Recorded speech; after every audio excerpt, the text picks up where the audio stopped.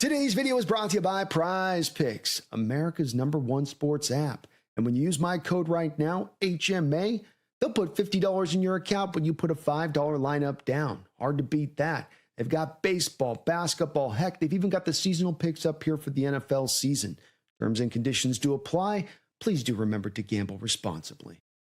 Hello and welcome to the Hawk's Nest live stream show. My name is Brandon Kane, and I do thank you for tuning on in today.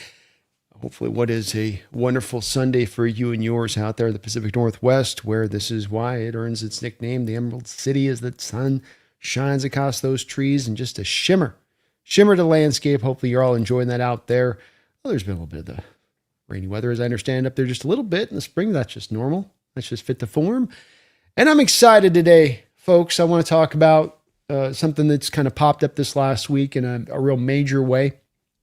And it's become a little bit of a lightning rod of a point of a discussion. And I really want to discuss it as much as because I'm hyped up as a player, as much of the debate that's broken out around said player and the Myles Garrett trade and how it's kind of built into this a little bit. But I'm really over the moon for what Byron Murphy is going to be able to do in his future. And he is a very unique style of player. When we talk about players on these shows, it sometimes may look at just as you're just trying to kind of get an understanding of this player, what he brings, what he's got. And that's true. Very true on a lot of shows. And today there's going to be some of that we're going to present, but it's really as much as presenting what kind of unique kind of player he is and, why some of his production has been depressed, but yet he's had excellent production, nonetheless, especially last year. First year was maybe not as quite as much, but a huge boon into his second year in a major way. And that the future is got even a level of brightness yet that, it's really hard to quite quantify when you really take into account, how he's playing and how he's aligned and what he's being asked to do, which is, really the dirty work of the defense. And so I want to get into a lot of different points on this. We're going to bring up as well. I want to play it's going to be a fairly long clip here from the NFC West Roundtable as I got into a really good debate with Jake Ellenbogen out there. Please do sub up to him, one of my cohorts out there. And it was a really heated debate, but it was really on point with us trying to present both of our two sides on what we believe in this situation. And with Byron Murphy, I think he is a guy that his upside is just not quite recognized. What he is as a player is not quite being, presented up. And so let's go through this in a couple of different manners. And the first place is, let's just take the base statistical points of this, and then we'll kind of try to, if we can, extend out of there. If you want to look at just first and foremost, let's say elite first 2-year production when it comes to 3-tech tackles, historically speaking, I tried to go back and find a lot of notable names, and especially leaning towards guys that have played recently as much as I can, along with kind of grabbing something that would be a little bit more in the alignment of, let's say, be just a little bit more further back, a couple years, and trying to kind of look at things. These would be elite 3-tech defensive tackles by their career. They had great careers, absolutely, and a couple different generations here and did a couple different spots, but this was what they did in their first 2 years of their career. And so what I want to first just notate here before we dive into this is, let's remember with Byron Murphy that he came into this league just about as young as you can come into this league. Barely just turning 21 years old, walking onto the field. And that's going to be significant as we look at a little bit of this stuff and unpack it. But let's go through these names here a little bit. Warren Sapp, Chris Jones, Fletcher Cox, Aaron Darnold, Byron Murphy, Ed Oliver, Ndamukong Suh, Cameron Hayward. And you can see that there's some variance here to a degree. Now, number one, Aaron Donald is obviously the creme de la creme when it comes to this. It doesn't get better than Aaron Donald. So that's absolutely the truth. His first 2 years, 20 sacks, 117 tackles, 50 quarterback hits, an AV, which is just approximate player value of 29 during that period. That is fantastic. Absolutely next level. But that's also why he was also a generational defensive player, no doubt about that. Now, Ndamukong Suh also had a really nice run through his first 2 years with the 14 sacks, 102 tackles, 26 quarterback hits, and an AV of 21. Now, the one thing to note here is that Darnold did come into this league at 22, first 21 of Byron Murphy, and Ndamukong Suh came into the league at 23, versus the 21 years of Byron Murphy. And I'd argue a little bit here that age matters when you're talking about such a young pup coming out this early and playing this substantially and still yet having a very measurable impact. What's interesting, though, beyond those two guys that are the real trendsetters for the position, and again, these are just Elite 3 techs, and there's going to be a point to this in a second, but this is just the first 2 years of Elite 3 techs, is that he's got a lot of the rest of the guys down the line pretty much beat. And so you want to go Chris Jones. Chris Jones, he's almost matched Jones stat for stat with the sacks. He's got him beat very much so by 39 tackles through the first 2 years. Jones has got a margin, a little bit beat on the quarterback hits. And then you've got the AV with Byron Murphy 14 versus 11 to Chris Jones through his first 2 years. Fletcher Cox, tremendous long time 3 tech out there for the Philadelphia Eagles, 8.5 sacks, 80 tackles, 19 quarterback hits, 12 AV. Similarly aligned here to Byron Murphy, as you can see on that, though Murphy's got him still beat as a bottom line AV there, but along with almost 20 more tackles in total through those 2 years.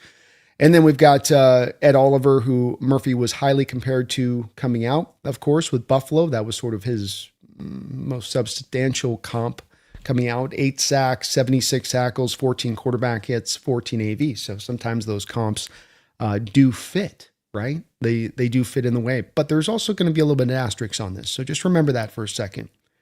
Then you've got Cameron Hayward, guy who will be right on the edge of maybe being a potential Hall of Fame type candidate when it's all said and done. Through his first 2 years, 2.5 sacks, 31 tackles, 10 quarterback hits, 4 AV. A little bit of a slow start out there for Cameron Hayward.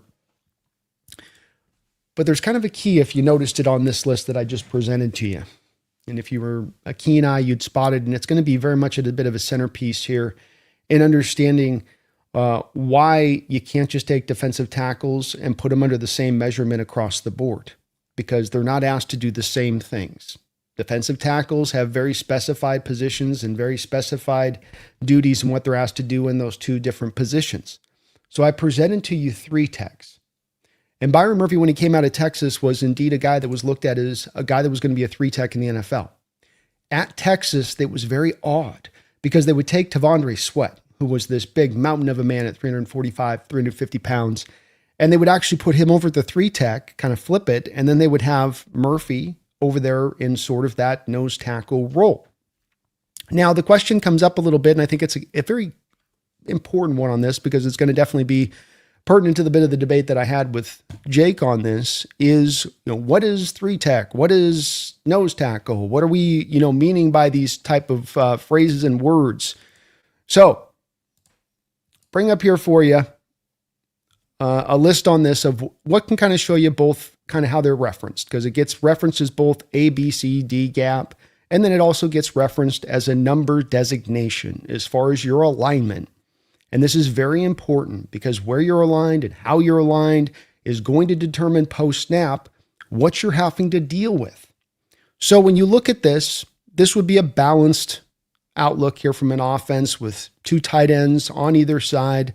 Most of the time, you're going to probably see 1 tight end on a side or sometimes 2 tight ends to one side and none to the other. But so for this exercise, let's just say, as it will typically roll, that we're going to the strong side being to the right here. That's how we're going to play this.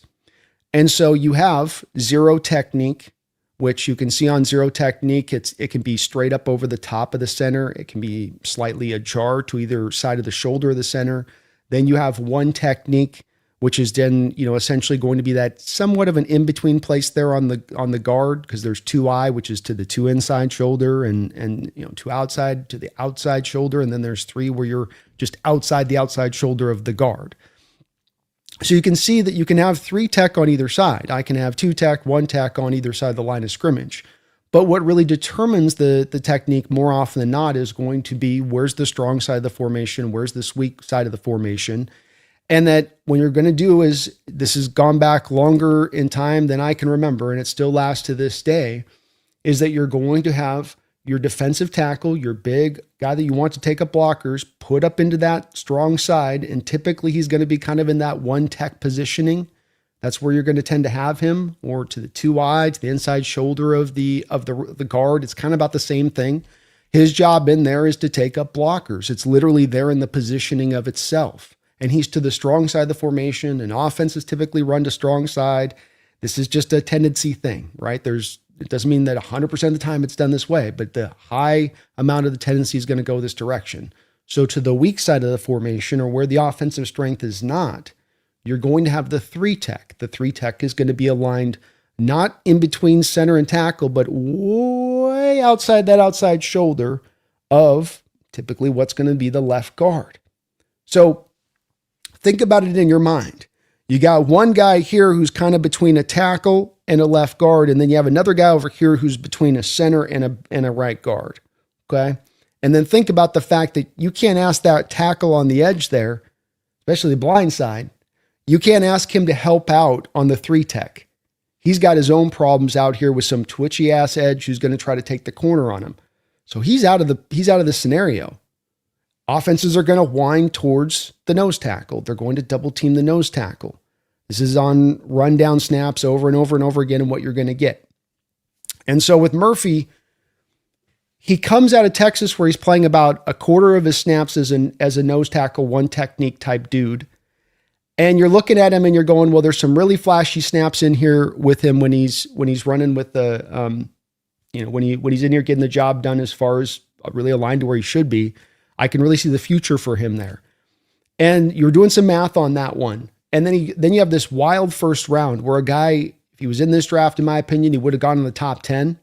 But because the NFL was going offensive heavy at that time, because 6 quarterbacks win the first round, and we can see in retrospect, by the way, doesn't exactly look like a smart decision for all of those teams to go for quarterbacks in that first round, does it? Kind of looks like some people made maybe some mistakes on that and should have gone in other directions, like maybe have taken Murphy prior to that point.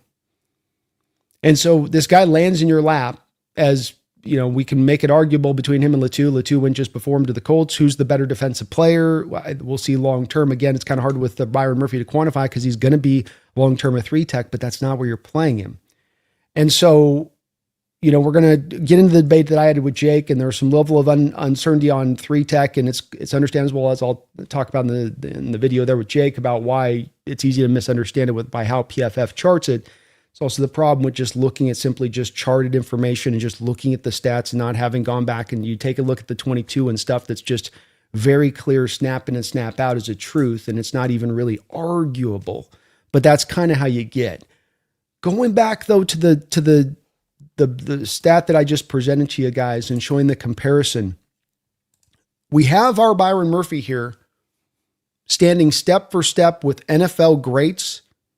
Maybe not the defensive player of the year, but he's standing step for step with NFL greats being played out of position at the nose tackle.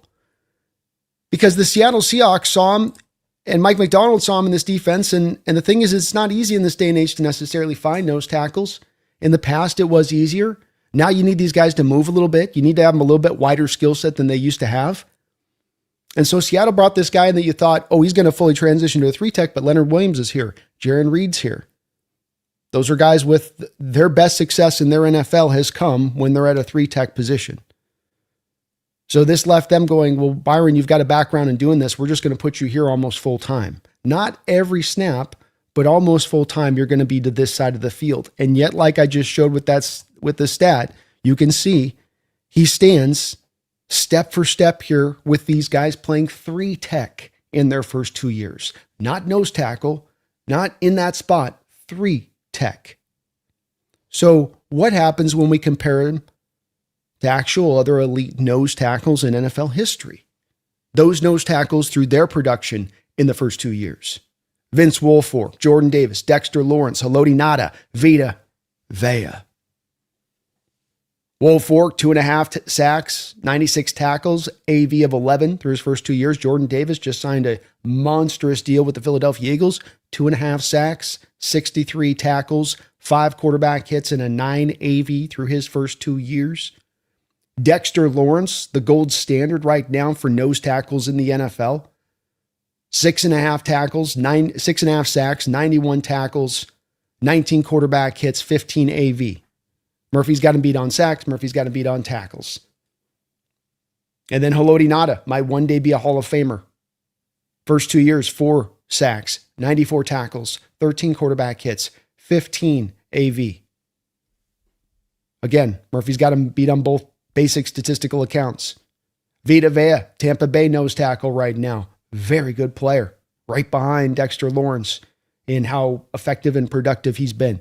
5.5 sacks through his first 2 years, 63 tackles, 12 quarterback hits, 11 AB. And we go back to Byron Murphy again, 7.5 sacks, almost 100 total tackles, 14 quarterback hits, 14 AV. So you have a guy who stands toe-to-toe with the 3 techs in productivity, who supersedes basically any other nose tackle that you want to present, or at least matches what they do. Remembering, those nose tackle I presented to you, Haloti Ngata and Dexter Lawrence, those are nose tackles. And the 3 techs that I presented to you, those are guys that only play 3 tech. And in Byron Murphy, you have a guy that can do both of those things.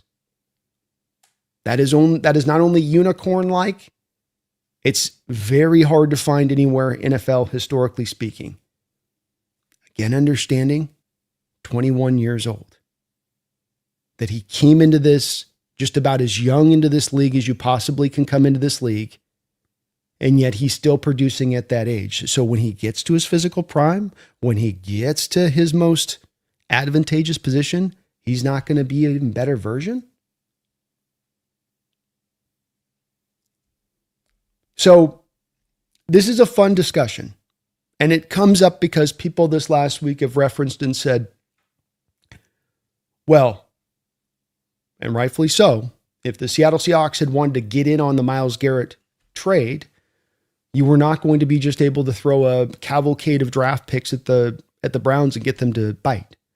That the Browns were wanting a player, and not just a kick-in player, not just a, here you go, you'll love him, he'll do some stuff for you, I guess. No, they wanted somebody that was legitimate. They want a young player, up and coming. So we're talking Devin Witherspoon, Nick Eamon, Byron Murphy. And Seattle Seahawks fans, rightfully out there, most that I saw online presented out there, said, yeah, I'm not giving that up. For hopefully all that I was able to just present here in the lead up to this. They said, yeah, that's a no-go for me, Charlie. This guy's too valuable to what we do. Remembering as we go back to this, that the NFL last year collectively ran 12 personnel, 24% of the snaps, somewhere in between there. That's the highest rate, 12 personnel usage since 2007. Combine that as well with the fact that the rushing and the rushing attempts and the commitment to running the ball has increased. So here since 2016, 108 yards per game, 109 yards per game, starts to climb a little bit and drops back down in 2019 to 112. And then we're seeing 115, 121, 112, 116, 116 again.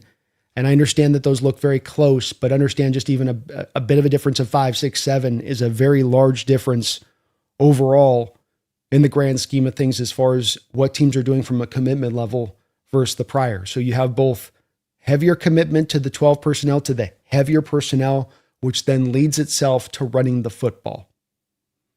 And so now when you have a nose tackle in place like that, if I'm going to try to do what most modern NFL defenses have been trying to do up until about the past 2 years, which is I want to try to live in nickel. So even if I'm a 3-4 defense, now I suddenly become a 4-man front defense. The alignment looks a little bit weird, but I'm just a 4-man front defense at that point. First 3-4, where you have the 3 down linemen and the 2 outside linebackers, giving you a total of 5 guys on the line of scrimmage, allowing you to really press down in that run game in a major way. But if you're nickel, you got a corner on the field. Now you're going into more of a nickelish look, like you would see in a 4-3 defense almost. And so what's happened over the last 2 years is that teams, as offenses, as I just showed, started to say, hey, we're getting all of this nickel coverage stuff. You know how we're going to combat that? We're going to go back to running the ball. We're going to go back to heavier formations. I'm going to see if when I go into 12 personnel, you try to stay in nickel, and then I got your ass. Because I'm going to run the ball, and you're not going to have enough bodies. You're not going to have enough beef. You're not going to be able to hold the line against me in the run game. I'm just going to be able to pile drive you all day. The Rams famously 2 years ago invested in putting 1,000 pounds of beef from the guard to the guard, and including the center. We're going to put they were going to go right up in the middle in the A and the B gap there. That's where they were going to live their life. No more outside zone runs. We're just coming downhill because all these defenses are so light. And unfortunately, in these 3-4 defenses, when they go to nickel, it's not just nickel where it's all balanced up with a 4. It's 2 guys spread really wide and then 2 guys kind of in tight. So it looks a little bit wonky. It's vulnerable. It's there to be preyed upon. Last 2 years, defenses now start to transition into more 12 personnel looks. Or defenses start to transition into more base looks from themselves. So they go more back to the old school 3-4. So you have now an interesting situation where defenses have acknowledged collectively, and the Rams do this included, which I'll show in a second, that, man, when we go nickel with that front 4 and they go 12 personnel or they go 13 personnel or they go 21 personnel with an I formation, man, that's not, we don't have enough guys up front to deal with that. We got to bring up that extra 5th guy up on the line of scrimmage there to take care of this. Just going to be a necessity for us. We don't have the personnel to be able to live that way. Okay. So to be in this manner right now, to be able to operate with the nickel without having to change no matter what that offense does in their personnel shift-wise, even going to 13 personnel, is not just a small advantage. It's not just a kind of nice thing to have. It's where defense want to live. It's why everyone's chasing the Eamon Wari thing this offseason. Partly so they still understand like what makes our defense. Eamon Wari is a big part of makes our defense go, but Murphy up front and a lot of what we do in the the interconnected parts is what makes this go. To give you a representation of this, here are the first 2 plays from the Los Angeles Rams against the Seattle Seahawks, defensively speaking. Okay. And this, I didn't want to go through endless tape on this. You're going to have to somewhat take my word on this. And even in my debate with Jake, he acknowledged this. So I don't think that this is even in a point of contention. First play of the game, Seahawks come out. They're out here in 12 personnel, 2 tight ends stacked to one side of the football field. What do you get from the Rams? We got a 3-4 look, 3 down linemen. We got the 2 outside linebackers widened out. You've got the 2 inside off-ball linebackers in their rightful position. And hell, they even threw a safety in on top of it. They even tossed one in on top of the mix above all else there. Even got the other safety down there within almost just about 10 yards of the line of scrimmage. Second play of the Seahawks. So I'm not cherry picking, just second play of that second game here. Boom. Once again, we've got Seattle in the 12 personnel. This time the 2 tight ends to the other side of the field. Once again, the Rams counter with a 3-4 look. 2 off-ball linebackers slightly shaded in an opposite direction. You bring down the safety, you're bringing in the corner tight, a little bit of a different alignment, still a very heavy box, still a lot of bodies down in here, still keeping those 5 guys on the line of scrimmage. Conversely, same game, first 2 plays for the Seattle Seahawks defensively. Do you see a difference? Do you notice anything that stands out here? Because right off the gate, what do we get from the Rams? 13 personnel look. So there's 1 tight end to the left side of the left tackle, and then there's going to be 2 tight ends outside of the right tackle. So 13 personnel. It doesn't almost get heavier than this and what you have to deal with. This is all but shouting and screaming. You must Seattle come out in base personnel so we can then slaughter you with a linebacker mismatch. And Seattle says, no. 4-man front. DeMarcus Lawrence widened out like hell. Uchenna Nwosu, look at how much space between Uchenna Nwosu and Byron Murphy there is. Look at that. That's 2.5 men apart from each other. That's not shoulder to shoulder. That's not one gap over from a guy. He's damn near 3 gaps away. And his 3-tech ain't any help on the other side. Leonard Williams, he's almost 2 men away worth of size. Now Seattle brings, obviously they've got, their corner down in there and Job kind of helping out a little bit and Love's in his safety spot here, but you don't see Akata in here either, or the other safety, right? So it's like they're not bringing down as much action with just even on the back end, but the front end as well. So think about the degree of difficulty if I'm a team coming out in these looks from a Murphy standpoint, and I don't have any of that help around me. Say nothing of the fact that my natural alignment, as you can see here, as I've been hammering over and over again, is constantly in a position to be double teamed. Is PFF going to chart this as a nose tackle snap? No, they're not. Is this a nose tackle snap? Yes, it is. See Leonard Williams on the outside shoulder of the guard. Now he's not as far purely, I would say, as you'd get on a 3, usually a 3-tech would be even a little bit wider, but it's right there. He, on the other hand, Murphy's in the spot where you typically see he's to the strong side of the formation. He's taken on the double teams at the point of attack, and that's a tough double team because there's no help around you. You've got to hold the line. Yeah, the guys on the backside have a gap. Yeah, they've got a responsibility, but that doesn't make this an easy job. In fact, it makes it one of the more difficult jobs you can have to undertake in a defense in the NFL, period, point blank. Second play of the game from the Rams, okay? Yeah, not to cherry pick, second play of the game. Here we go again. 13 personnel once again. They're bringing him in motion to bring him back to the other side of the football field. Does Seattle come back in base after that first play and say, wow, they came out in 13 personnel. We better come back with a 3-4 look base. No.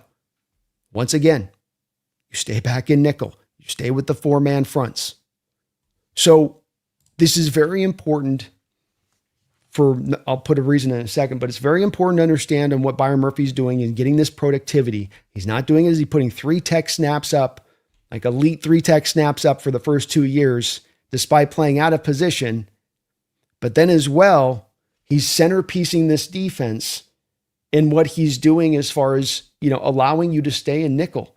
Because if your nose tackle there is getting driven back in the very least, you're toast. Now you got to bring back out the base. Now you got to go 3-4.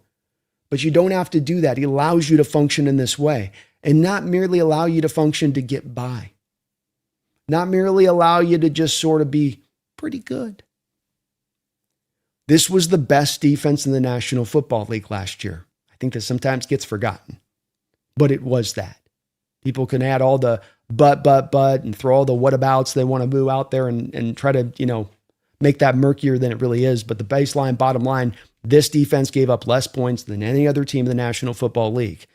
It as well was the best team in the National Football League at stopping the run. So I ask you, do you think there's probably a connection between the fact you could live in nickel, you stop the run as well as any team in the National Football League, at the very same time when every team in the National Football League is doing two different things, drifting more to running the ball and living in 12 personnel, and defensively living more in base looks than ever, at least than what we've seen over the last 10 years, where it was drifting the opposite direction, where it was going into that nickel side of things.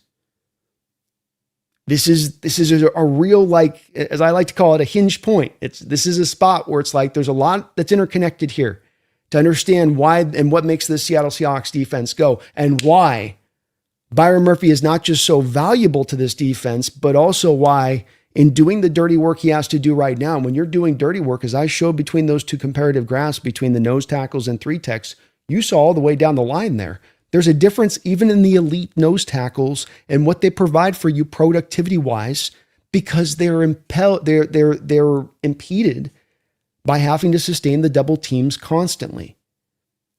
So we're going to play a little bit. I'm going to play a little bit of the sections and react to a little bit of this discussion I had with Jake. And I'm going to touch on some things I just touched with you guys that can hopefully be pre-baked in.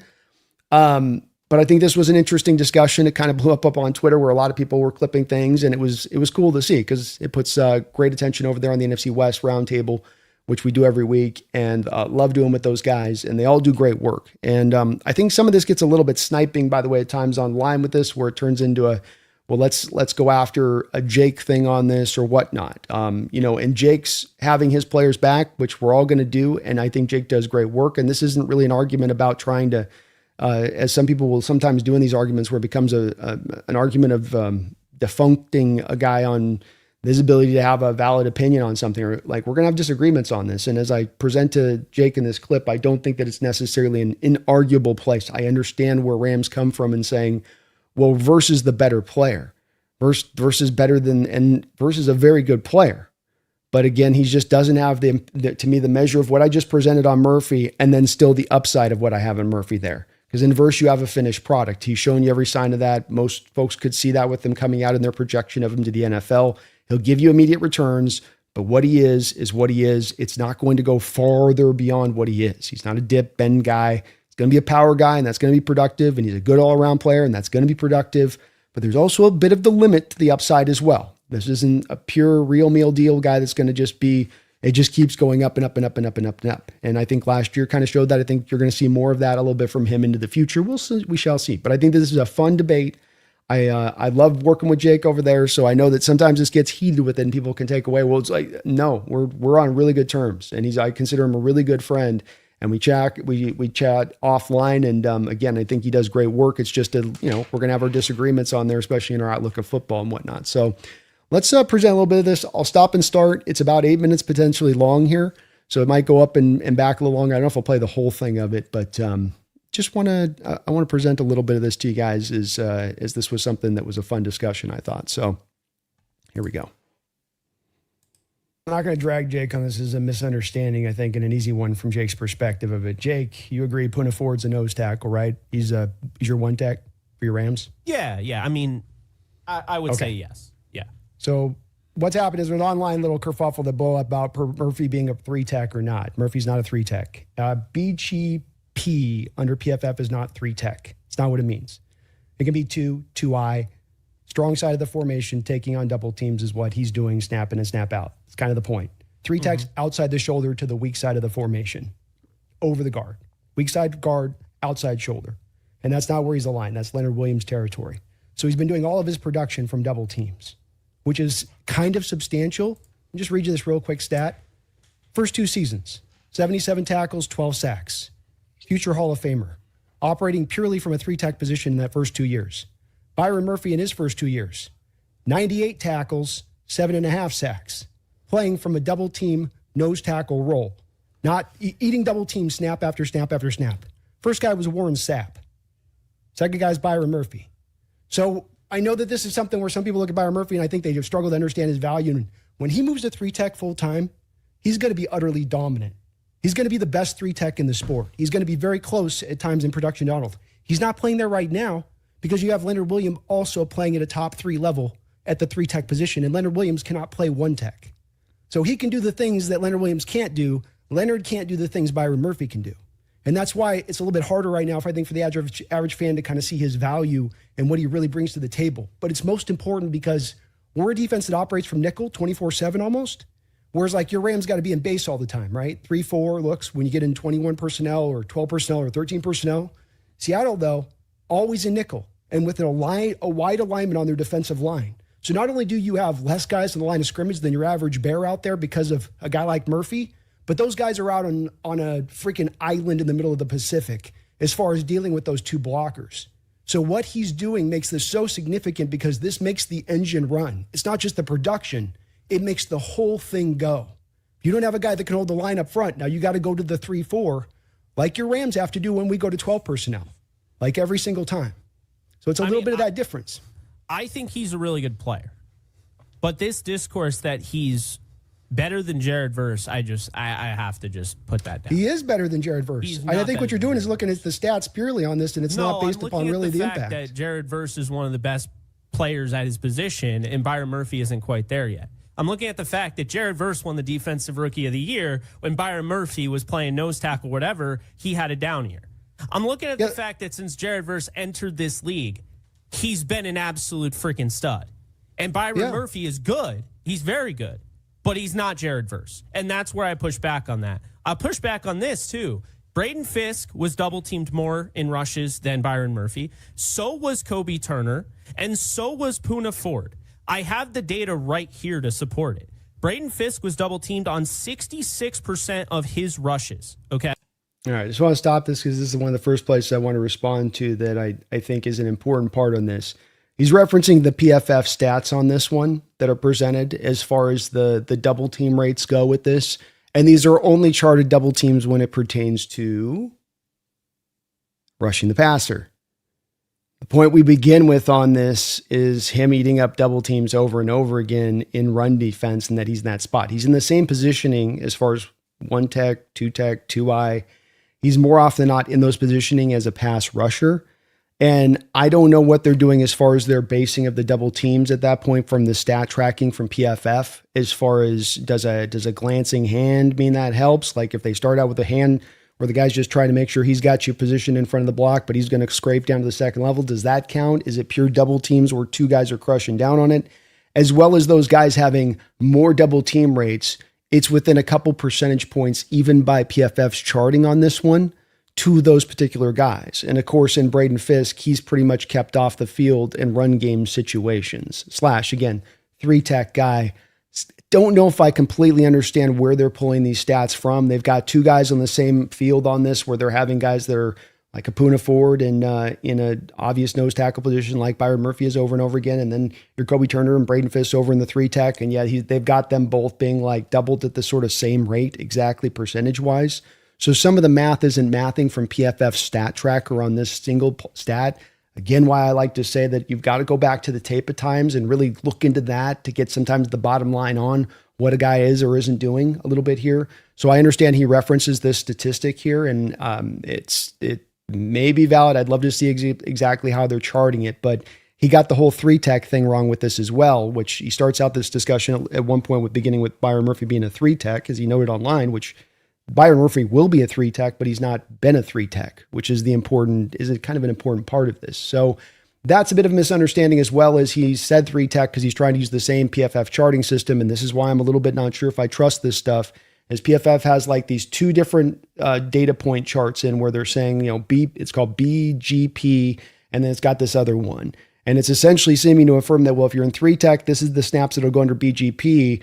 And then it seems like they're kind of losing kind of track on some of the other stats when you get to like 0-tech, 1-tech. It seems like, well, it's 0-tech they've gotten, then 3-tech.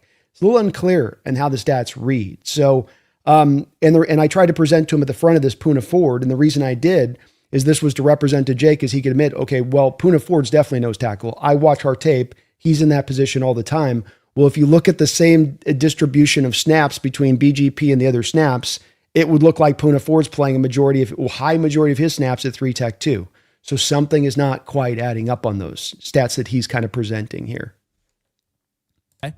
Puna Ford was double teamed on 63%, and Kobe Turner was double teamed on 66%.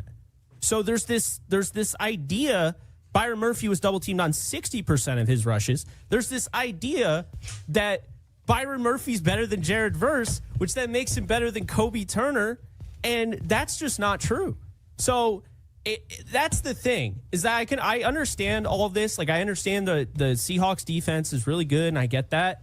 And like, this is going to be a fun rivalry. But what I can't stand, and I'm not saying you, Brandon, but I get people that are so ill-informed.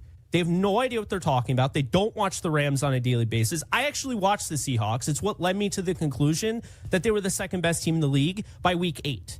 Before anybody you're also insisting online, though, that he was a 3-tech up until this show. So, like, you watch the Seahawks, but you're you also don't know the position that he's even playing.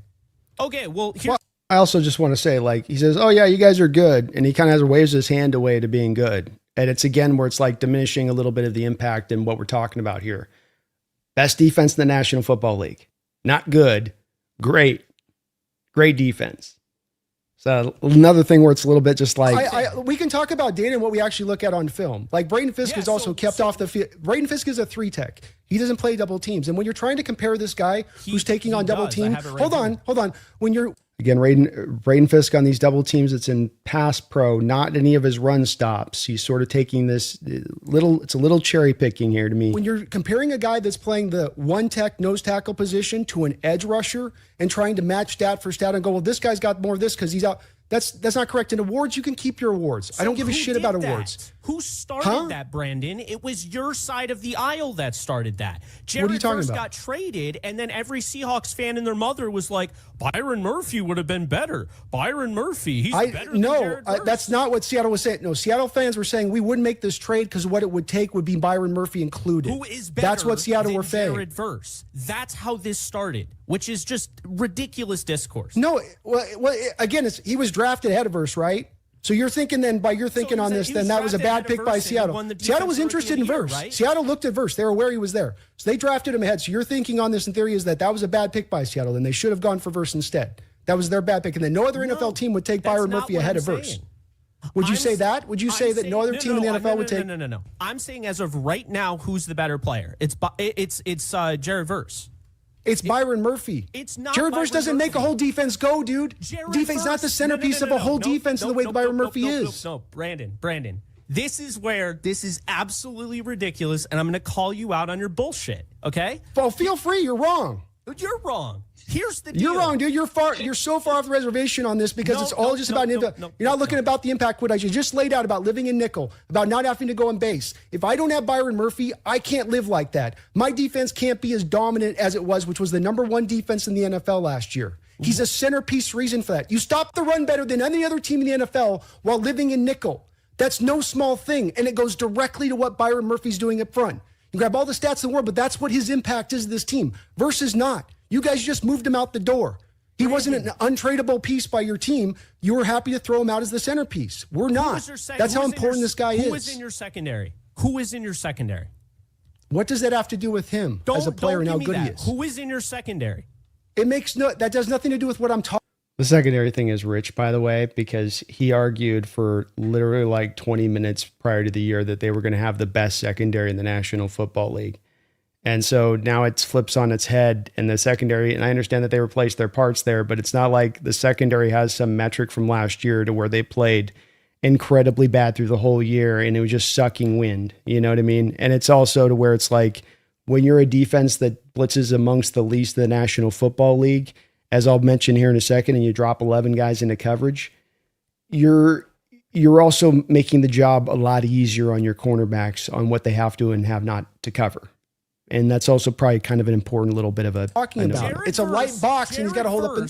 Was rushing the passer, defending the run, and his cornerbacks was a guy who just retired in Darius Williams and Kobe Durant.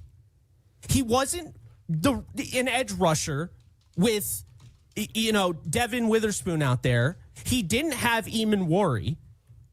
This is ridiculous. The fact that, and this is my argument.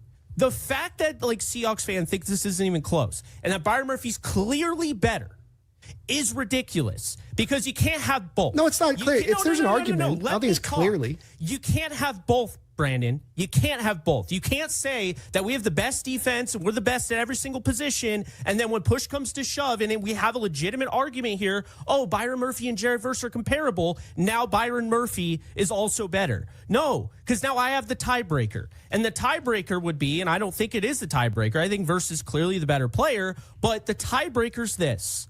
Jared Verse is doing this with Kobe Durant and Darius Williams at cornerback.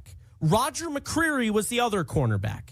So understand, he had 100 pressures with those cornerbacks on the outside. Not Devin Witherspoon, not Josh Jobe, not Reek Woolen, didn't have Eamon Worry. That is where this needs to go. That's where this conversation needs to go. So First had plenty of help. First had plenty of help last year, and you dropped your coverage. You dropped 7 guys in coverage. There's very little passing windows out there to be had. So it's that alone is what makes him a difference to some. Okay, so we've gone through this pretty good, I think, and covered what was there to cover. A couple notes on the corners from last year. Kobe Durant was the 43rd highest rated cornerback by PFF last year, for whatever that's worth. The other guy that they had over there was similar. Darius Williams was right in kind of the similar, place.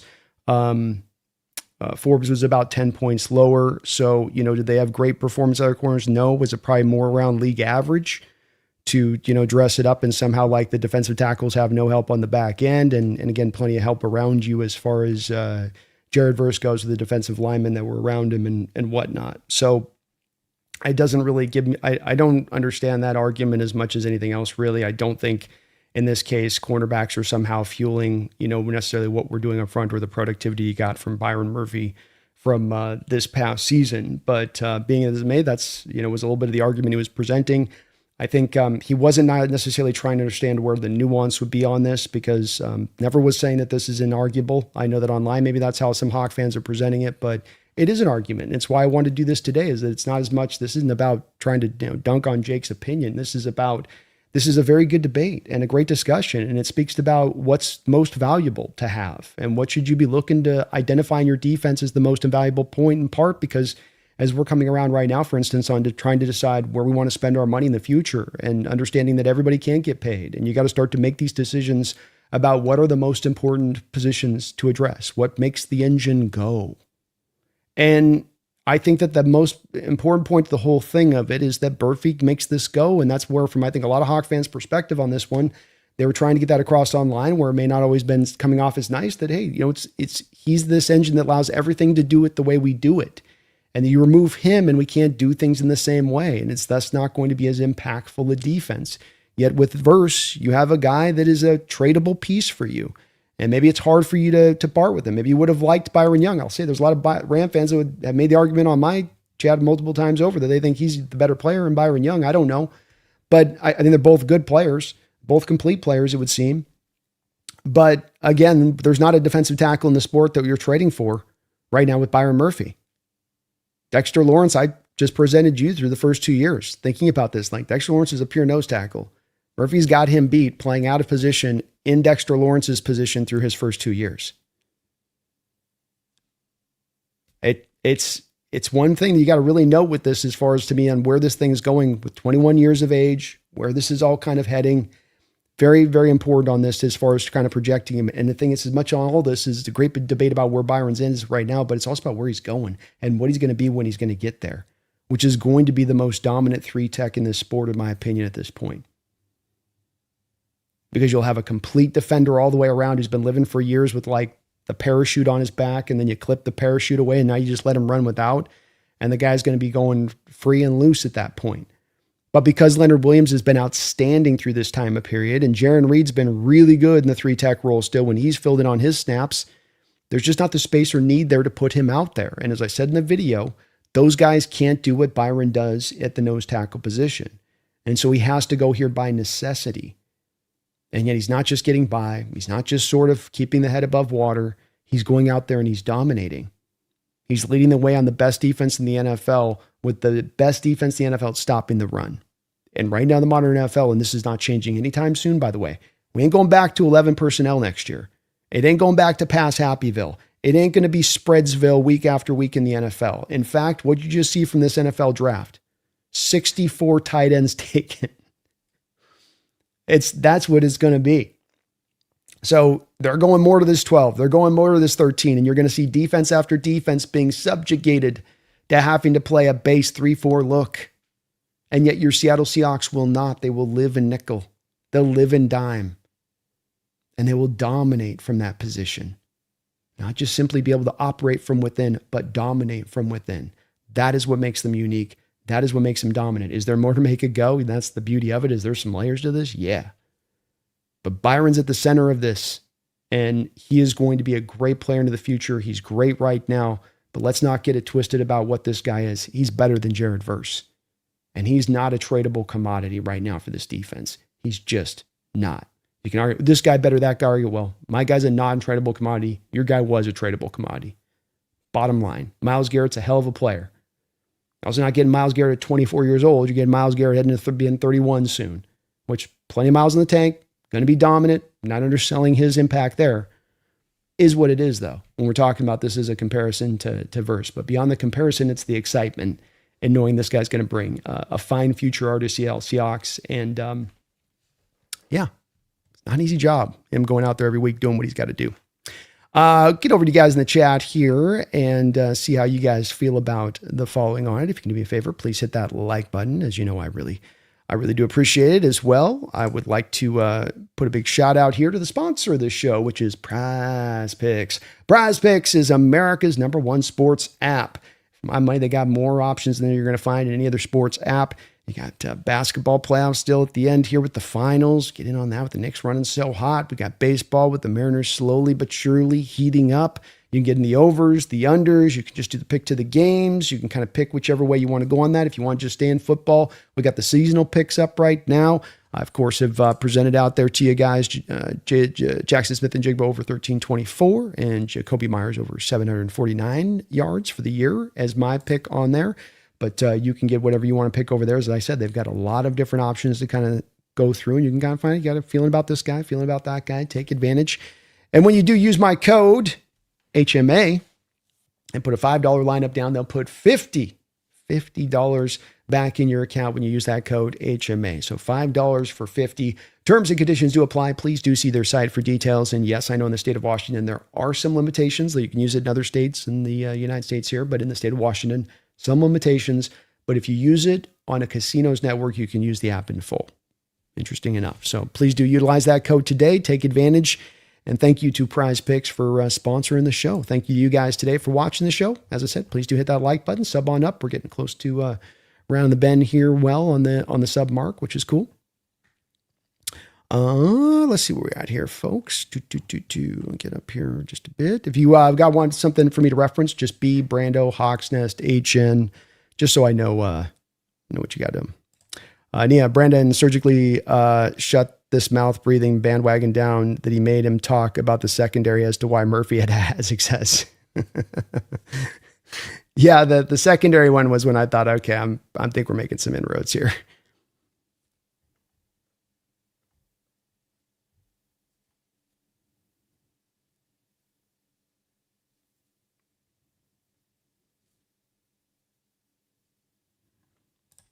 Simpsons, Williams, and Murphy are two amazing players. Like, why does this Jake need to rank them? We ran on 4 all year long. Didn't need to anymore in the box. Doesn't matter on the ranking.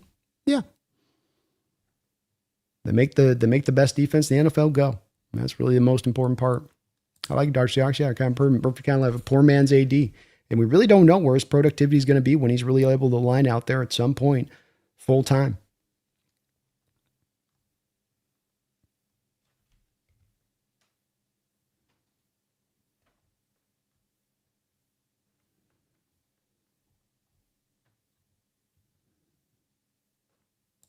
What is the asking draft capital by the Giants on Kayvon Thibodeau? Well, I think that Dan Vienza's got a pretty good contact out there with the Hawks organization. And I think on this, they're probably pretty accurate because it does kind of fit to what I would expect, which is Seattle came in and probably said, you're going to take half the salary, New York, and then we'll give you a 4th rounder. And New York said, you'll take all of the salary. You'll take all of the salary at that point, or you can give us a 3rd round pick and then we'll eat all of it. And Seattle said, no, we're not going to give up a 3rd round pick. I think that's probably where the negotiations are at. I'm pretty sure the Giants don't want to have to, you're already bailing out on a guy that was a top 15 pick a couple of years ago. And then you're going to get a 4th round return and then you got to eat money on top of it. It's a bit of a bitter pill to swallow. But nonetheless, he probably eventually gets moved somewhere or another at some point. But they're going to probably also have to eat some of that money at some point because $15 million is a lot on the books for teams right now at this point in the process.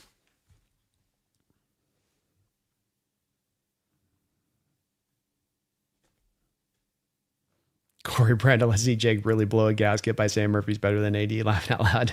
That would definitely trigger him. But probably understandably so. Probably so. Jails is more valuable equals better. Example, I started buying an $18 body wash and now I have the skin of a 20-year-old. And that's it to me. We are in a team sport. And while individual statistical impact's nice, overall, what you provide impact as well as when you're providing the statistical impact, if you get both of them, is also really, really nice.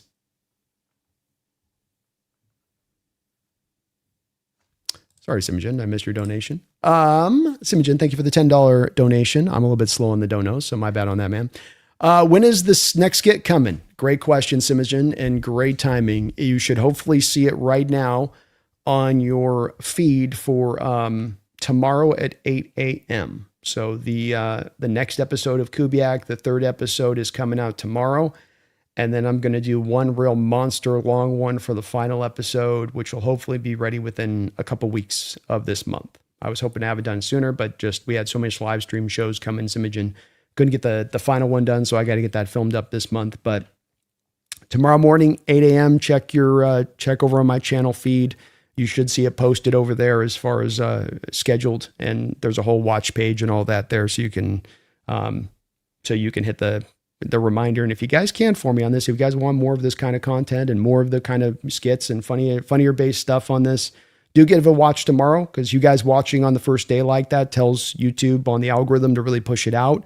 The more people watch it as soon as it comes out, then it really gets active in pushing it. So it's off season. Sometimes content can get pushed down a little bit because there's not as many eyeballs out there. So if you guys really like that type of stuff, please do give it a watch. As I'd like to do more of it for the future, but it's also going to be driven by, how much we get as far as people really interested in this type of stuff, though you guys have really liked it. And I've had a really good time putting it together, Simogen. So sorry about the delay on getting it done. Hopefully it will mean just that much better quality on these ones that are getting released out to you for you guys on it. But tomorrow, 8 a.m., we got the episode 3 of the Year of Kubiak coming out. And sorry, Simogen, a little slow on the dono. Appreciate you for the $2 donos. Dogzilla says, Jake matched his lipstick color to his shirt.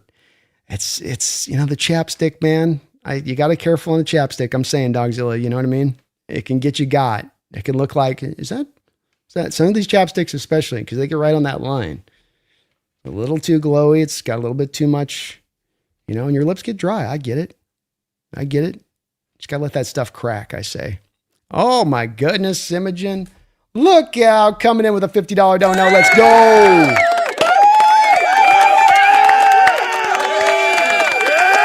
You are awesome, man. A $10 drop, a $50 drop, and Simogen as well dropped big time donos in the past on this channel. Very kind of you, sir. Very kind of you. He says, praying for the next skits. Let's see how Kubiak deals with the first couple of games. Indeed, it's going to be the way I'm going to do this, and I kind of do it through the first part of the schedule, is a little bit of the first couple of games. I bounce a little bit. It's rather than like every individual game being played out, I kind of go through different sections and moments a little bit. Otherwise, it would be a 18-hour series.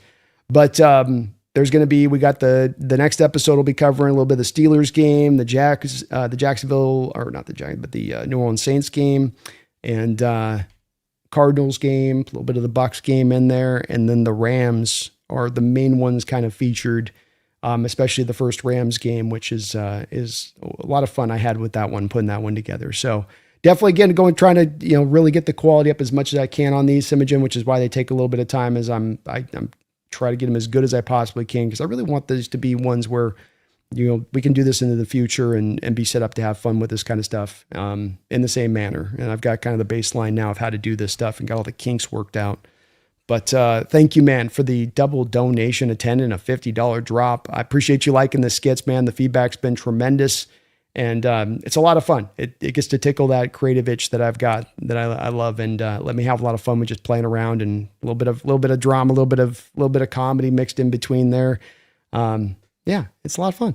But I think you'll like this episode. It's about 20 minutes tomorrow. Will be the episode, and the finale, because I love finales to go a little bit longer, Simogen. So the finale will probably be a good 35 minutes or something. So if you like this one, the finale will be pretty beefy on that side of it. But thank you, man. Appreciate the $50 donation. Sorry, a little bit slow on reading the donos today. But you're very kind. Very kind, brother. Let's get to 25K before training camp. Bet. Please do hit that sub button. We are on the road to 25K. Would love to get there by training camp. That'd be awesome. Just great. What's up, Megan?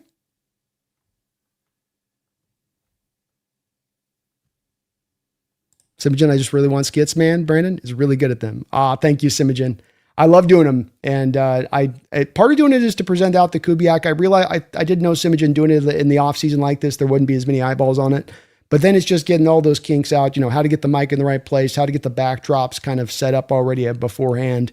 And then hopefully if I've got an idea that comes up to me during the year now, I can get it filmed out really quick. Like all the assets are in place and you can just film it, chop it up and go.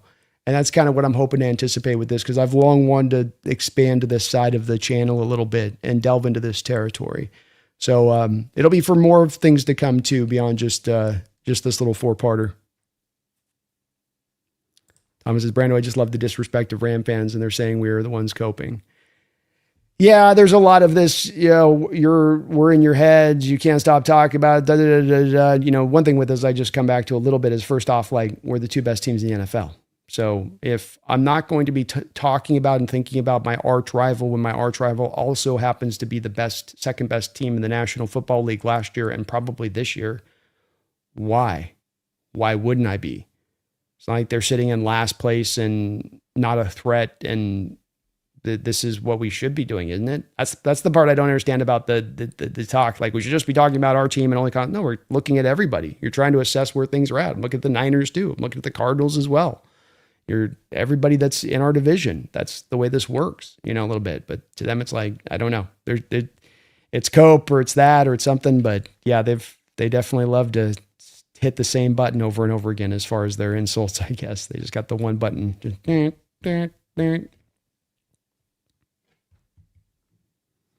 Yeah, says, would 12 say Byron Murphy surpassed Big Cat as the best player in Seahawks defense? I believe he has. I mean, there's an argument to be made that I think that they're right next to each other, where it all really does stand on this. I think an interesting stat here is you look from, last year, for instance. Just take a look at this here. We'll make it a little bit bigger so you can see it. If you look at this here, I've got this sorted by quarterback pressures from last year.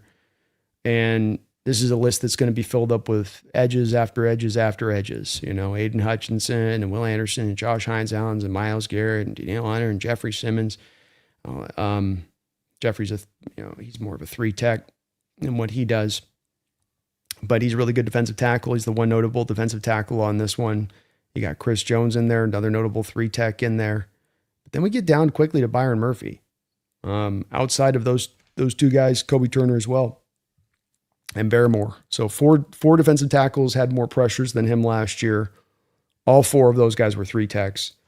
The interesting thing to your question, Nia, is that you can see right next to Byron Murphy here is Leonard Williams on the pressure front.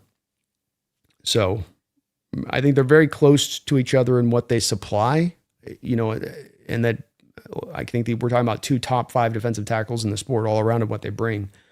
But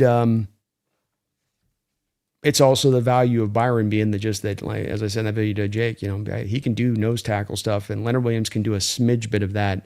Leonard's versatility works more effectively when he gets moved sometimes out to the edge, but very close players is the bottom line of production.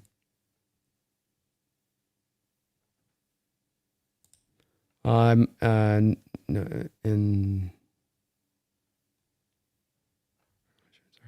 was to end. Sorry, that's to Neo.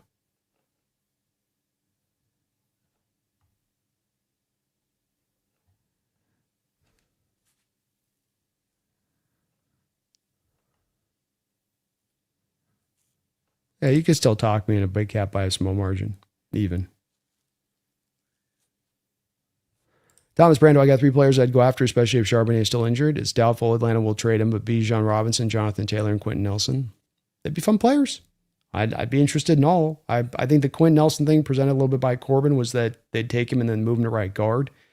That might be a way you can do it. I mean, he's played left guard his entire career, so I don't know if that's as much of a fit at this point for him to do that, but might work. Taylor could be on the market too. Both of them could. I mean, let's face it, if things don't go right with Indianapolis and how much draft capital they've put in for things then not to work, you might quickly find them in sell mode this year if they're getting to the deadline with only a win or 2. You could understand why. So very possible. Might have to wait a little bit on both. I don't think that they'd be looking to move either now and Bijan with that as well, but middle of the year, maybe. Bijan's awesome. I definitely take him. Brian Burns is great, man, Mill. I'd be in on him. Tough part of it is just that he's got so much bonus money remaining on his deal that would have to go off the deal, and the Giants would have to eat that money, and it's just a little bit too much. Yeah, I would take Burns over Thibodeau all day, but even if it costs more draft capital-wise, it's just that Burns doesn't have an ability to be moved right now. If a player's got too much bonus money and, like, let's say a small amount of base salary, then you're really not going to be able to move that guy, especially at this time of the year when we're getting towards the year, because the Giants are sitting on $10 million of cap space. So to put this in clear terms, 2026, you have an $18.5 million bonus hit of Brian Burns.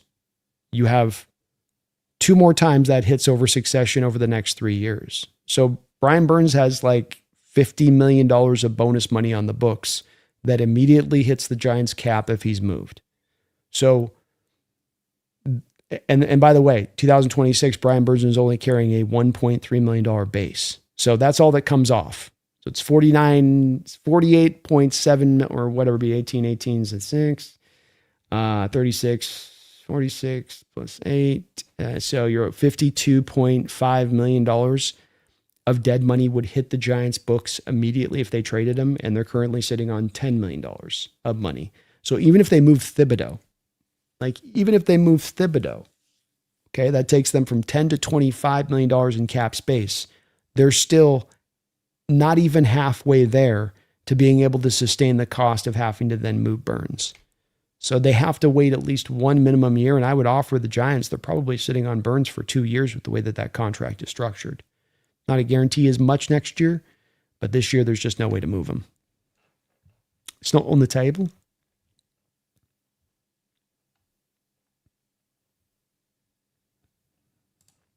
S3 says, Brando, I think it'd be funny if Seattle reached out to Cleveland and traded for Verse at the deadline. Then we go and sweep the Lambs and win in the Super Bowl and home with Verse. Go Hawks.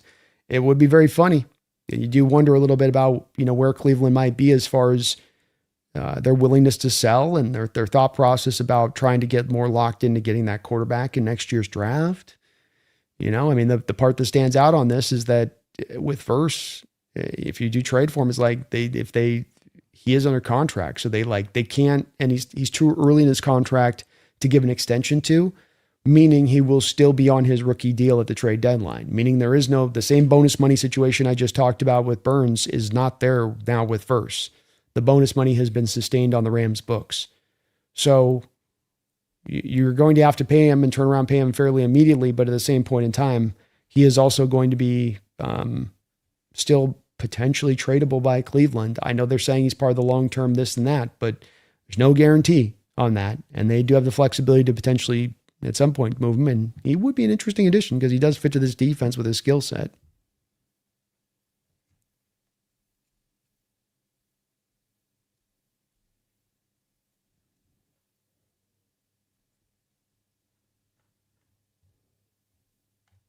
Simon, you're awesome, man. Thank you again for all those donos, bro.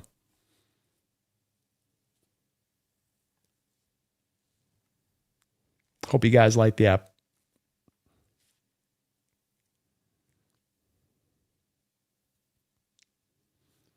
Maybe we'll give you guys a little advanced peek here as we sign off today. Yeah, BP Max Crosby fits us. He fits what we do. He plays the run. He can set a hard edge. Simon just says, hooray, keep them up. Best way to expand outside of Seattle market is to keep them during the Raiders as well. It is how Tom Grossi really expanded out of his team of the Packers. It's kind of what I was hoping to, that we can eventually maybe use it in that tool in that way, Simon, and have fun with it. And Tom does some really great stuff with it. Hopefully trying to kind of find my own little turn on this stuff a little bit, and I do, it's been long overdue to try to include it on the channel and have it be a piece of what we do with it. So they take a long time. They definitely are a labor of love to put them together, but it's a lot of fun too, because you can just kind of go crazy with your imagination. And boy, some of the stuff you can do now with a green screen and all that, there's going to be a scene in the next one where I'm like, at one point, Kubiak's up in the booth and just kind of having some fun with it. I think you'll like this one. Thomas says, Brando, I believe Seattle should see if Cleveland would be okay with trading for Verse. Verse would be a replacement for Lawrence when he's ready for retirement. This is a very possible. Can't underplay it. Not as much because it would just be a great troll to the Rams, but it's because he's a power edge, working well off that wide 9, wide 10, and just getting downhill and being strong and powerful and complete player, plays the run, pass. These are the things we look for in our edges. And it's that very specific skill set, a man with a very particular set of skills that we're looking for.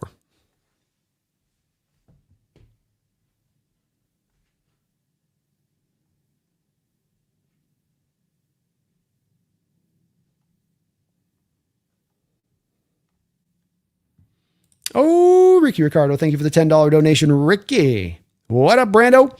Curious to know how defenses fared when Verse or Murphy weren't on the field and if you would do a breakdown. Oh, and thank you for making that Rams guy head want to pop.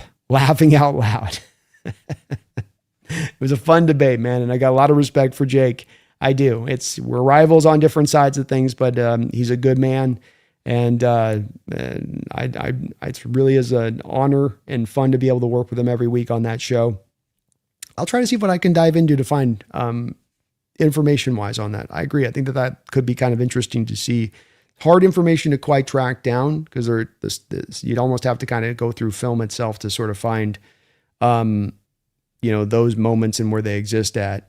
Maybe finding, like, for instance, with Murphy, a little bit of, Seattle's performance last year when he was out of the lineup, or in those moments where maybe he wasn't able to play as many snaps in certain games last couple of years. See if I can kind of try to put something together on that, man. But thank you, Ricky. I appreciate the $10 donation, man. Very kind of you. And my pleasure, man. My pleasure. Mick says, Brandon, could the Ayuk situation get any worse? Why do the Niners still have him on the team? There's no way the value will go up the longer they keep him.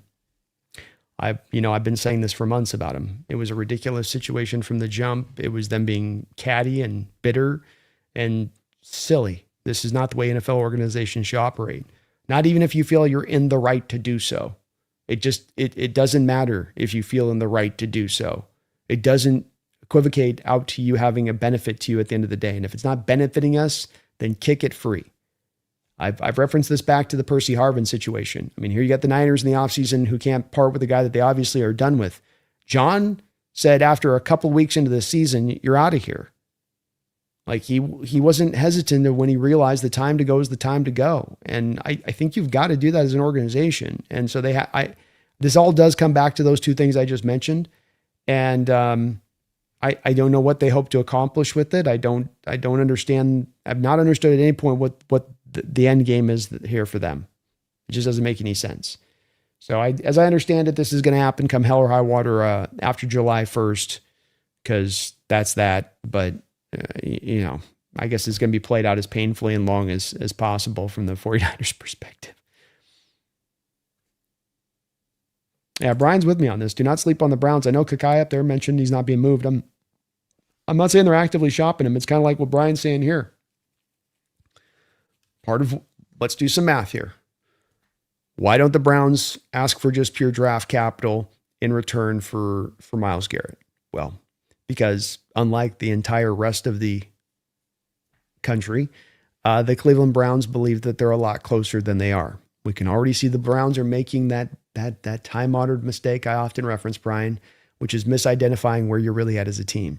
They're in rebuild mode, should be valuing picks, should hold that at the front of the class, but instead they kind of think they're ascending. No. We're ascending. Just got a new coach. It doesn't matter. We're ascending. Give us a player. Give us a player that will help in this ascent and where we're at as far as on that stair-stepper process. And so within that type of team, highly reactive, misidentifying itself, you never know when they're going to come to their senses. And like you say, the great carrot that now dangles in front of their head and will dangle even closer as we get to the deadline is the potentiality to be having your crosshairs and sightlines on the ability to go get a quarterback. And that maybe there's a bunch available, maybe there's few available. I will tell you this, there's going to be a lot of teams that are positioning themselves to go take a quarterback in next year's class. So you're going to need to get good while the getting's going, and you better be ready to be positioned in the right spot to grab one, or you might just be out of time, even if you're picking high. And so the Browns on this, I get right now that they're not moving them, but don't undersell their stupidity. Don't undersell the Browns doing things that you would think no other team would do that they will then go and kind of do. Weather Titan, what are your predictions for Byron Murphy, the second for the 2026 sacks, tackles for losses, quarterback hits, etc.? Well, I think it's probably very similar to what he did last year. And that, the base problems that exist are still the base problems that exist in even that what he put up as far as his productivity goes. So I guess last year he was at 62 total tackles, 7 sacks, 13 quarterback hits. What was he at pressure wise? He did like 46 pressures last year. I mean, you're probably getting similar, but not because he's not stepping forward or maybe even just a marginal gain, but not because he's not coming forward as a player, but because of the fact that it remains that you're playing with the nose tackle position and not 3-tech. And then as well, your defensive line rotational or Titan has only been lengthened out. Like I'm sure you remember in the Super Bowl, Riley Mills getting that sack. He's now added in the mix.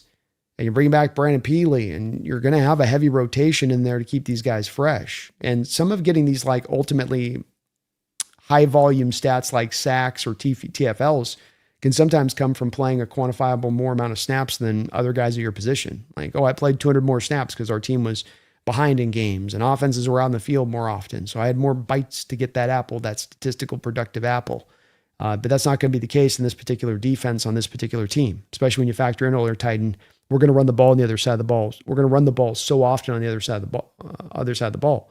If we're 29th again in passing attempts and running the ball at that rate, kind of one of the fallouts of that is that collectively, as you get through an NFL season, your defense has had almost a full NFL game taken off the books as far as their snap counts go. It's part of the beauty of the team and why we work the way we work, honestly. But similar, even though he does take a step forward. LeBron Hawks should trade for impactful edges. Hunter, Crosby, Burns. Yeah, Crosby's the only one that you have a certain chance of right now. Hunter might if the Houston falls off. Thomas Brando, Jake's a good podcaster, but I personally feel he just scratches the surface with the Seahawks. My evidence is theory with Rams secondaries and versus Murphy and who's better.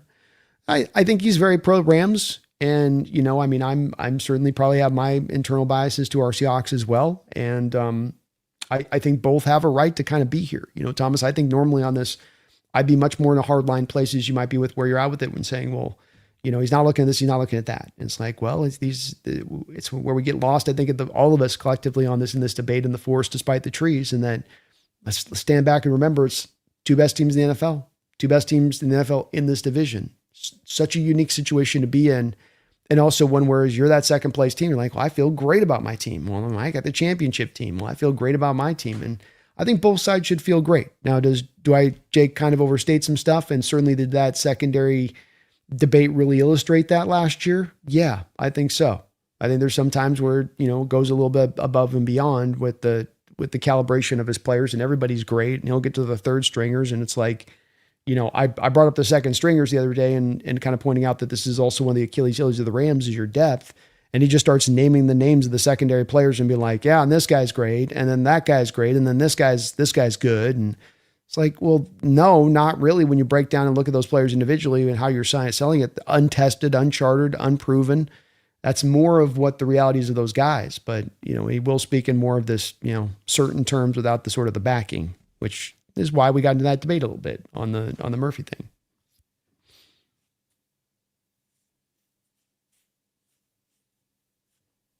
Images, I think the debate's dishonest overall. Each player is doing a different job, but at the end of the day, the question is, does your front four do the job to not fill the box? If so, it doesn't matter.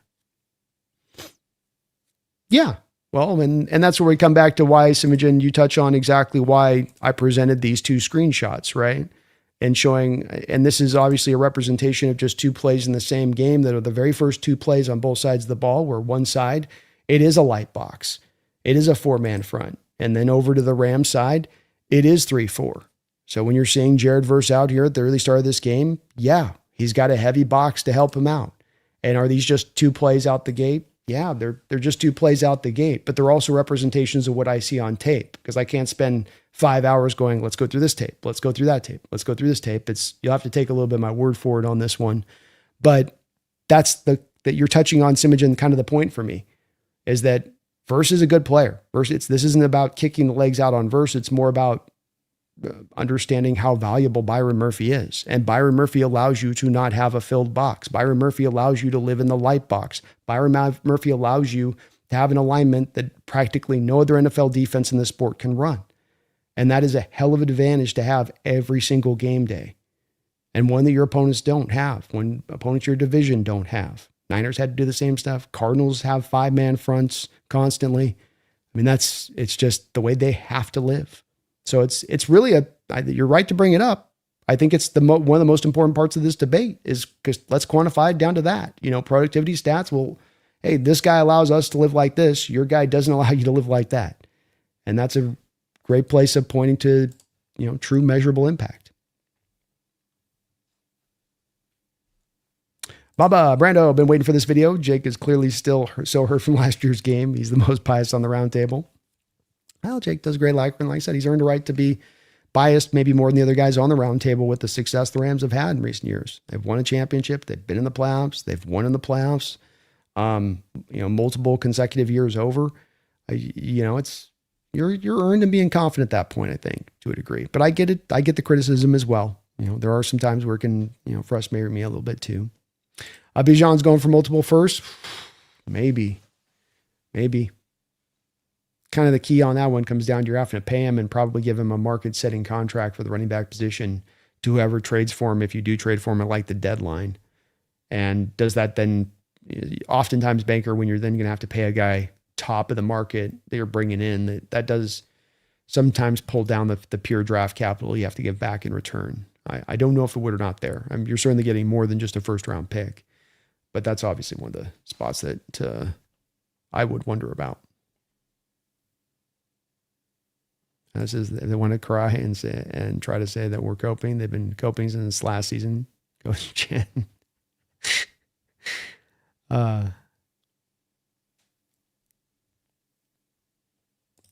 I used to, Jake was a fair commentator, but guys really hurt after this year, like really hurt about it. That isn't it good for an objective review like this debate.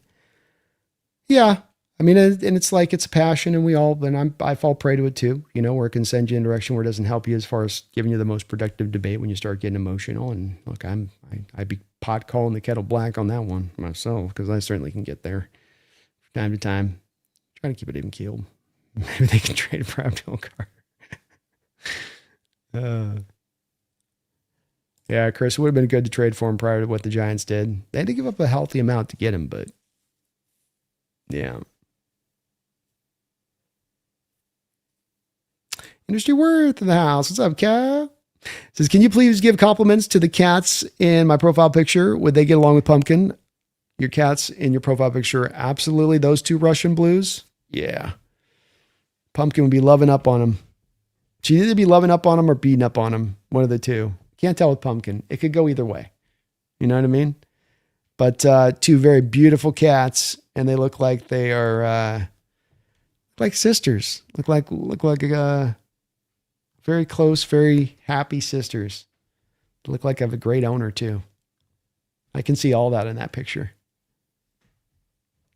Appreciate you, Cal. Thank you for that. Thomas says, my theory is that Jake and the fans think Seattle hasn't had to rebuild like the Rams. The fact that McDonald turned Seattle into a container in 2 years shows he is better than McVay. I certainly think that's a little bit of something that exists on the panel that they've spoken about. Now, Seattle never has to be bad. And there's a little bit of lamenting that at times. Yeah, I think that there might be a little bit of that at play, I guess. Possibly. Mesa heading out. Last day of the 3-day weekend air. Heading out to do some riding. Have the Ollie time. Talk soon. Sounds good, Megan.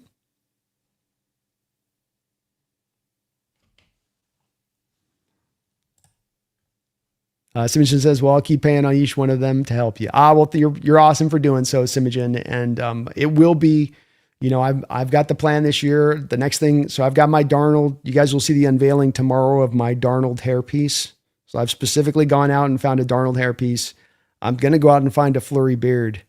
So I'm going to have a beard I can wear for this year when I do my bits. So there will be prep on this for the season that we're going to implement. No doubt about it. Appreciate you though, man. Thank you. I'm glad you like it. Wasn't sure with this, so I was like, let's try it out. See what you guys think. Maybe says Hawks Nest. We all know the Rams got MG as we were still living rent free in their heads.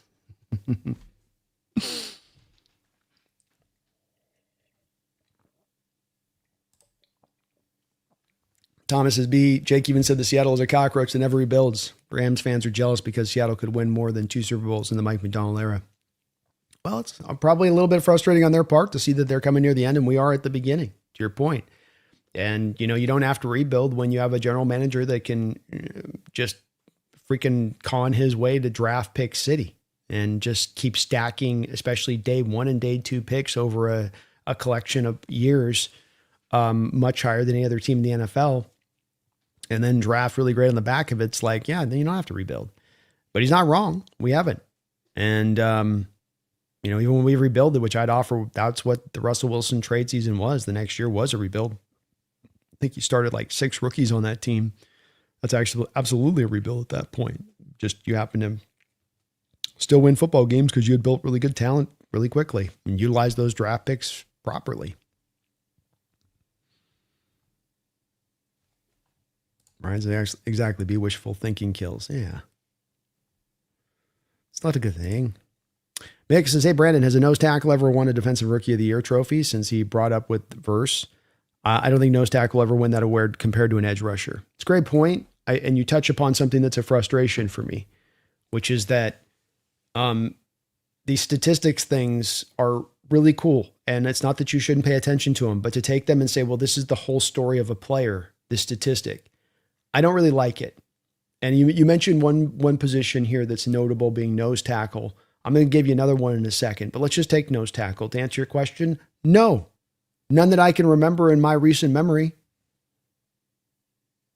No, because it's almost an impossible position to put up productivity because you are swallowing those double teams. And it's just your job really becomes just hold the line, just root down and stay in place. You don't have to penetrate. You don't have to defeat the double team. It's great if you can do it, but just hold the line. And that's not going to lend itself to statistical production.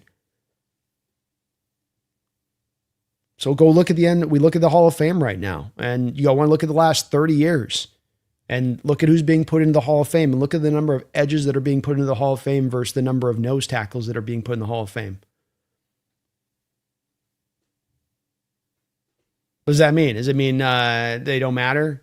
Does it mean that just edges are so supremely more important to a defense that there should be that many more that go into the Hall of Fame? Or does it mean because writers and the people that vote on it don't have the statistical bearings to just easily look at a quantifiable number and say, well, this guy is good because of this number, that they overlook him? And in my opinion, they do because of this.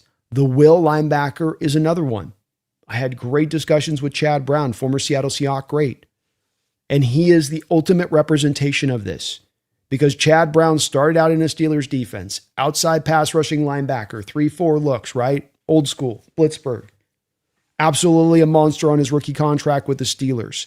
Looks like he's going to spend the rest of his career as an outside linebacker. Let's go.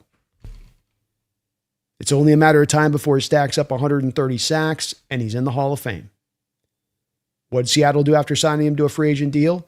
We moved him out of the outside will linebacker role.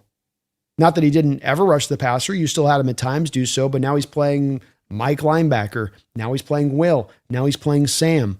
He's playing all three of the linebacker positions, and they would just swoop him between the three, almost week to week, depending on the opponent. But that wasn't where he was at his best. And so what happens is while he's still a very impactful player, he's still all over the field flying around, and it was a great A, one of the best free agent signings in Seahawks history. But the man's not going to see the Hall of Fame because he got moved out of that outside linebacker pass rushing role and couldn't put up the same productivity he could with the Steelers early in his career because of what he was being asked to do in the role he was in. He didn't become a diminished player. He didn't become less than what he was with Pittsburgh. So you just look at statistics on that, you're going to get lost. Do nose tackles not matter? Do will linebackers not matter? It's hard to be productive as a will linebacker. The middle linebacker, eats up the tackles by where he's aligned. He's going to be more in a position to get more tackles. Will can still eat up his share, but it's hard to match that 150, 175 tackles thing, which we know can be a great statistical marker for Mike linebackers to get them on into the Hall of Fame consideration, right? You can stack up a bunch of those year after year after year after year. We got one will linebacker. One will linebacker has gone into the Hall of Fame over the last 35 years of the NFL. One. Is that because there hasn't been any good will linebackers? Or does it come back around to the thing I'm talking about, which is that it's a position on the football field defensively that's harder to track? My lockdown corner eats up interceptions. My edge eats up snacks. My 3-tech is penetrating, tackle for losses, splashy plays, easy to see the impact. Don't underrate the impact of the players on your defense and what they got to bring and what the benefit is of what they bring when they're impactful. Statistics are great, but there's stuff that go in football beyond statistics, especially when you consider that interrelation of 11 guys playing together and how that's got to work too. Yeah, we hard-pressed to win awards. Hard-pressed on that. Yeah, I wish Brian Bird's Mantelios, but that bonus money is at the highest amount you can get for trying to get a guy moved. It's just too much for them to have to eat, unfortunately. Oh, Industry Word, thank you for a bunch of dollar donations. Dropping in about $5 in here. Appreciate you for that, Industry Word. You are awesome. Corey Combe, thank you for the $2 donation as well. He says, 2023, Garrett had 2 tackles and 1 sack against Cross. Indeed, he did. And fairly solid game all the way around by Cross. Wasn't giving a lot of necessarily consistent pressure up in that game. but played really well on Garrett. You didn't feel like the guy was taking over the game in that one. Got to play kind of splashy play that he was able to make happen, but Cross is well suited to be able to take him on, I think. And, Garrett's going to get his, but I don't think he's going to just purely dominate Cross in that matchup either.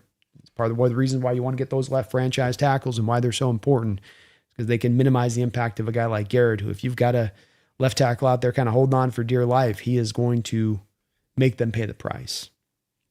Warhammer guy, thank you for the $2 donation. Says, what if our trade deadline deal is Tavondre Sweat? Definitely another possibility that could be in play here. A Jets team that could be looking to be in somewhat of a tank mode / we want to pick up draft picks. So it is a possibility. I think the tough part comes into it is that you do have Byron, Leonard, Jaron, Riley Mills. You got your 4 there. You've got your 4 edges. Are you going to try to go with a 5th edge like a Clowney? And then at that point, you got your 9 stack on your defensive line and edges kind of put together. I don't know if you're going to add a 10th. I don't know if your roster is going to allow you to add a 10th there, Warhammer. Remembering you're keeping extra tight ends, you're keeping a fullback on the roster, you're going to have a 3rd quarterback. You're not going to have any places that you can kind of rob from to create extra defensive lineman space. Now, I would still expect Peely's probably on the roster, even if not active on game day. But that's where you come down to some of the issue on this, is that it can be tough to find who's inactive, who isn't.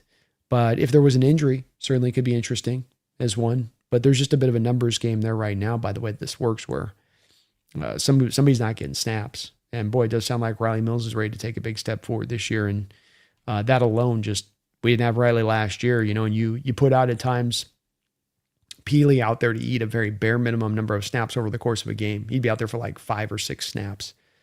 Like you were just trying to keep your front 3 guys out there and having them roll. But if he's in the table, I like him. I wouldn't be against it. Interesting player. And moved out of Tennessee as much because he just doesn't fit to what Sala looks for from the position out there, which I didn't really like that trade from the Titans' perspective, to be honest with you, Warhammer. Kind of a strange one with them making that move.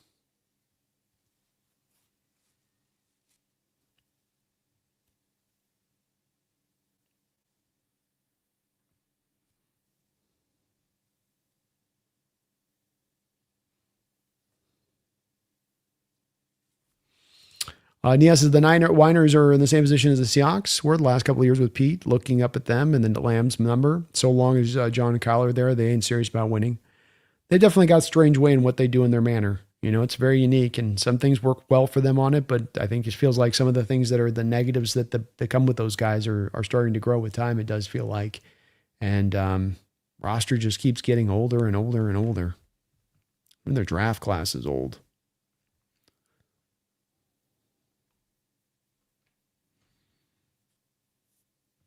Banana, bad guy. I definitely think that you'll see Byron Murphy and Witherspoon will be guys signed on an extension. And I expect the Witherspoon extension will get done by training camp. It's going to make us sweat a little bit, but it'll get done. Thomas B. Jake always says he thought Seattle would be good, but he won't acknowledge Seattle is better than the Rams. The crazy thing is Jesse and Mike acknowledge Seattle is better than their team. Yeah, I mean, he's held on to it. I think he gave us the kudos for a while after the end of the year and accepted the loss at the end of the year. I got to give him credit. He didn't make excuses after that 3rd game and owned it, for what it was. But we also see a pervasive thought out there beyond just Jake that exists, the Rams fan base, that feels like it kind of exists with their coaching staff too. And someone could look at it and say it's arrogance. I don't know if it's that. It feels like that. I'm not saying it's absolutely that. Just from Seattle perspective, it does kind of feel like that a little bit. Of this sort of like, again, we should have had that. That was really our year. We were really the better team. And it was a bunch of factors outside of our control that kind of caused us not to have it be our year. And that was random. And hence we get to the luck side of things with things. But it's a weird situation, I think, as I think more about it. And that you have these 2 teams that are so good, not just within their conference, but within the NFL. And if you think about it, just NFL history, 2 teams, best teams in their division, back-to-back years, it provides a very unique circumstance that makes it harder for both sides, I think, to kind of, quite get the reading in there a little bit, Chris says Max hasn't even played post-surgery, still rehabbing. Got to see how he does in regular season games, so only a chance trade deadlines. Too pricey still, though. Yeah, that's accurate. Banker says, too many of my Rams brothers and sisters need to move on from the 2-point conversion. I mean, to their credit, Banker, it's now you have pundits doing it, right? And the last guy I just heard was just Schefter talking about it. And I've heard multiple media members in the last week, alone Banker, bringing it back up. And I'm sure you've seen the same stuff. So it's almost, as I've called it, it's just like a virus that's starting to just spread about the narrative of last year. And it's kind of wild to watch on it. I don't think it's all Ram fans necessarily, and certainly not you. And a couple other Ram fans in here have not necessarily had that tenor and tone to it, but it's existed in other ways, like you say, in other spots that's been kind of notable, which is just sort of, it's a strange, as I've said before, two teams have played 3 times and plenty of opportunities for things to get sorted out. It's like we had a trilogy fight like it was boxing. Mick, hey, Brennan, how are the Ravens at higher odds than the Seahawks are to win the Super Bowl? They got a first-time head coach and didn't add much other than Hendrickson. I mean, it's a good question. I probably would say that Vegas on this would be looking at as much the division and how difficult the division is. And if you're fighting through such a war just to get your division, that more often than not, typical years in the NFL, that's going to bring teams down to kind of a consensus lower area of things, being that instead of like 13, 14 wins, now the division winner wins 11 or 12, but then he's not the number 1 bye, and then he doesn't have as much of a chance. Now, Rams are obviously higher up on this. This sort of kicks the legs out of my theory a bit, but I don't have a really good reason for why they operate in that way. There was talent lost this offseason from the Ravens. They did add some stuff, but Isaiah Likely's moved on, and guys coming back off injury like Matabuke. We'll see where they're really at. Roquan Smith starting to get a little bit older and seeming like he's showing some of his age. So we'll see where they stand with it, but it is kind of it is an interesting thing to see. C-Town, can you do a roster breakdown? Do you mean of our Seahawks? Can you elaborate, C-Town? A roster breakdown of the Hawks? Not sure what you mean on that.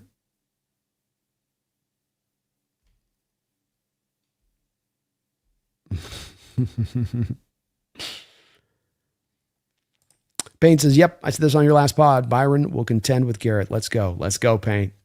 I'm a believer, man. I am a believer. Tight ends are interesting along with our defensive backs, especially our cornerbacks.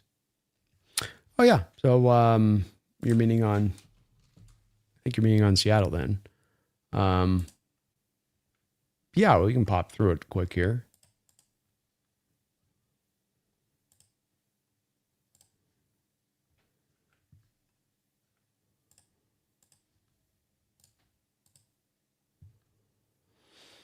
So you got obviously 3 deep on the quarterback, Milroy, your development, running backs, Jadarian Price, Zach Charbonnet, Emmanuel Wilson, Helani will be your 4 stack there probably, and I'd estimate unless Kenny McIntosh really bounces back from his injury, that's what that's going to be. Wide receiver wise, I think the only 4 guys that are locked in here are Horton, Bobo, Cup, and Jigba. That's the 4 that we, I think we know are definitely on the roster. I think it's a question on the other guys. They've got them listed 3rd string. The 2 whites that we've got, Cody and Ricky. Some of the guys we drafted this year, like Henderson. We'll see what goes down with him as well. Deserve Charles to eat up a roster spot simply to be a gunner. Hard to say on that. Tight ends, very deep. You're 3 deep here. Even Brady Russell could do some tight end stuff. You also signed Harrison Bryant just to make sure that their depth was reinforced this offseason. Harrison, a good all-around kind of journeyman type tight end. You got your fullback, Robbie Oots, of course, starting. Top 2 left tackle, Charles Cross. Josh Jones is your left tackle. Right side, Amari Kite is going to be backing up Abraham Lucas. And then, of course, Abel, Sundell, Bradford starters, along with everything from last year. Kind of the same here, except for Stevens, who's a little bit of the wild card, along with Cable do. Where's the pecking order between those guys? Richmond as well, kind of factoring in there. They're a little bit of the wild cards about where they stand and who goes where. There's definitely possibly an opening here with Richmond and Cable do come out and they really improve off what they did last year, and which they shown some encouraging signs last year anyway, but just even more further. It may make somebody that's currently listed as a backup here expendable via the trade. But all the starters, all the backups returning on the offensive line, all the starters, all the backups returning with fullbacks and tight ends wide receiver, with your quarterbacks. Pretty good. Defensively speaking, of course, here we've got Leonard Williams, Jaron Reed, Byron Murphy. They don't pay attention to how the starters are listed on this. They kind of list them like 3, 4, like you're coming out in your base, so to speak. So they're a little bit wrong as ESPN on this sometimes with it, but those are kind of, basic starters. DeMarcus Lawrence, Fowler, Uchenna Nwosu, Derek Hall are your starting 4 right now. Jared Ivey, Connor O'Toole is kind of the wild card, is whether or not those 2 guys can develop within this, I think, a little bit. And it'll be interesting to watch what they do long term, whether or not Seattle, signs a 6th edge in on the group. Off-ball inside linebacker Thomas Jones are your starters. Tyrese Knight, O'Connell the backups. And then the wild card being Chris Paul, as to whether or not he can ascend as a guy that they thought was a little bit of a find last year from the Rams. Might be a guy that can kind of continue to improve with time. And maybe upend Chaz Surratt is kind of the special teams demon on this team. Corner locked in with Witherspoon, Josh Jobe, Julian Neal, Nicky Manwari. It really becomes up for 2 backup spots at this point, in my opinion, with the way that you have this structured. So it's between Noah Igbenogany,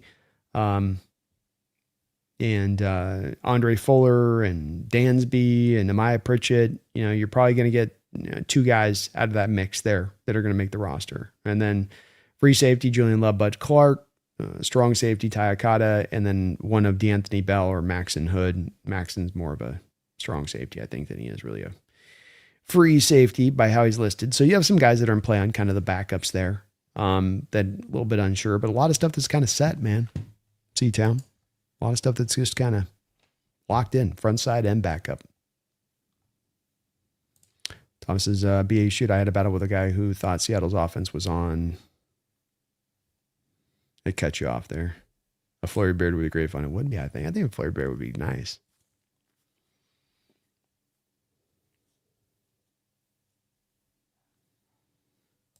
I will keep him coming for sure, Simogen. You got it, man.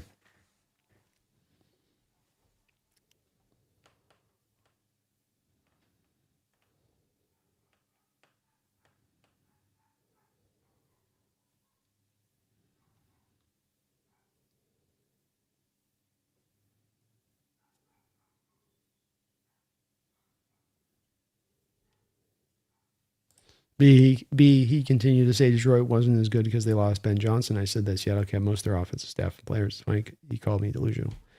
Yeah, there's a lot about speaking about the impact of loss of Kubiak that doesn't quite, and I've heard the relation to the Ben Johnson comparison on it. It's just not the same of Detroit losing Ben Johnson to me, because it's the staff made up a lot of that success last year. Kubiak had a huge helping hand, and that's no doubt about that. That's why he's head coach. But yeah, it's just, again, when you speak to losing an OC, like I guess they speak to at times, and the weird thing about it is that there's been, it's like you can have one hand, the Rams lost their OC too, and it's like hand waves away at that and goes, well, yeah, it's all Sean McVay. It's like, well, we had an offensive staff. We lost just one OC, but we kept the rest of the staff basically. So it's, is there any continuity you keep with that, even if you're especially with keeping the same exact system and,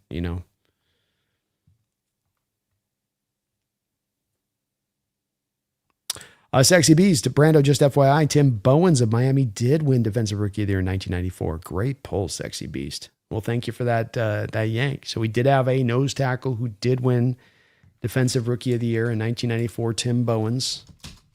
Let's see what Tim Bowens did statistically to get that. So he had 52 tackles, 3 sacks, and 8 AV. So pretty solid year there. Nose tackle position out of Miami. Thank you for that, man. 1994. Trenton, by chance, did you get my dono? Also, can you give us a breakdown? Did I miss you, Highsmith? Sorry, buddy. Oh, dude, I did totally miss your deal. Sorry about that, man. My bad. I did not mean to do that. Trenton, thank you for the $5 donation. Trenton. Hey, B, damn it. Let's go steal Caden Curry. I just went and watched Roundtable. Jake is good, but we all know B. Murph is easily better. Yeah, Verse is good, man. He is. But I agree. I think, and that's the case I laid out at the start of the show here today, was that I just do feel like there's a lot baked into why I think he's better, more than just looking at this pure raw statistics, though I think he's got plenty of statistics historically speaking to kind of compare to get an understanding of how good he is. But when you look at the real just measurable impact play in and play out of what Murphy brings to the table, it is so invaluable to this defense and allows them to run this defense in such a unique way versus every other team in the NFL. Caden Curry, fun guy, man. That arm length really came back and bit him in a major way when it came to this last draft. Fun tape to watch. Watching what he did out there at Ohio State, and guy uses his hands really well, and he's got some just cool things he does to overcome the arm length. You know, snappy spin move and all of that he brings to the table. Fun guy, all energy all the time. The definition of high motor, but I think the team really does feel good about where they're at, and it does seem like too, Trenton, that there's a little bit of a drive towards that extra last final edge is going to be, rather than even being like a Jared Ivey type, it's going to be a Clowney type. Go get another kind of vet edge, just add them into the mix a little bit there.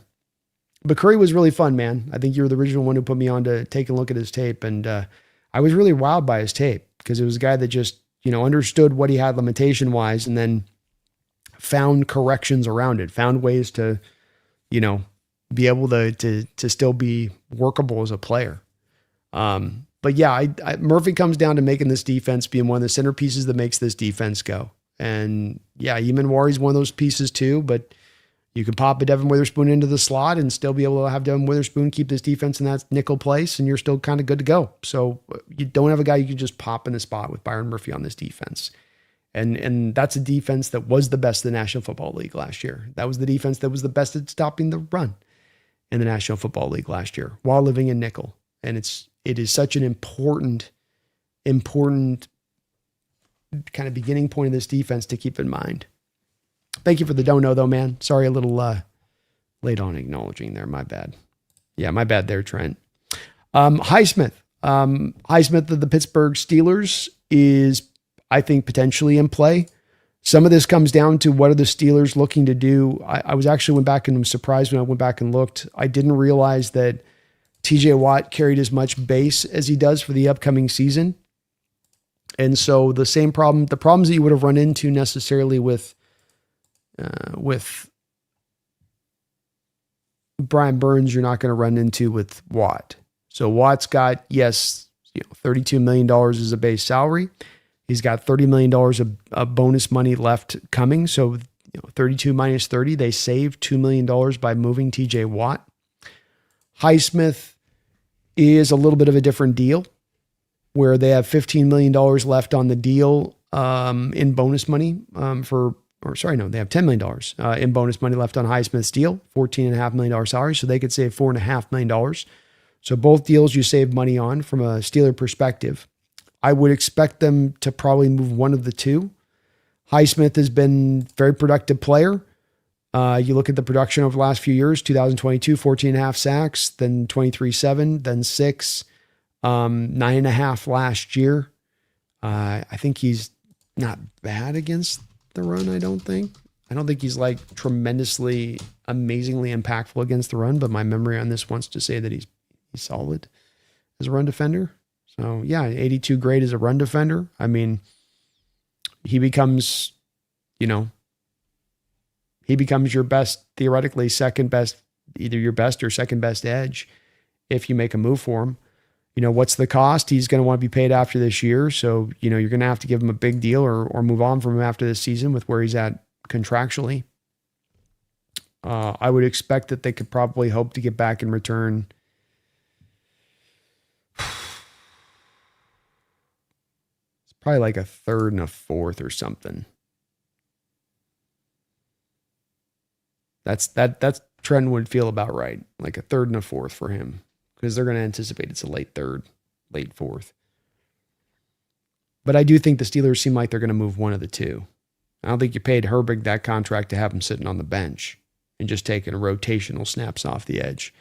It's possible, I guess, because, that's the new way now. It seems like it's more about the rotation. But he's a good player, and he's also, I like it better than Herbig, where it's a guy with a little bit more size, a little more weight, a little more length, a little more fit to the defense physically than what Herbig would have been, where a lot of people were kind of pushing for Herbig, Trenton. So I like it on that side of it too. Good player. And maybe a guy that's in play here from the Steelers. Revenger, thank you for the 35,000 IDR. Do you think Sam Darnold will improve in his second year? Yes, I think we get a better version of Sam Darnold this season. And I don't think that we got a bad version of Sam Darnold last year, but I do think that you get a more efficient, less turnover Sam. I think he found a way to play within this offense, in the context of this offense, and know where he could kind of take his shots and go after it, and where he needed to be careful and recognize he got a great defense and special teams he can lean on when offense is kind of trying to find its way through the forest and everything's a little dark. So, you've got that number one, which is just another year of just kind of in this system, and understanding, what he's got to do with the talent around him to go win football games. Can't be undersold there. But then you also have the chemistry that you got to work on. These guys get to spend an offseason of going together. They get all the practice reps and OTAs and training camp along with what they had last year. And this is what will lend itself well to you getting on the same page with guys more and more and more. And when you have guys that feel like they're very smart players, especially in Cooper Kupp and Jackson Smith and Jigba, where you can make side adjustments and run option routes. And when you have the quarterback and receivers then on that complete same page, where with a look, they can both understand exactly what they're going to do based off the levers they see. The quarterback doesn't even have to hand sign or signal. They just can look and know. And you're going to start to get some of that now into year two with him, with the guys around him, as well as the final point on this being Revenger. The whole supporting cast returns. I just showed the depth chart here for the team next year. And it's one where every starter comes out there offensively from what you had last year, except for Walker. And you have Jadarian Price as the replacement there, along with Wilson that you got to reinforce it. But then you've got all of the backups in addition to it across the board. That is pretty unbelievable to be able to return that amount of talent. So I think it will all lend itself to him improving even more in the next year. I don't think there's a massive jump. I don't think he becomes a top 5 quarterback, but does he go for being maybe the 10th highest rated quarterback by PFF last year, or the 9th highest rated to like the 7th or the 6th? Yeah, I can absolutely see that. I love interesting statistics, CH. Absolutely.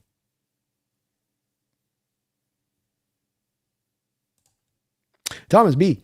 I said that it could possible that the OC isn't good, but continuity is the major key to why Seattle could be successful. I swear outside the media don't understand Seattle's organization. Yeah, I think there's a lack of complete understanding. And you lose an offensive coordinator, it's going to hurt. But it's like, again, my point on this, like, no one's saying about the Rams that the loss of LaFleur is going to hurt them. It's all like, it ain't nothing. It ain't going to matter at all. It's like, well, does it matter or doesn't matter? I know he didn't call the plays necessarily, but I think the Rams would say, well, we're retaining the staff. We got McVay in return. Exactly. We're getting much of the same sort of Benny to us with our lost OC too. It's just in a different kind of way, where so much of the staff is retained and it is the same system. You're not going from outside zone to air raid. You're going from the Shanahan's outside zone and the way that Kubiak runs it to the Shanahan outside zone and the way that Fleury runs it. Even the terminology is almost exactly the same. CH says, interesting statistic. Garrett's production falls off steeply every year towards the end of the season. They don't play Seattle till week 16. That is interesting.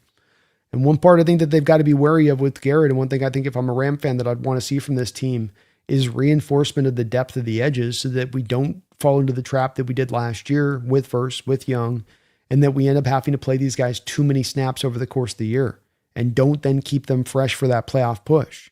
And with Garrett, I think, in the drop off, it's not that he doesn't stay in shape. It's as much you probably can take away from that is that you're playing the Cleveland teams. You're playing a lot of snaps. You're playing against a lot of run. You're getting wore down the course of the year. You're probably playing too many snaps because they need you. And that's the trappings that the Rams will fall into a little bit here. You make a trade for a player and you want to use him. You give up all this draft capital. You want to maximize it. A la what we see Shanahan doing with McCaffrey in San Francisco till the wheels fall off. Problem with that goes, though, that you put too many snaps on guys and nature takes over, gravity takes over, and they're not their best then at the end of the year, which is a part of managing your team right through the course of the season. It's hard to win and also then load balancing and managing players at the same time. It's much easier to win and then just have your starters running 24/7, but then they get wore down. Oiler Titan, Brando, would you be disappointed if Mike McDonald ends up like Brian Billick and John Harbaugh, winning a Super Bowl early in a head coaching career, but not getting a second? Yeah. I mean, the fact he got a Super Bowl first and foremost is, an important one, and that can't get lost. I don't think that it's a any disappointment knowing NFL and how hard it is to win championships and how many organizations have had to wait so many years to have that bite, that you got to put that part of it in perspective. But I think you can do both things. But certainly with the promise that he has shown here, that feels like he's got a couple of Super Bowls in his future. But we know in the NFL, man, there is no guarantees, to your point. Simeon says, if there's anything I'm hoping on, is that with Seattle changing to a new offense, is that teams won't know what to do. A little bit. I mean, it's kind of same a little bit on the offense. Rob Stenton, go Seahawks, go. Go Seahawks, Rob. Appreciate you.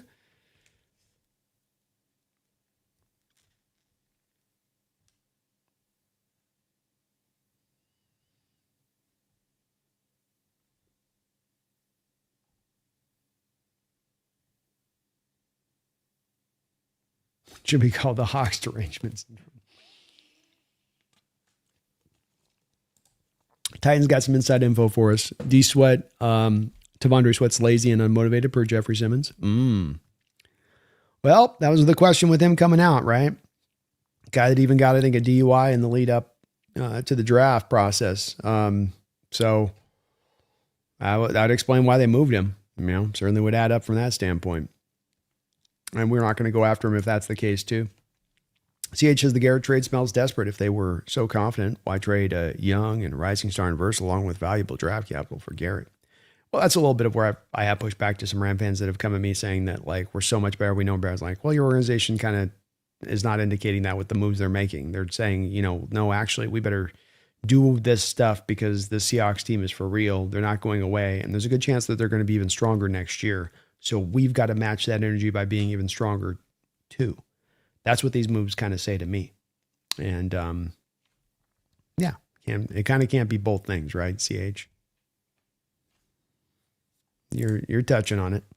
They know how strong we are. Their front office knows what's up with this situation. They're not making these moves to take them above and beyond, light years beyond us. They know that this team that was so young and winning the Super Bowl, that's getting so many things right, is very likely to be even more improved this next upcoming year. It's kind of like the thing we just talked about with Sam Darnold and second year with him and the chemistry and all of the starters returning and all of the backups returning. It's like, yeah, I would be, if I was in the Rams' perspective, I'd be thinking, you know, similarly a little bit. And I have to kind of do these things to get this thing over the top. Byron Murphy Riley, be an elite duo going forward. I love it, man. Maze Guru, how you doing? It's good to see you in the house. I don't know what IDR is. I forget what that one was. I looked it up before and I'm spacing it out now. Definitely Kenny Max. Good player, man. Just all about where he's at on his rehab.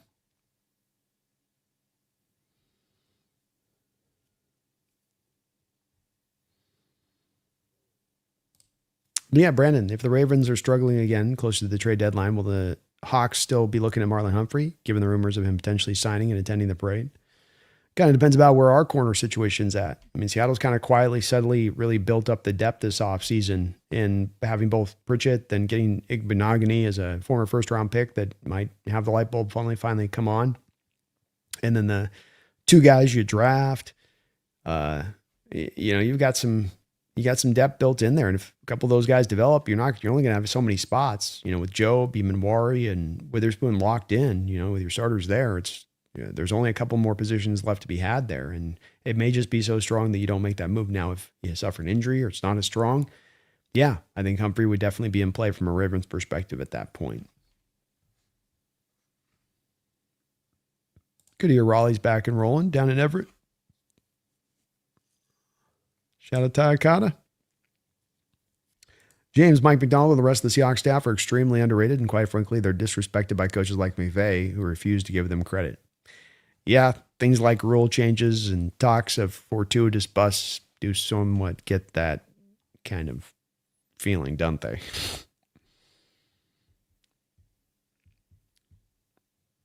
Ricky says, I thought losing Bryant and Woolen on defense were big losses. How much of a loss was it to you, and should we worry about taking a step back? The offense, however I'm predicting, will be a top 3.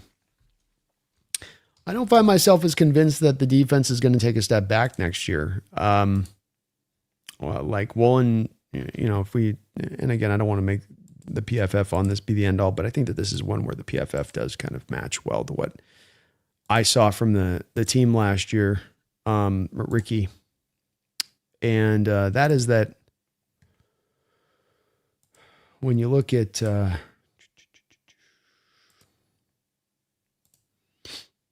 we look at the cornerback position first off,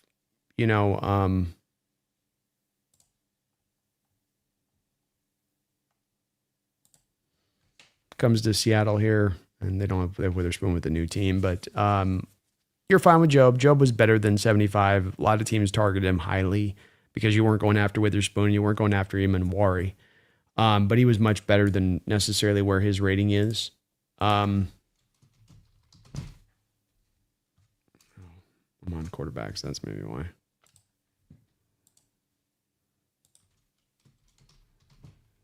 Woolen's 59.8.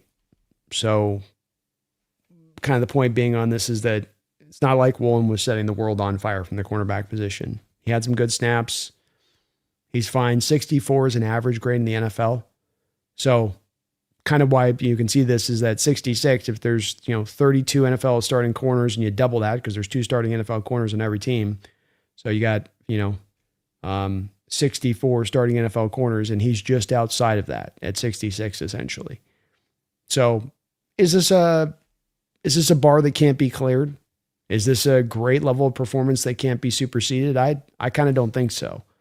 I think you can find ways to replace that. That's a replaceable piece in a defense, whereas you can see a guy like Witherspoon here at number 1, harder to kind of replace that.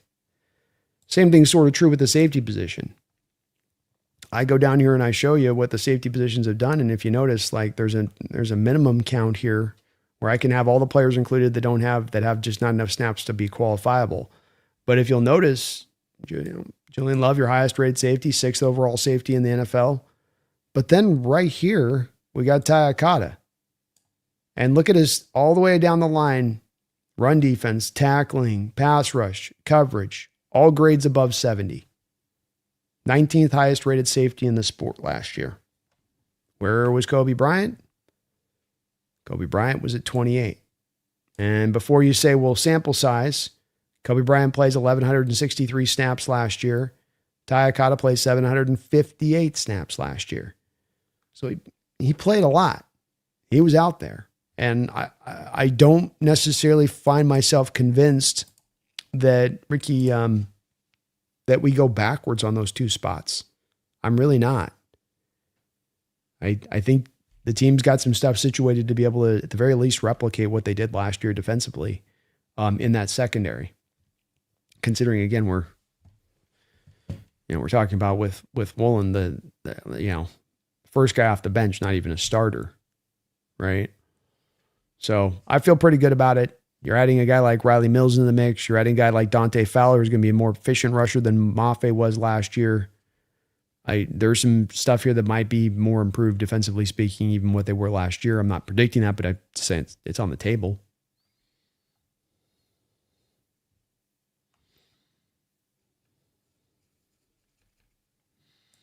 Baker says, I thought for a second that Joe Green played nose tackle for the Steelers because I know he won Defensive Rookie as a year. I have to go back and look at Joe. I thought Joe was a 3 tech. He might have done some nose tackle stuff. Yeah, Cross will be able to handle Garrett.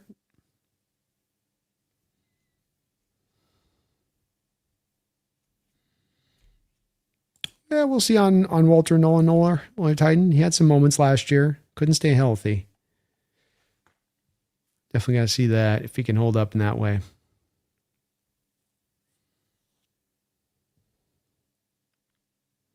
I'm triggered with the Rams via Seattle signed Aaron Donald. Well, I think he's still technically under club control by the Rams, so I don't know if he's just a street free agent, even if that was possible, which he never would. Tellius, can Brian Burns' bonus money be restructured on the back end for the trade? I feel both teams can work something out.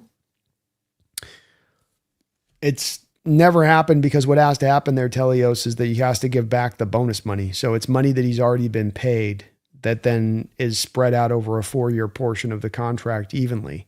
So it isn't money due to be paid. It isn't like a signing bonus option that clicks in late 2026 It's money that's already out of hand. And I think what you see a lot of teams now is starting to do, Telios, is leaning a little bit more into the option bonus, being that, look, it's going to be a bonus. It's a guaranteed bonus, but it's clicking in a couple years down the contract. This gives us some ability to then move you, and you still get your money. But with them and how they did this Brian Burns contract, you didn't do that. So the only way to be able to do what you're talking about is Brian Burns has to come back and give bonus money back to the Giants, then get traded, then sign the new contract with the team that he's traded to. And that's possible. You could theoretically do it, but we just don't have any baseline in NFL history of a player really ever doing that. That's the problem there. So it's just, I can't see it happening. Jimmy placed in the house with his $2 donation. Brandon Coping again. Fraud team will be 8-9. See, I told you folks, it's kind of the same. It's kind of the same insult, isn't it? It's kind of just the same one. Well, we do what we can over here, Jimmy. Good to see you in the house, bro. Hope you're doing well today. Trenton, thank you for the $5 donation. I've been hearing Bud is another jackknife. What is his ceiling as a comp? How does he get in the lineup? His personality is contagious. I'm excited. I think like a Kevin Byard would be probably my closest high-end comp for a Bud Clark. You know, that type of safety that's just incredibly instinctive in coverage. And you say the term nose for the ball, but it's like a supreme nose for the ball. Like he can just smell the leather, and it's like Pepe Le Pew, and Pepe Le Pew would be guided by the pheromones and scents of a lady. And he'd be out there just floating as he was on his way to go find the source of the scent. That's kind of what you get with Bud Clark in the secondary when it comes to just his feel and coverage and understanding route concepts. It's part of some of this is where it looks instinctual. I'm sure a lot of this is film study and being a multi-year starter and a captain and a guy that just grinds on tape to make sure he's prepared in the way that he was. But he was, I would put it in that kind of place. I think he's probably got that kind of upside, to him as far as like what Byard's brought, which is, I think he's been a multiple time Pro Bowler, a guy that's had, how many interceptions is Kevin? Let me look this up. Kevin Byard might not, sound impressive at first blush, but Byard's been playing since 2016. He's got, 36 interceptions in his career over that time, so I don't think it's a bad comp at all to be in that spot. He gives us a 10-year career like that. I do think a lot of it, I do wonder a little bit with Clark. He is a little bit that jackknife. And maybe he's just a little bit more positionless than your average player. But I've also kind of wondered if maybe the best landing spot eventually might not be the slot for him. He's got a lot of slot background. Hard to say. They're going to try to make him work fully as a safety when it's all said and done. He might be perfectly fine out there, but used all over that TCU defense, Trenton. Free safety, strong safety, a lot of slot, equal almost distribution across the line between all three positions. And the interceptions are one thing, 15 interceptions the last couple of years there in college. It's also the near interceptions. That's the impressive part. How many times he's got his hand on a ball or a near pick, or he's tipping the ball up and a teammate's then making the interception. He's a turnover generating kind of machine in what he brings to the field above all else. Good player, and absolutely a jackknife that can be used all around.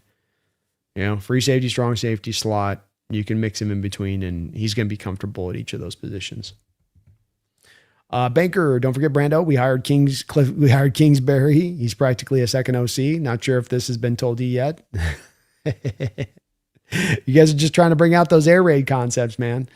It's you're selling us on the 13 personnel, but that's just you're all just prepping up for air raid. You're going to get into the start of the season and everybody's expecting 13 personnel for the Rams, and then you hit them with the curveball of air raid all of a sudden. I could see it. Thank you, Jimmy, for the $2 donation. Your co-host last night, even though you're coping. My co-host last night. I don't think I had a co-host last night. I wasn't streaming last night, Jimmy. I'm not sure what you mean, my man. Thanks for the donos, though. I don't know if there's a lot when you're champions, Jimmy. I don't know if there's a need to cope. We're the champs. Like you can take all the insults you want to throw. You can keep saying the word over and over again. You can donate and say the word over and over again. But like, I don't find myself flummoxed. I don't find myself in a state of like contention. Like we're the champs. We won it. You can say all you want with Kopech. You can't take that away. You can't. No amount of words can take that away. That's the beauty of being a champs. You guys come with all the little reasons and excuses you want. I think there's a little bit of projecting going on here, Jimmy. Because there's been one team between these two teams that's been doing the coping this offseason. It's maybe been the team that actually fell short last year versus the one that won it.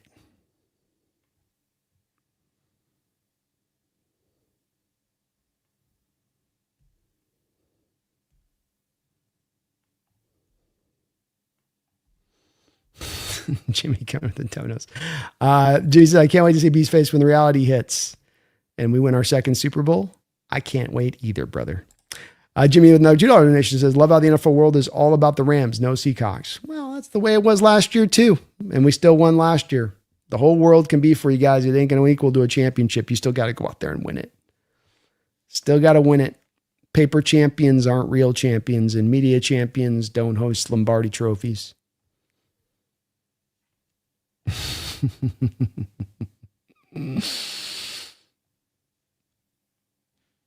Yes, sir, man. Give me some mac and D's tonight. I appreciate Jimmy for that. I can see it, Robert. Defense being even better. Jimmy, another $2 donation. Rams go undefeated. Rams may go undefeated 15-2 at worst. He says, no, a dynasty's incoming. Ooh, Jimmy's dreaming big, dude. I love it. Let's go.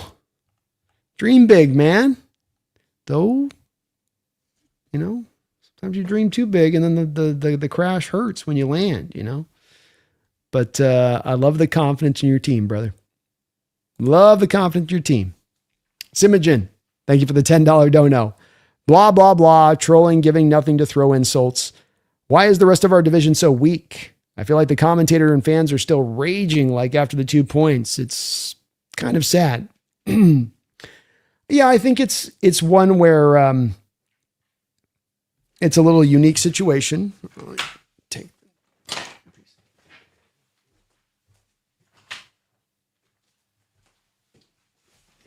I think it's one where it's a very unique situation. I mean, I've kind of come to this a little bit because I have sensed a lot of the same stuff you've sensed through some of the stuff that's gone on where there's like a bit of childishness going on and it's just weird. Like, what is this? What are we doing here with this? You know, like I've said, a lot of the stuff that gets mentioned to us and the way that it's directed, be it the cope or whatever, it's like, they don't think you guys understand what that word means or how it would be even applicable to this. And it is the part that I try to drive back to with the fans on both the Rams and Seahawks on this one, is that, look, we're going to be rivals, we're going to hate each other, and we're going to talk our trash to each side of things, and that's football. That's the nature of sports.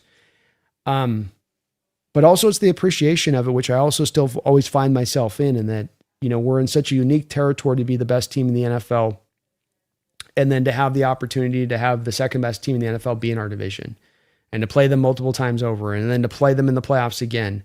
And it puts you in a unique position up against that other team where now you're looking at each other and there's these other teams and there's these other threats and there's these other things that you got to concern yourself, but there's this thing standing right in front of you you're facing multiple times over. That's the true test. And then that just kind of, I think, it creates a bit of this dynamic at play. And maybe from that, some of this behavior is born from it a bit, Simogen, you know. But it has been one that I've seen pretty pervasive. And it's one where it's just, I just kind of laugh at it and come back to it again, saying that like, hey, it's a symptom of what we have going on here right now, which is, though it's maybe not non-toxic, it's still a cool thing because it's all really an extension of this rivalry and how heated it is and how it's getting just, you can feel it ramping up as we're starting to build to the season. Can't you, Simogen? You can feel that the stovetop's getting a little more red. And I think that it's going to only continue as we get closer to this year. And as both of these fan bases kind of recognize about the other end, as I've said, remembering that, you know, we don't have anything historically to really go back on like with this. Yeah, the Steelers and Ravens kind of went back and forth as two of the better teams in the NFL. Were they the two best teams in the NFL when that rivalry was at its hottest in a given season or in multiple seasons back to back? I don't think they were. And so you find as a fan yourself in a real unique position in the way that this is set up, this rivalry right now. And it gets hard to kind of probably quite wrap your head around it, I think, at times from some Ram fans' perspectives on this a little bit, especially with how shocking Seattle was last year. But yes, and thank you for the donation. It would be cool if we could come to more of a place. And I've tried to get that with Jimmy on this, where it's like, I love your confidence, Jimmy, but we can have a good football conversation. It just doesn't have to be where you're just shouting cope at me constantly. Like, I'm happy to actually have a fun discussion. It's where I've been able, like with Banker Elpries and a variety of other Ram fans that come in here, to be able to get to that place, because that's so much of a funner spot to be in, because you can, oftentimes learn and get a better understanding of something. You'll never get a better understanding if you're just tossing insults back and forth at each other. It's a no-go territory that just sort of shuts down conversation. But thank you, Simjin. Appreciate the donation, man, and all of your support today. And I do hope let me know what you think on the comments tomorrow on the video. I'd love to know your thoughts on the next on the Kubiak series.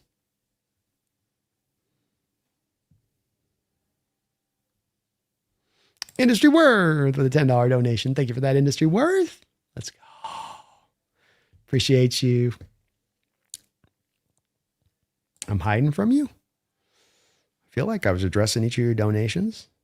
But again, I've seen you use words that the opposite thing's happening. So I'm starting to think maybe it's a contrarian thing. Like what you say is actually the opposite of what you're saying, which would then make everything make much more sense.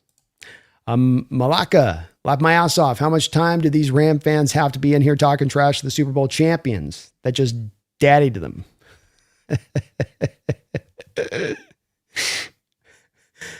Banker chat, we need the Brandon Jimmy collab at SoFi. That's a must.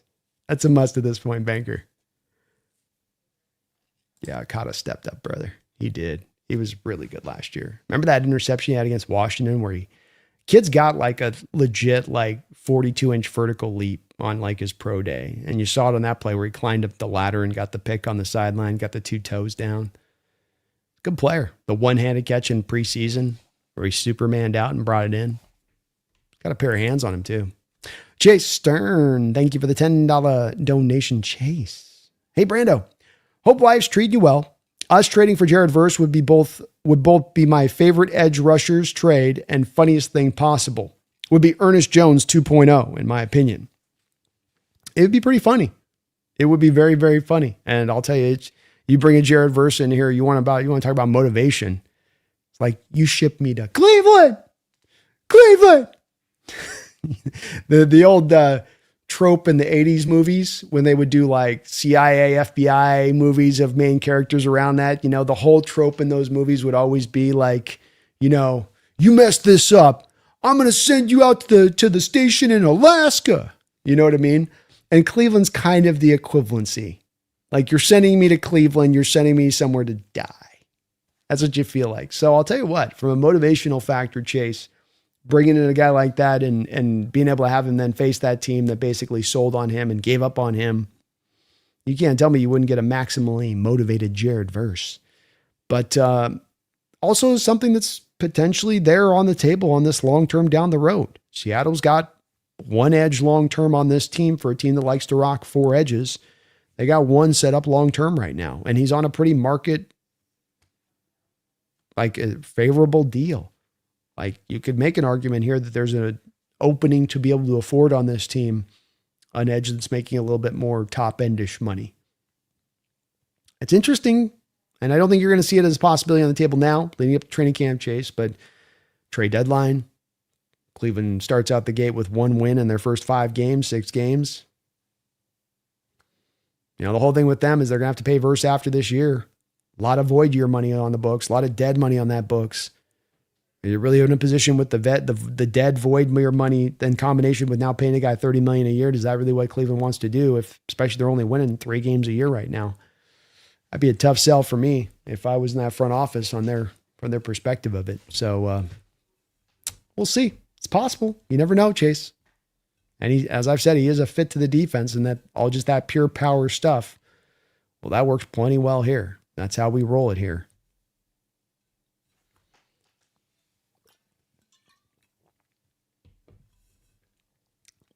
Jimmy, thank you for the $2 donation. Nobody respects you guys because it was an obvious fluke. We don't need respect, man. We didn't get respect before last year. Respect's not something people throw our way anyway. So it doesn't come, or it doesn't come because we're in the Pacific Northwest more than it has anything to do with flukiness. It's just that we're up in, by a lot of people's measure, southern Alaska. And so just aren't on the radar of a lot of football fans necessarily, especially those out in the East Coast. But we'll see, man. We'll see. I don't understand the concept of fluke in the NFL when it comes to championships. You've been the only guy, Jimmy, that I've come across of somebody trying to make that a thing. Simogen, thank you for the $5 donation. So sad that Jimmy needs to do $2 when I can do $5. So sad for him. We won. Get over it. So the thing with this is like, we won. We had to beat you in extra time. We had one of the great teams of, all time by measurements of like DVOA. We had to win our division twice. Like, that's non-fluky as they get, but I think Jimmy's just hoping if he just keeps saying it over and over again, that it'll be like after the 79th time with the dono that that'll make it the truth. But nobody in Hawk fan land here, Jimmy. I mean, I don't know if you think you're tickling like what's a vulnerability or a thing that we're thinking is a possibility of the case. Like nobody in here is thinking that's even somewhat on the table. Like it's not a fear at all. It's on nobody's worry list right now. Like not in the least. We have that much faith in the team. We know how legit it is and what we built here. We built it the right way.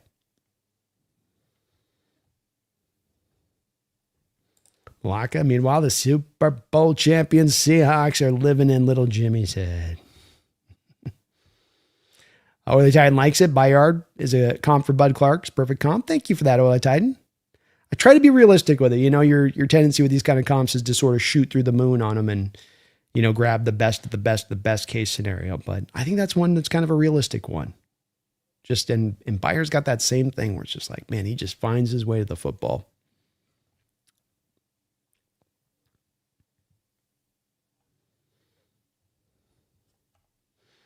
Can Jimmy at least say something new and interesting? Oh, that's what I'm hoping to maybe get to. I think that there's an interesting discussion to be had there with Jimmy. I do. We just got to get through these initial. He's got the initial, barriers we got to break through here. Once we can get through his coping barriers, once we can get past his coping mechanisms, we can get to the heart of where his true football knowledge lies and his perspective on things, and then we can really unpack it.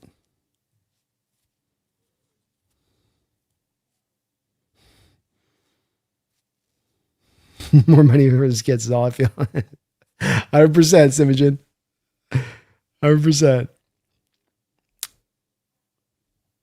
So Jimmy's here to pay the Rams pay the rent for Seahawks living in the Lambs. Jimmy, says your co-host Brendan knows you're a fake champion and cope. I think you're misrepresenting Brendan's whole view and thinking on this. I've never at any point in time heard him say anything close to that. So come on, man. Don't misrepresent something Brendan's saying. He's never said that.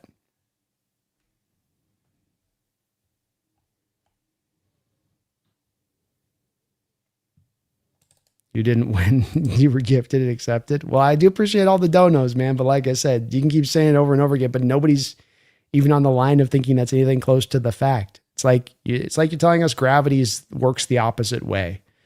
It's like, okay, well, prove it. No, I don't have to prove it or back any of it up. I just say it. And so it's the truth. Okay, good for you on that. But you're hardly going to convince anybody or get somebody going like, wow, that was a point that I hadn't considered. That one got me. That one, I mean, how do I come back from that one? Like, I just might as well just shoot myself in the head after that one. It doesn't, you got to convince. You need to back it with something. You know what I mean?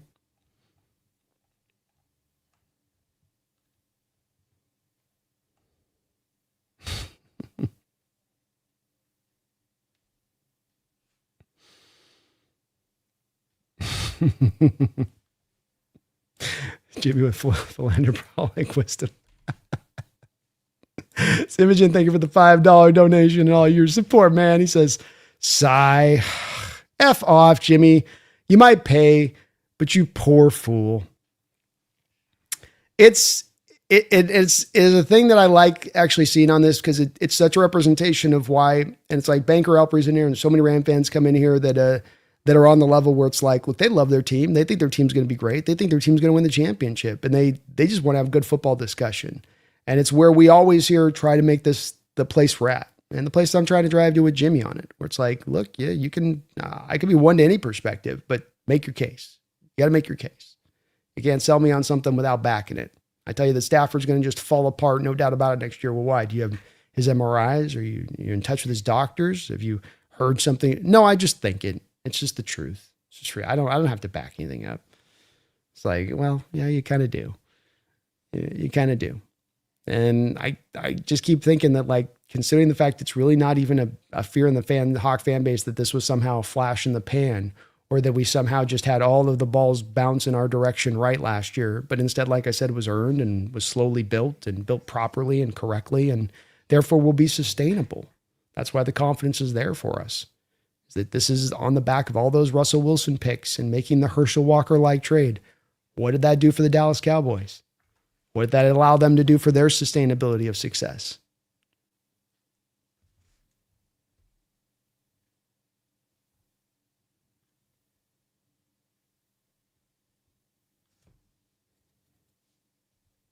See, it's last year's paper champs for the Packers after trading for Parsons. Media predicted a Super Bowl win, but they didn't even win their division. There you go. Paper champs don't often work out in that way, right? He says, if anything's a fluke, the Lambs 2021 chip is as fluky as it gets. Packers choking at home, Bucks getting hurt at the worst possible time, Whiners, OFC themselves choking, and the Bungles with no O-line. That's a good point. If we're going to push to one being the fluke or the other, right, Nia? We've got to pick one side of the fence, the other on this one. I might be going to the other side of the fence on that. HHG, thank you for the $2 donation. Today's words of the day are fluke and cope. There we go. There we go. So I know I get excuse. Money for more skids. Let's go, man. Jimmy, thank you for the $2 donation. Says, how much you want to bet my Rams finish ahead of fluke? Well, I've got pretty good confidence. I don't know. Maybe we'll have to figure out some kind of bet. I always like funner bets more than the money bets ones. But yeah, the only thing I think I'd love to see, Jimmy, is just you being able to sell your case more than just state your case. Like, again, if I just sat up here and I just went every day, like, Seattle's the best. Seattle's just awesome. Seattle's going to beat everybody. But then I back any of it up. It wouldn't be very entertaining, and it wouldn't be there's not much there's no real meat on that bone to pull from, right? And truly, I mean, it may seem like, I'm sure it's sometimes hard from other fans coming in, Jimmy, from other fan bases to kind of wrap their head around this. But what we're trying to do here is have discussion, and not just Seahawks discussion, but be able to talk about all parts of league discussion. We got Oiler Titan in here right now, one of my guys that shows up here a lot. Get fans from all different other teams that come in here, and it's because those that come in here kind of recognize what we want to do here, which is we can have open discussion, anything. We can talk about the Rams. We can talk about the intricacies of the Rams and what will either make them great or potentially be a downfall or why they'll be ahead. But let's get into the meat of that. Let's actually discuss why that'll be the case, because that is football. Football's a heavy, detail-driven sport with a lot of interconnected parts that determine wins, losses, and what is good and what isn't bad. That's so much funner than this, which is just sort of flinging poo at each other, which doesn't really accomplish anything.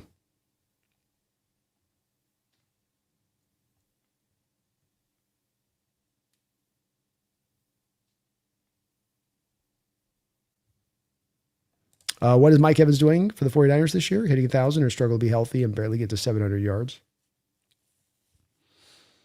Probably somewhere between those two spots, Oiler Titan.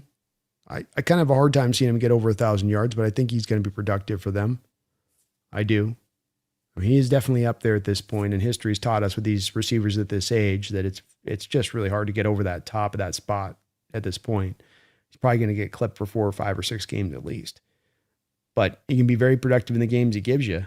And some of I'm thinking like the new roster building model type is a little bit around maybe just building at times with some of these players of thinking of them in terms of blocks. Can I get this player for a 10, 11 block games? And he'd be really good in those 10 or 11 blocks, but then that's kind of all I'm going to get. As you kind of build into the new model of the 17 game season and the extra Thursday night games and the way the stuff can work, that it's more of a need for those kind of players, maybe a little bit. Somebody just says, it's rage, but just an excuse to give more to Brandon, and Duke can give more. Just donate $50 to express your rage. I will match it with $100 to retort.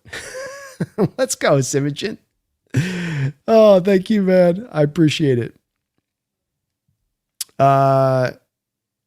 Would Verse even start? I guess he could rotate with Reed and Mills. Well, he's versus an edge. So those are guys who are defensive tackles. Jamie says, why did you scream when Jake was educating you? I don't think Jake was educating me. He didn't have anything to pair off of any of the things I said. He didn't counter any of the things I said. So I don't know what part of he was doing to educate. But I covered it in the video today, Jimmy. So I went step by step through the video and broke down the intricacies of the debate and all of it. You know, the bottom line of the debate breaks down to this for me. We can go through statistics and comparisons and all this, but again, it comes down to Byron Murphy makes this defense run. It allows you to live in nickel, allows you to be the best defense in the NFL and be the best defense stopping the run while you live in nickel. Every other team, including your team, has to play a base 3-4 look when teams come out in 12, 13, 21 personnel, which teams are driving to more than ever in the NFL right now. It's becoming more of a run-based sport. It's becoming more tight end dependent sport. Receivers are on the field a little bit less over the past couple of years. So having that as an ability in your defense to be able to be not only that great, but have this centerpiece point that allows you to run a nickel and light boxes and all of that so that you can still be great against stopping the pass because you have the corner bodies, you have the defensive back bodies on the back end to do so. That is really the difference here. And that this player makes this defense go versus did not make your defense go. You could afford to lose him. You could afford to move in a trade. So it's a fun debate. I was trying to push to Jake on it a little bit. It says is being presented as this is inarguable. And he wasn't saying that, but he's saying that like Hawk fans were saying, I think it is arguable. That's why I think it's a good debate because it's a good argument. It's a good debate to be had. But I think at the bottom line that's the one that to me pushes above all else is the fact that this guy does make this defense go. And he is playing out of position while he's doing so, which is even more tremendous. I'm a passionate man though, Jimmy. I'm a passionate man. Simogen is going to gift out 5 Hawks Nest memberships here into the channel. Simogen has just been amazing as ever here on the channel. Not the first time that he has donated, I think, gifted subs and big time donations at the same time. You are the man for that, Simogen. Thank you for that. We've got ever expanding benefits out here for members and patrons of the channel. We do a once a month call-in show for both, and we'll be doing Thursday night football and beginning a couple of other little aspects kind of growing this year for the memberships and on that side of it. But thank you, Simogen. Do keep an eye out, folks, as you might have just been gifted membership. It doesn't tell me, Simogen, here on StreamYard who's been gifted out on this one. It just gifts them. So people will be let know who's been gifted. And Simogen was the man who did it. If you happen to find yourself gifted a sub by the channel, that's awesome of you, man. Thank you for that, Simogen. I appreciate you. Oiler Titan, who is more hated on this side? Rams at 24, 25, or the 49ers of 11, 12, 13? Prior to this offseason, I would have said it would have been clearly the 49ers team of 12 and 13. But I've got to say that this thing has ramped up in intensity in a major way throughout this offseason to where it's starting to overtake it. So I think it's quickly now starting to go above. But it just kind of came about so fast where that Niner thing was like cranking up and getting more and more intense. It kind of went with the Rams, the Hawks thing last year of like 0 to 100 a little bit, where it went from Rams had our number for years. And we had a lot of ways to be able to do anything about that. And then finally now here, bam, we're suddenly right there competitive and / even overtaking them. So it was kind of like it just sort of burst on the scene. But this thing is definitely going to, at this rate, Oiler Titan, you can sense it in the chat by the start of the season, this is going to definitely overtake it. It's getting more and more. Ollie, thanks you there, Simogen, for the gifted sub. Space does as well. Very kind of you for doing that, man. Very, very kind. Much appreciated. Never know if Max Crosby might be an option there, Robert. I love it, man. And that's the guy to keep an eye on as far as his situation and what's going to happen with him. A couple different teams being talked about as bandying about maybe as a possibility for him, including the Niners, by the way. We'll see. He's definitely a movable asset for the Raiders if they have the intention to want to do so, but that's really the key. Rose says, man, I wanted to be earlier, but my lawn was screaming for a haircut. I get it, man. This time of year, lawns be going fast.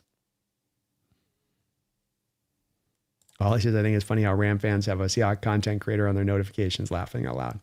speaks to that rivalry, man. You know, you're going to be paying attention, and you got a rival that this is this heated and that this close to you, and that you know it's going to be you and them, and it's going to come down to you and them. It's got you paying attention, you know. I mean, I pay attention to the Rams out there too. You know, you're watching.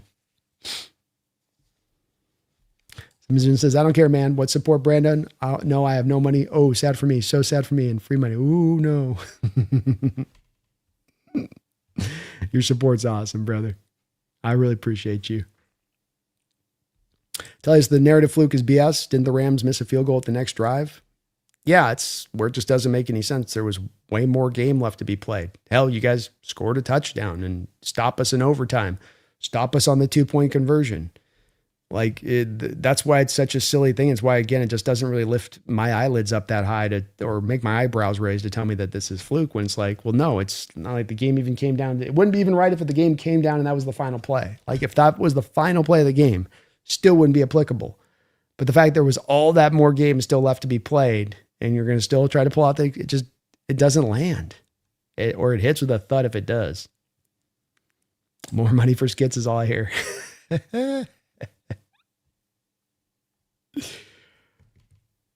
What's up, Rams House? Another one of our cool guys out there who does great work here online. Seahawks had to go through the West just to get the Super Bowl. I'd say they earned it. Yeah, it's where you're kind of on the other side now. You feel as a Hawk fan because you feel like you had to do extra stuff to get there, which just makes you feel more legitimate because of it.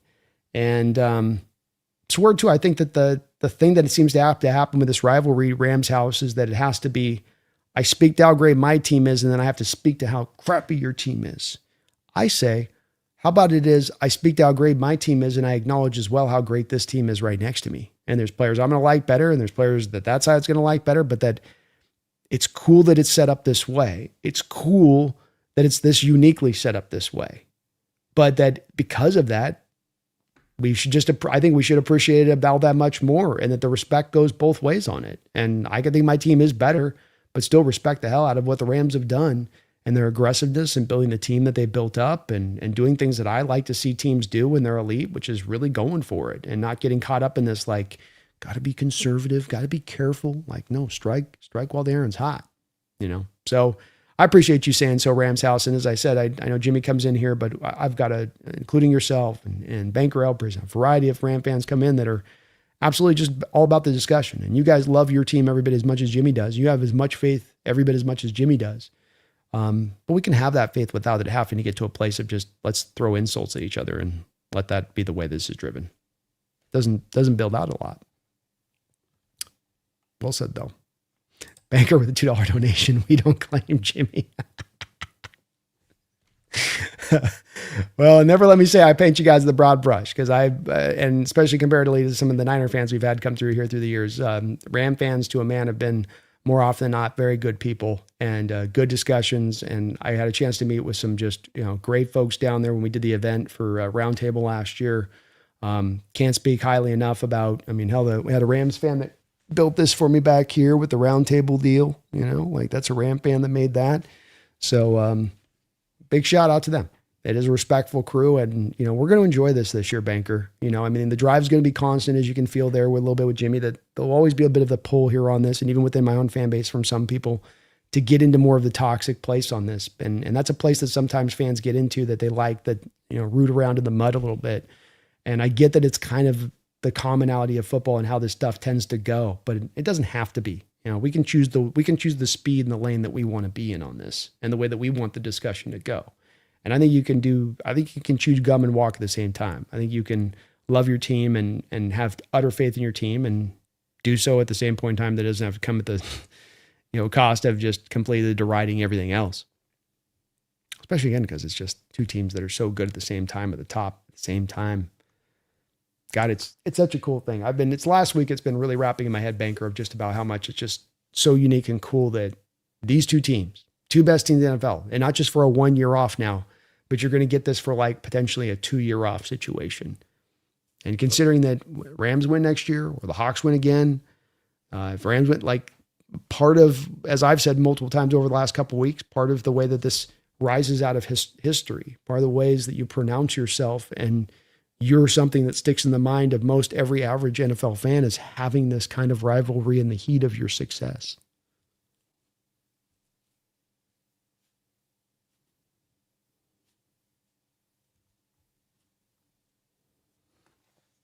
As Jake's really said, versus more valuable than Murphy. Unbelievable. I tried to get him back to their side of it. I don't think I got him there though. I don't think he's picking up what I was putting down.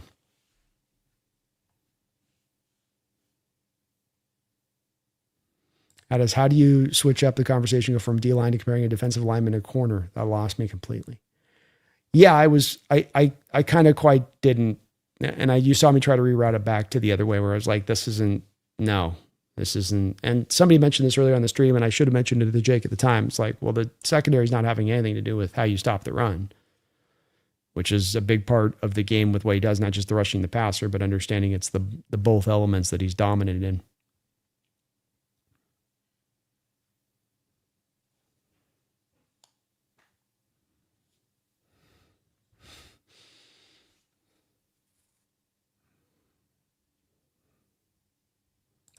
Poor Jimmy, too poor to give $50. Like I said, I'll match it $100. There we go. Gauntlet's been dropped, Jimmy.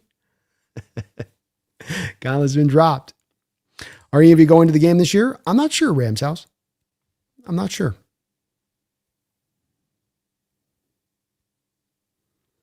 Jimmy, thank you for another $2 donation. Says, you're not the best, D. Stafford lit up like a Christmas tree. Well, we're the best, D, because at the end of the year, you had the least amount of points you gave up. So the whole point about this at the end of the day is that you have 17 games for that stuff to be determined, and it was determined.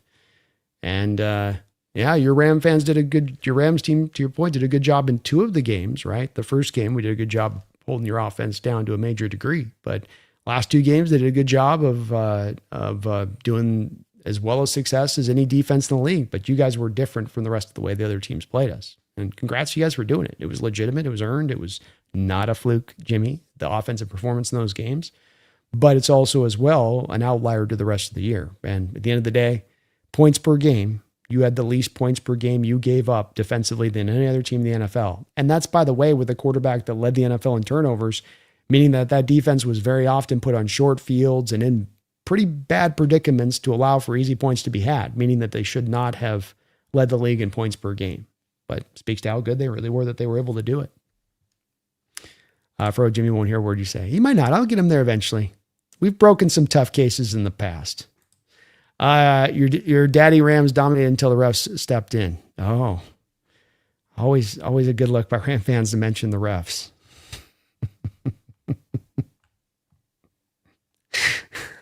That's just behind the fluke argument as far as like the lack of landing for me on that one. Thank you for all the donos though, Jimmy. Randall, thank you for the $5 donation. It says, I feel bad for Jimmy. It's 8:30 on a Sunday. Best he has is trolling another team's channel. Hope he's not a teenager with a dad's credit card. Sad if he's not. We're getting around to a constructive conversation here eventually.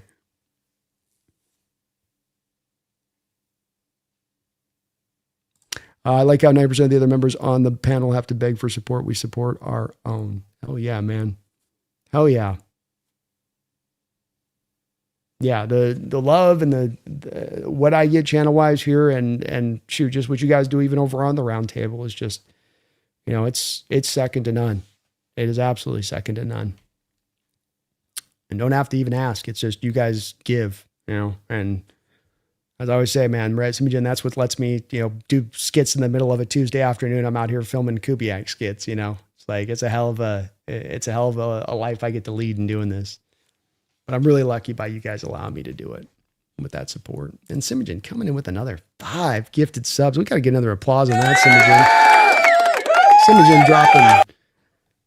Simogen dropping $50 donations. Hold on, where's my buttons?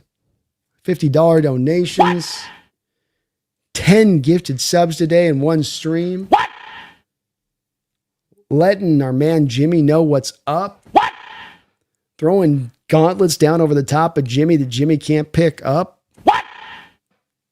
Let's go, Simogen. Let's go. Keep an eye out, folks. You might have just been gifted a membership by Simogen. Ever expanding are the benefits here to the members of the channel. And much, much appreciated, Simogen, on all that support here today. You are awesome, brother. Just awesome in that support. Really appreciate you. Keep an eye out, folks. You might have just been gifted a sub. Maze Guru. Looks like you've just been gifted one. Thank you for that. Simogen. I'm a multimillionaire who likes laughing at your fraud team.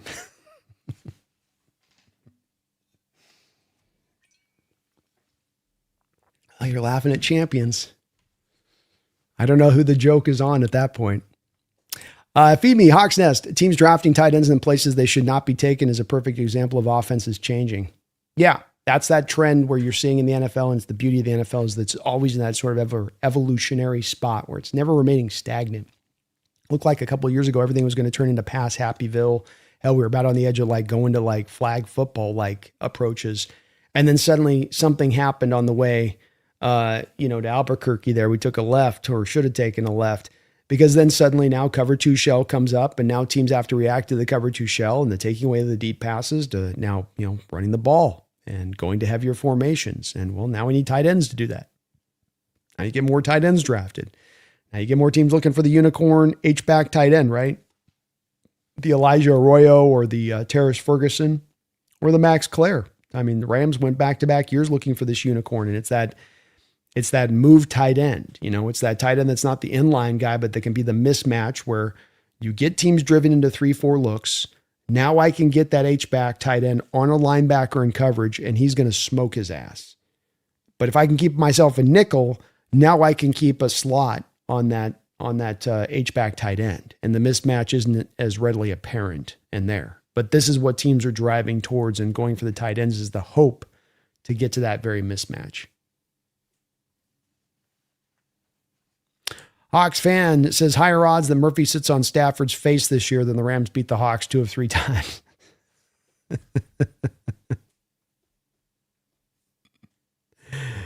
Brando's middle name is Jimmy. How'd you know?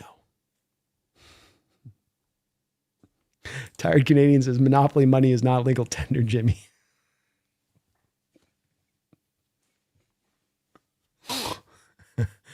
C-Town says Jimmy stole the Star Wars Lego connection. Collection. Oh. Simply Sims. If you could pick a player from the Seahawks and match him up with a player from the division rival or any team for that matter to fight in the UFC boxing match, who would they be? It'd be fun to watch Jackson Smith and Jigba and Damondre Lenore go at it. That'd be a good fun fight.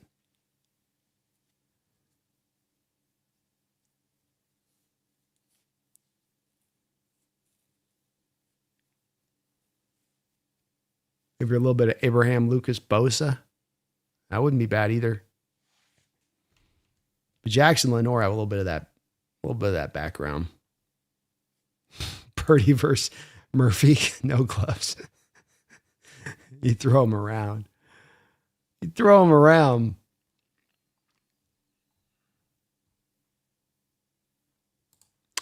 Big ups, you can only pick one. Murphy or Myles Garrett.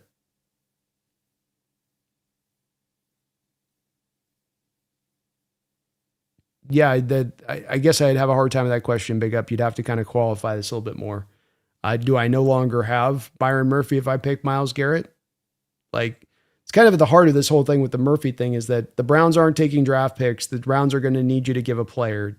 They want a good young player. There's only a select group of guys they're going to pick from each team that they even would want in return. Do you want to give up the Murphy for Myles Garrett? And the answer there is a no.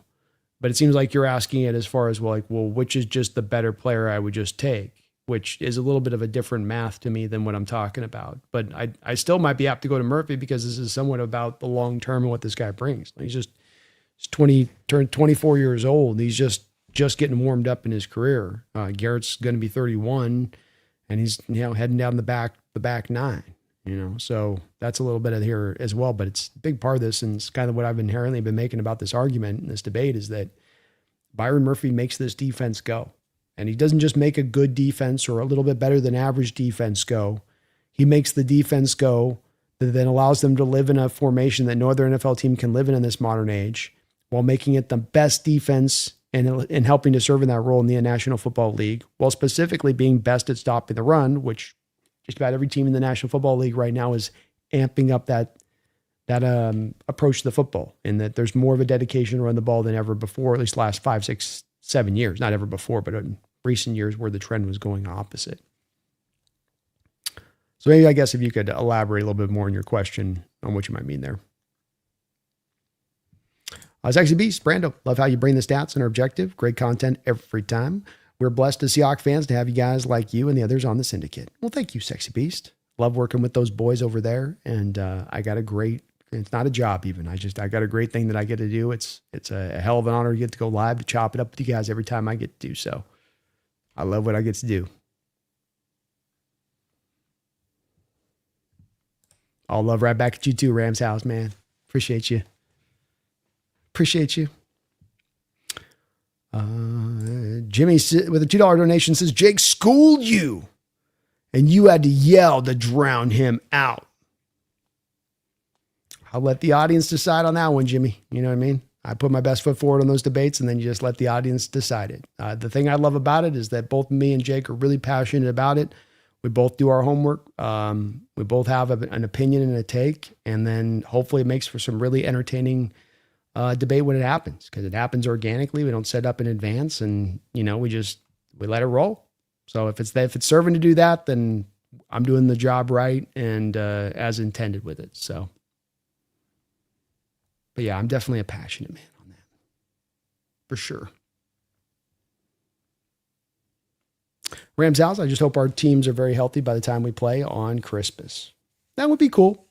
Yeah, it would be a bit tough if we get to the place and one of the two teams is kind of decimated and it sort of takes the teeth out of the matchup a bit.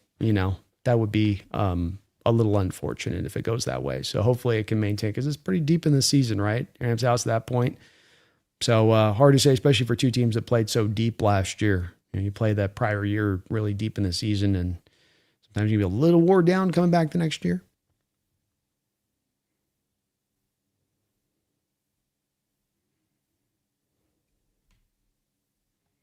Which says, I support Brandon. His coverage, always have him in the background of the games. I follow Noob, other Brandon, and him for hot coverage. I do enjoy Brandon's read on every post. Thank you, Simogen. Appreciate you, man. Norb. Sorry, I knew you were saying Norb there too, and I misread it. It's going to be a hell of a battle, Rams House, man. It's going to be a hell of a battle.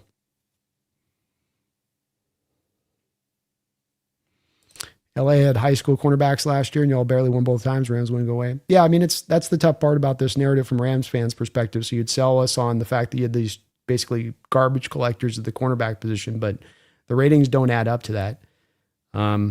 Darius Williams and Kobe Durant were guys that are right around average grade for NFL cornerbacks last year.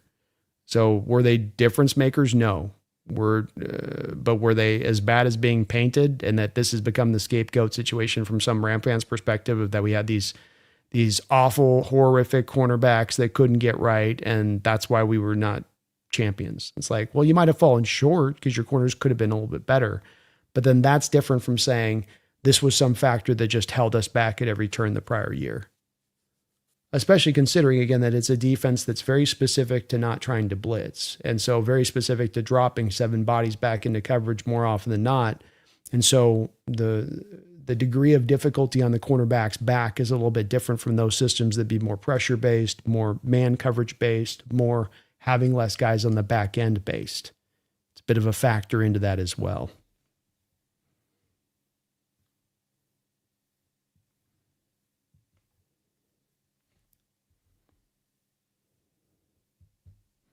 Our Canadian Seahawks play on Christmas Day. Finally, baby Jesus can be swaddled in. Daniel says, I'm open to adding Kayvon. I know you really dislike him, but he's not Percy Harvin bad. He made a self-interested idea as a college youth. We have so many D leaving next year. We could use a young guy. I'm open to him coming. It's all price, right, Daniel? So it's just that, you're talking about with a guy here, he's got a $15 million salary next year. He's on the 5th year option of his deal.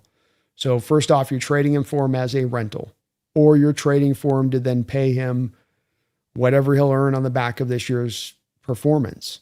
So, I hear what you're saying on needing more of a young guys in here for the future. And that's not a wrong point. I wouldn't push back against that. And that's going to need to be something we do target. But that if he's going to be a free agent after this year, that's not really in play, because you're probably not likely to retain him and bring him back at that point, unless he's just this grade A fit. So The reports I last heard on this, Daniel, is that they're wanting a day 2 pick here. They want the 3rd rounder. I don't want to do $15 million of salary of Kayvon Thibodeau and a 3rd rounder for a 1 year of a rental. That to me is where it's like, no, I'd rather go a different direction than that. If he was more of an impactful player, I might be willing to do that. But I think you want more of an impactful player if you're dealing with some of those restrictions to the deal. But I don't hate bringing him on. And if you can get the Giants to maybe eat some of the salary, that would change a little bit of my outlook on this. You never know when the light bulb might turn on. Cool Breeze, Corey's my name, Brando. Oh, okay, Corey. I'll try to remember that. Let me know what games I can join you in. I will. I usually don't play very much anymore on this. I've been kind of out of games lately. I haven't been finding as much that have interested me as much.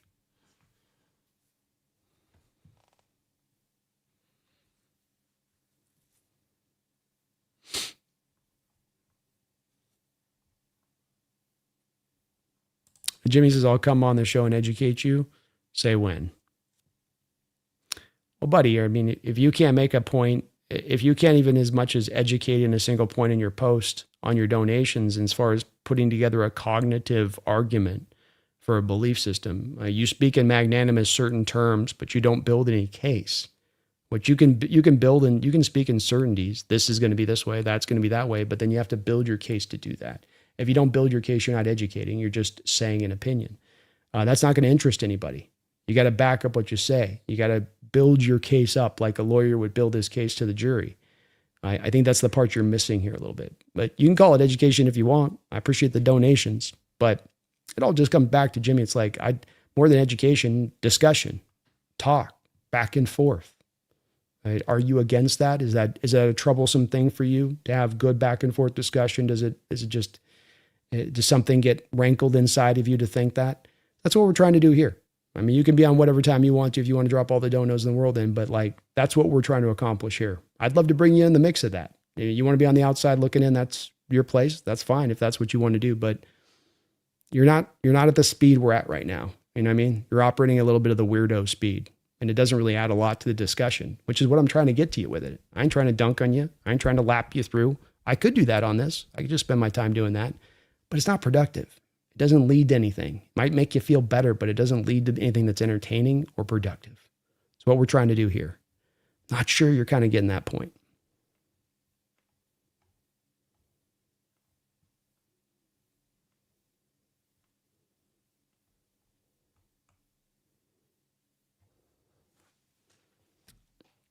Murphy's like 2 positions at once and young.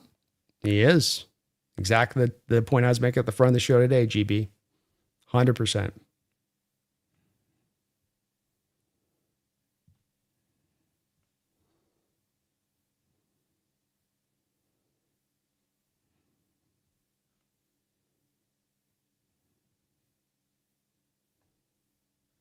Ricky says Arroyo looks like a beast in OTAs and poised to have a big season with Barner, Arroyo in our wide receiver group. Is this the best pass catching unit in football? There may be an argument to be made with that. I think it really is a highly dependent upon further development from the Arroyo Horton camp of this. I think if they can come on and provide you, not even having to come in like difference making impact, but really come on and be another two weapon points of the offense, just 2 more things you can kind of bring upon out there that are tough to deal with. It can certainly ascend to that.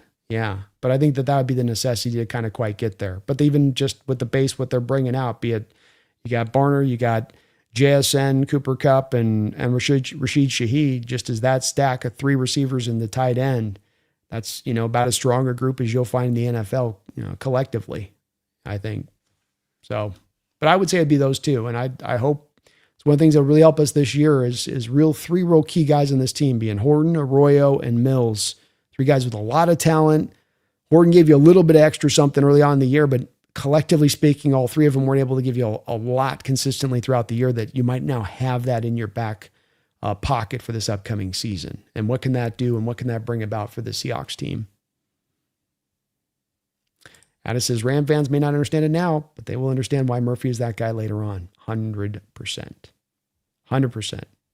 Byron Murphy's prison jack this year, bigger than last year. Well, he had a baby, man. That's that grown man father strength kicking in. There's something that naturally happens that that bursts in your soul when as a father, when you have a child, and the muscles just, it's like Hulk, you know, it's just natural. Banker, Brando, even if AD comes back, can we realistically afford him at $30 million? I still don't see him coming back unless we manipulate the cap again. I'd say two things with this, Banker. Number one, the thing that I'm hearing and seems to be what's the way this would play out with AD coming back is it'd be halfway into the year, which then helps out on the mitigating of the cost then, right? If he's going to truly cost that amount, because now you're talking more 15 million.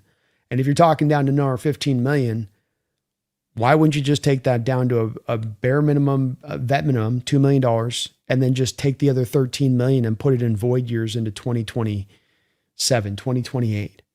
I mean, you know, there's these teams like the Eagles out there that we can sit there and rightfully shake a finger at for overutilizing the void years and doing too much, and like you're too much credit charging in the credit card. But if there's one situation that would stand out, there'd be reason, you know, number one, to use the credit card in full a little bit. It's the potential of bringing back an AD on a stretch run. So I think this is one of those places from a Rams perspective where you go like, damn the costs, damn this, like, well, we're putting money into the future on this. Like, hey, this is an opportunity to add this guy at this point in time in the year to really inject the depth in there and get guys a little bit more fresher out for the playoff run at that point too, beyond the impact he might bring at that point. So I think you can, this is where you find the creative way to do it. This is where you go the void year money route. If you're pushed up against the cap, Banker, you know what I mean? Like if you're really just like right up tight against it.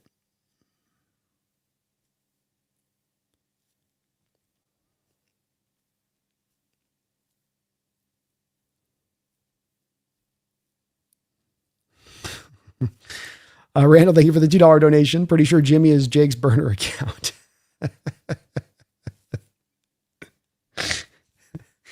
Maybe so. Oh, goodness.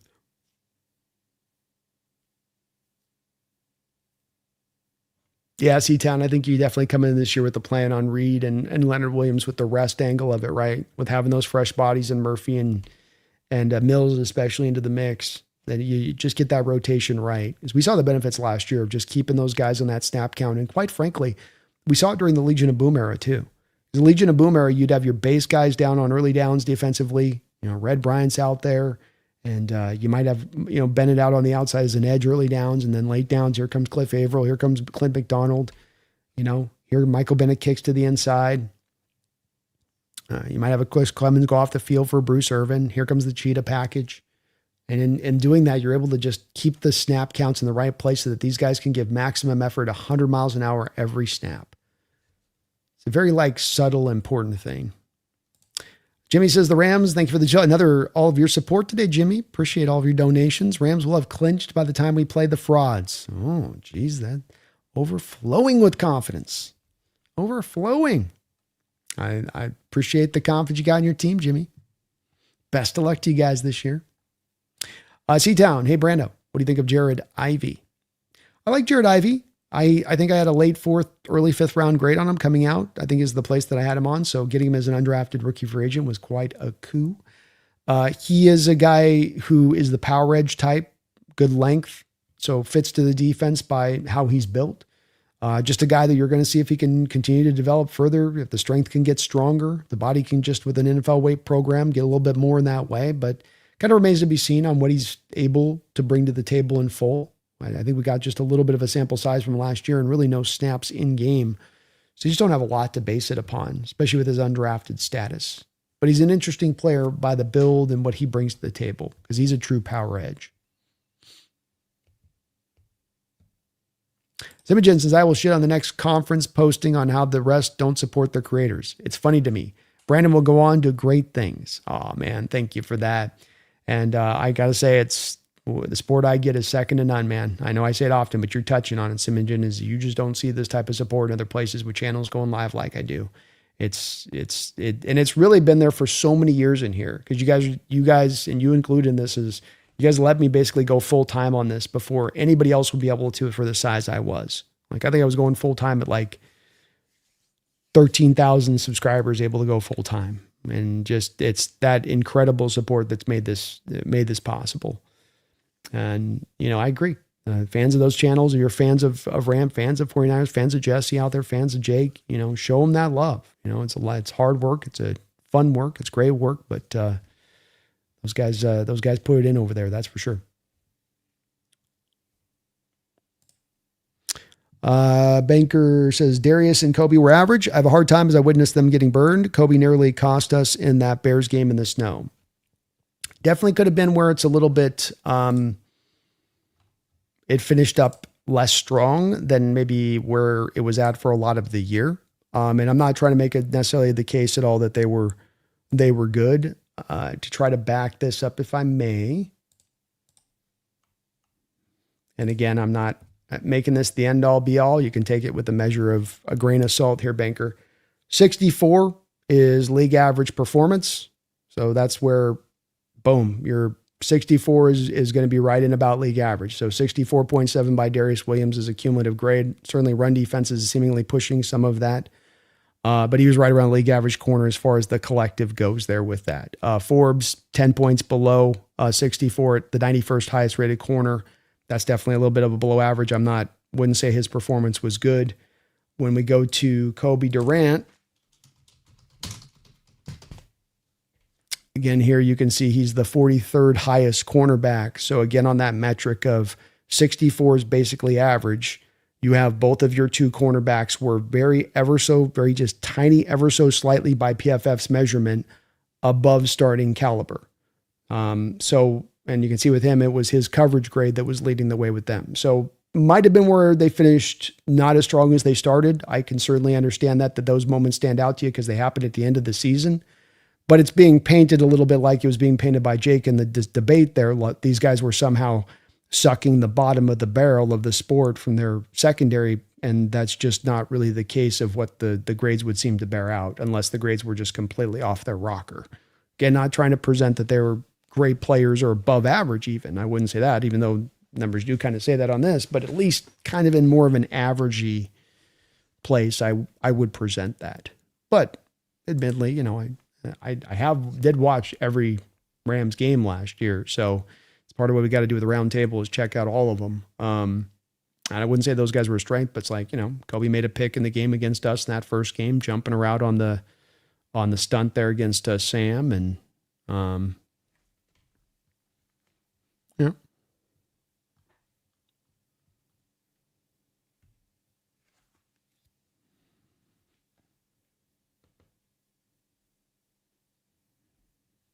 CH is the mistake most make comparing other teams to Seattle is not looking past the starting rosters. Seattle is arguably the deepest roster, not to mention young and ascending players. Great points, man. Third youngest roster won the Super Bowl last year. Third youngest roster in the NFL won the Super Bowl. And then, like you say, it's not just about those starters. It's that a team that is about the depth, and by the depth because of how they purposely built the depth, not by what you've happened to luckily landed on with depth, but by what you've purposely, brick by brick, built up depth-wise on this team. That's right, John. Depth matters. It's important. Mordor, saw you brought up on Hawk Blogger. It kind of annoyed me. Both Brian and Jeff struggled to remember your name. Psh, they know you. They being cool guys. Hey, it's a big shout out there to Brian. And I thought it was a cool thing of him doing. It was kind of him to do so, as he posted both my and Jake's debate out there on the Hawk Bloggers channel a couple of days ago. So I think it's cool. I think those guys do great work over there. I've been really impressed by what Brian's done as far as getting the press pass and really, running with it to the full, taking that opportunity and maximizing it. It's what I often say about the content creators in this era of things across the board in Seahawks content creation world is that these guys are such hard workers and they want to put out great content. They want to be entertaining, and like everyone's kind of leading with their best foot and the right foot. And it's not just because they put me up there and posted up in that. I believe this for a while. Yeah, I appreciate it. It was really cool of them to do so. And we are, at the end of the day, we're all part of the same community here. We're all covering the Seahawks, and some of us overlap and do shows here and do shows over there. But I do look at it as all part of that same community. And the more that Brian and Hawk Blogger and those crew over there is able to put together great stuff and put up great content, the more the rest of the guys out there, from Dan Viennes to Bryce Coots to Brandon Nelson, that I think it collectively brings just more eyeballs onto YouTube and has this as that place that people go to for finding out about Seahawks information all across the board. But yeah, it was very cool of him, man. I appreciate it. Johnny says, can Bud Clark be an upgrade from Kobe Bryant this year? Probably gonna have to wait. I mean, some of this comes into it, Johnny, of my respect for Tayakata, and that Tayakata is just with this defense remembering with this defense, there's an intricacy level here that is not necessarily just picked up easily because it's not a simplified defense, especially for a rookie. There's going to be a lot of moving parts and a lot of in-play changes based on pre-snap motion and adjustments on the line of scrimmage. So that might give him a little bit of time to you might want to give him a little bit of time to kind of learn those ins and outs. He's also got it started for 3 years and is really well advanced along, so he might pick it up really quickly. But last year, Tayakata was like the 14th highest rated safety in football on about 800 snaps. Kobe Bryant was about the 26th highest rated safety. So I think really the question could be, Johnny, a real potential here where Tayakata is a very slight upgrade over top of what you had in Nakata last year. But Clark's time will come. Brando.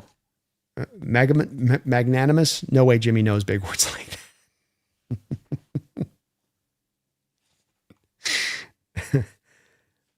that. Banker Brando explains his argument in a 5-minute monologue. Jimmy, bro, you coping. It's kind of the truth. I'm glad it feels like that to me too.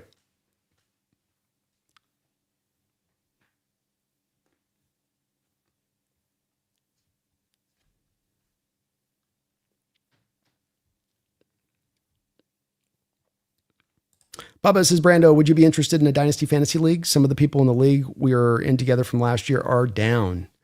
I might. I'm in a Hawks Nest Fantasy League right now, and to be honest with you, I'm not even sure if I'm going to be able to do that, Bubba. And the real issue just comes down to time, and that I don't have the time to put into it. So it's like I can sign up for a league, but I'm not doing the research or active on the waiver wire like I need to be. So it's kind of like I'm in it in spirit, but I'm not in it in really being able to do it. And it's just as much because once we get into season, everything is flying. I mean, and it's just every year there's like another show or two I'm picking up live that just, it just ends up leaving me where it's just, there's not enough time to kind of do it, and I end up losing my leagues as much because I can't be active in them.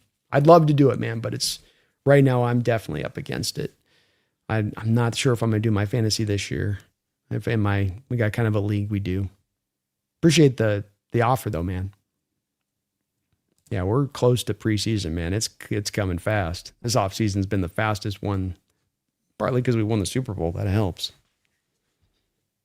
Yeah, partly.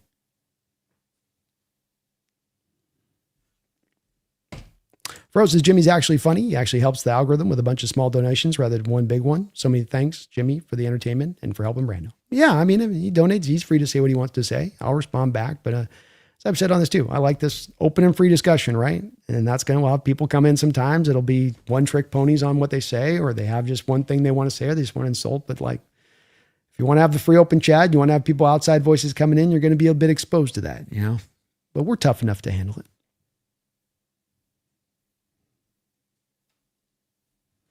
He says, I mean, I'd love Brandon and Brendan to interviews, sure, but locks them on the team without any range. If they want, that would be fun, but I don't want to be good for them. Go ride wide tail. Wide or tall. That's right, man. Yeah, it'd be cool to get access and do the press stuff. There's also some things that you get restricted on in having the press pass stuff a little bit, but it'd be fun.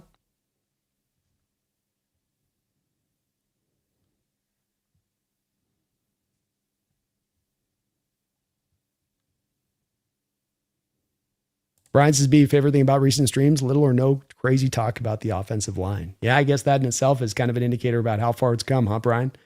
How much did we obsess about talking about that the last few years? Good point. John says that could be that they gave Puka back his phone now that he's not in rehab.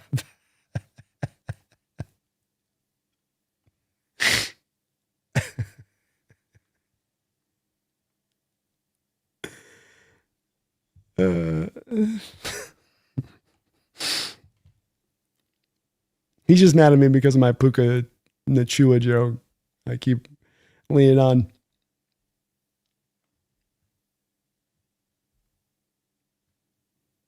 Bubba says, Brando, remember when the Rams lost the clawless Panthers and beakless Falcons last year? Oh, I remember. Pepperidge Farm remembers. John, I like Jesse. I think he's honest. One, sometimes his subs don't like to hear that. Jake is another story. Yeah, Jesse does great work. And you got to give Jesse credit in that, he's going to be honest. And that's the thing I want most from my content creators on stuff is because there's so much of an easiness to lean into being dishonest or glom things up or, color things in a way that's not true. And Jesse doesn't do that in the least. And he's been, not only is he a guy that's been honest, but he's been on the right side of things the past couple of years in his outlook of the team on top of that. And that's another part, I think, that with the content creative worlds that you sometimes don't get as much the credit for is, what is the track record? What have I said in the past? Has that come to be? Has that come to been insightful and true? And in Jesse's case, it is. But to your point, John, there's sometimes a lack of credit given back to him by, sometimes the people within even his own community out there, because they go, you're not being Homer enough. You're not waving the pom-poms hard enough, Jesse. And he's like, I'm not here to do that, nor am I here to do that. You're here there to be honest. John Naylor in the house. What's up, John? Thank you for the $2 donation. Brandon, thoughts on the impact of AHC Leslie Frazier? Oh, Leslie Frazier has been phenomenal as an addition. And it gave a guy, if you're going to have the youngest coach in the NFL and he's going to find instantaneous success, you better find him his Gandalf. You better find him his Merlin. And in this case, that's what Seattle did. And the Rams did this once before with Wade Phillips and McVay coming in the same situation. And Seattle replicated that here with Leslie. It's part of just the intelligence of what they've done here. And that it's, as I like to say, individual smart decisions along the way that eventually lead to the championship. Not you doing just one big swing thing here and one big swing thing there or one great draft here. But it's all of these things that you do that's so just collectively smart and individually smart as you pull them off, bit by bit. But Frazier was a guy who had been around the block multiple times, been a player, been a positional coach, been a coordinator, been a head coach, served every role, understood what it took to win in this league, understood, as Mike said, how to see around corners, up ahead corners that Mike couldn't even be aware of what he needed to look at. That impact is just, it can't even be qualified, I think, in many ways. And how many times it must have come up over the past couple of years for Mike. So his impact can't be understated. And I would say that it has to be, if you're bringing in a young coach in his mid-30s onto an NFL franchise, if you're not bringing in a Wade Phillips, if you're not bringing in a Leslie Frazier, then that thing is probably going to fail on you. You're smarter for it to get him one of those kind of guys in-house. And good on Mike to allow a guy to come in like that and not see it as a threat as a young coach. Because I think some young coaches might see it as like, what if I start doing wrong and then you'll just throw him in there if I, Mike knew he needed it.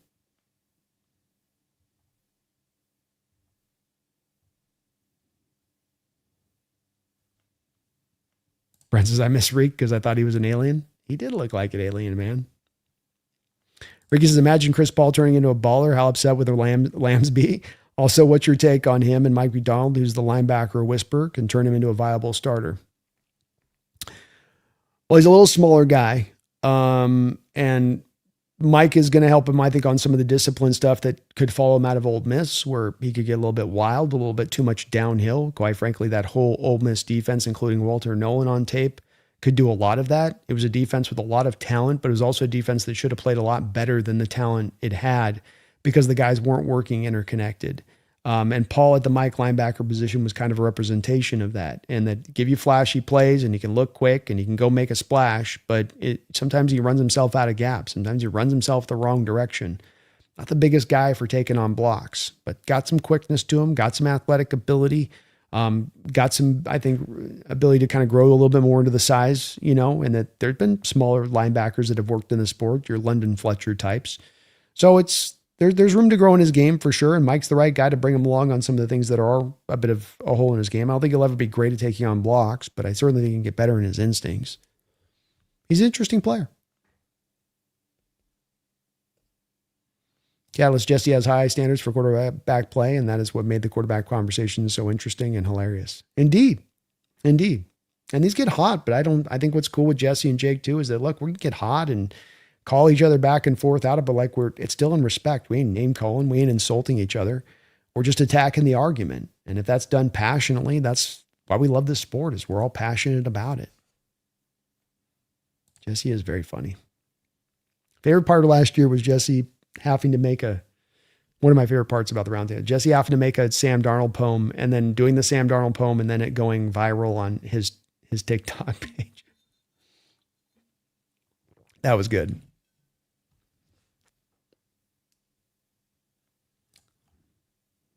What's up, Donnie? How you doing, man? It's good to see you in the house.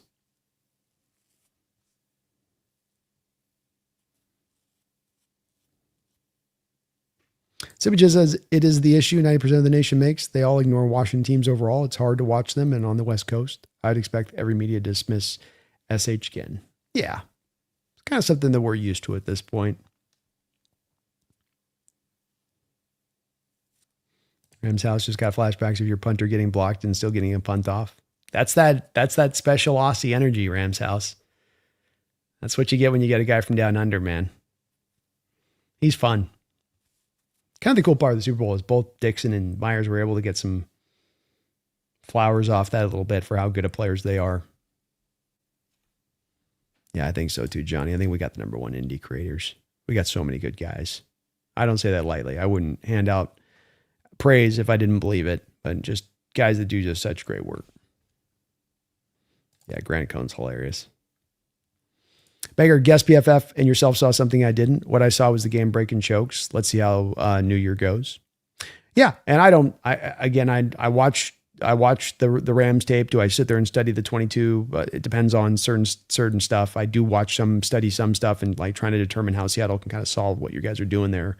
I didn't remember standing out where it's like, Kobe, but look, there's a couple games where certainly you guys gave up a good amount of yards in the air and somebody was giving up those yards. Certainly wouldn't present that they played great, and maybe they were much below where their grades at. I mean, PFF is, in my opinion, it's what I have to kind of reference right now as a general thing, but I wouldn't want to try to sell it to you as that this is an end all be all. I try as I can to pair it up to the video, and I don't have that necessarily readily at hand when it comes to Kobe and Darius Williams for sure. But yeah, we'll see. And certainly you brought the two corners in there this year as the two starters to kind of replace them. And it may have that much of an impact, just being much more, functional versus what they brought on that side of it.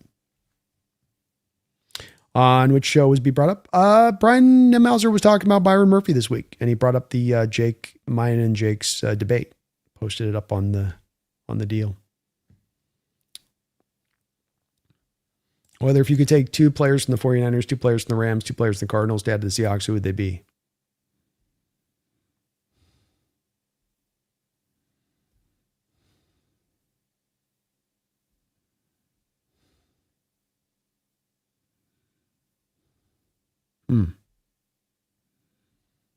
Good question.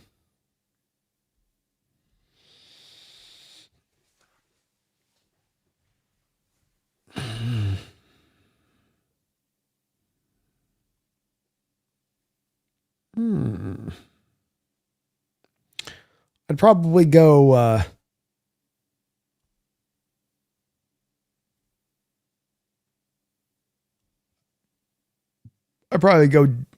Dominic Pooney and Nick Bosa. I mean, Fred Warner's nice, but coming off injury, getting a little bit older, and we're solid with Ernest Jones. I am kind of adding to what I have on my current team. From the Rams, I would take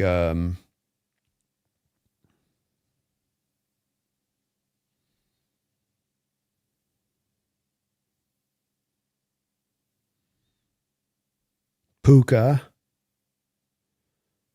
and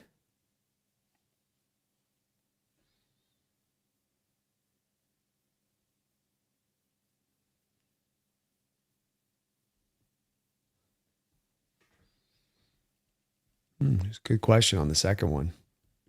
Probably Kobe Turner. Puka and Kobe would probably be my 1-2. And then the Cardinals, that's a tough one.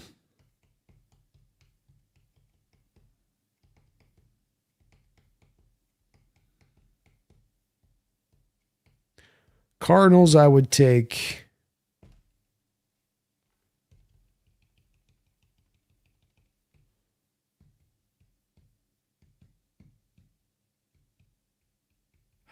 good questions.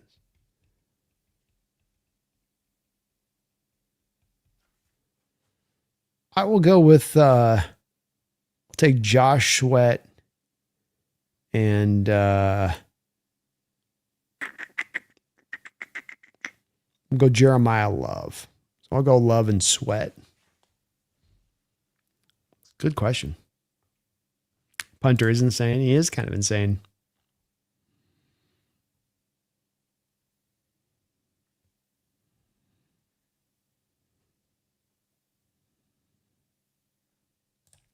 Froy, thank you for the $5 donation, Fro. Says, you're a great mouthpiece for us 12s. You stand your ground and bring the facts. Appreciate you. Well, thank you, man. I appreciate you too, brother. And always try to lead with a good foot if I can. And if I'm going to say something, hopefully I can back it up and try to bring an argument in whatever I try to tell you guys on it. But thank you, man. I love what I get to do. It really is a dream where I get to wake up every day and just kind of think about what kind of content I create and think about for Seahawks and just talking football and just diving further and further into the sport. I mean, I'm already doing some scouting here for next year's draft on some of these guys, and it's just a lot of fun. There's just so much to this sport. There's so many things to it. And as we've seen throughout this off season, it's a 365 experience, roster building and team building. They may not be playing games all year round, but there's always interesting things going on with all of these teams. It's so much fun to just look at and discuss. But thank you, man. I appreciate you. Very kind. Baker says Brando picking the Cardinals cheerleaders. It wasn't an easy pick over there. I was thinking McBride. And Barner would be a hell of a combo. There's actually a couple Cardinals you could come up with. I'm not as big on the Michael Wilson thing. I think the bust out of Wilson's a little.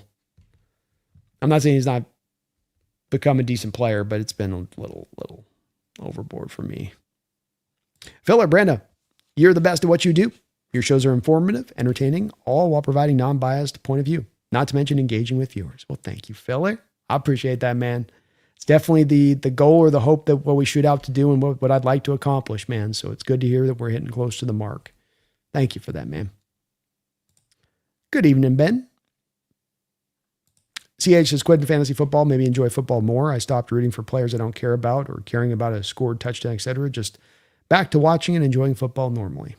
Yeah, it's where it's, especially when at the time it was cool, but there is a lot with it where you need to do as far as, grind and work on it a bit to make sure you're right and on stuff. And you just got to be on your toes if you're running fantasy football a little bit. And it's hard to do that when you're running 100 hours a week in season and things are coming hot and heavy and fast.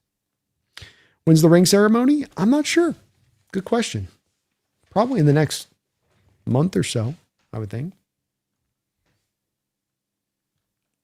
Corey, it'll be really cool to see Imanwari and Zabel, man. Yeah, two guys that you're expecting growth from and two guys with a lot of upside.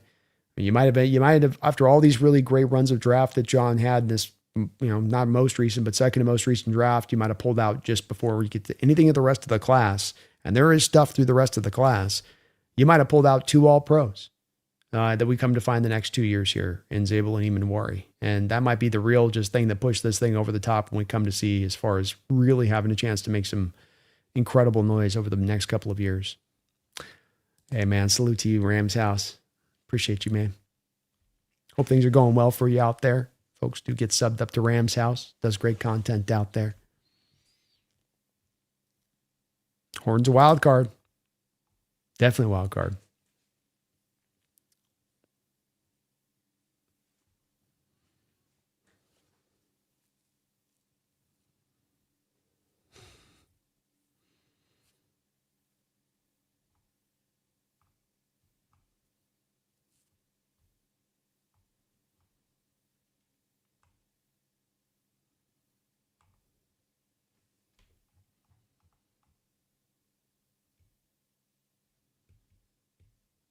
Johnny rewatched the MC Championship game, and Maury and Spoon were all time. Yeah, they were fantastic in that game. Spoon had a little bit of a struggle early on, but he brought it back around at the end in a major way. Yeah, that stop at the end zone was huge. Back-to-back stops by Spoon in the end. Sticky as you can get in coverage.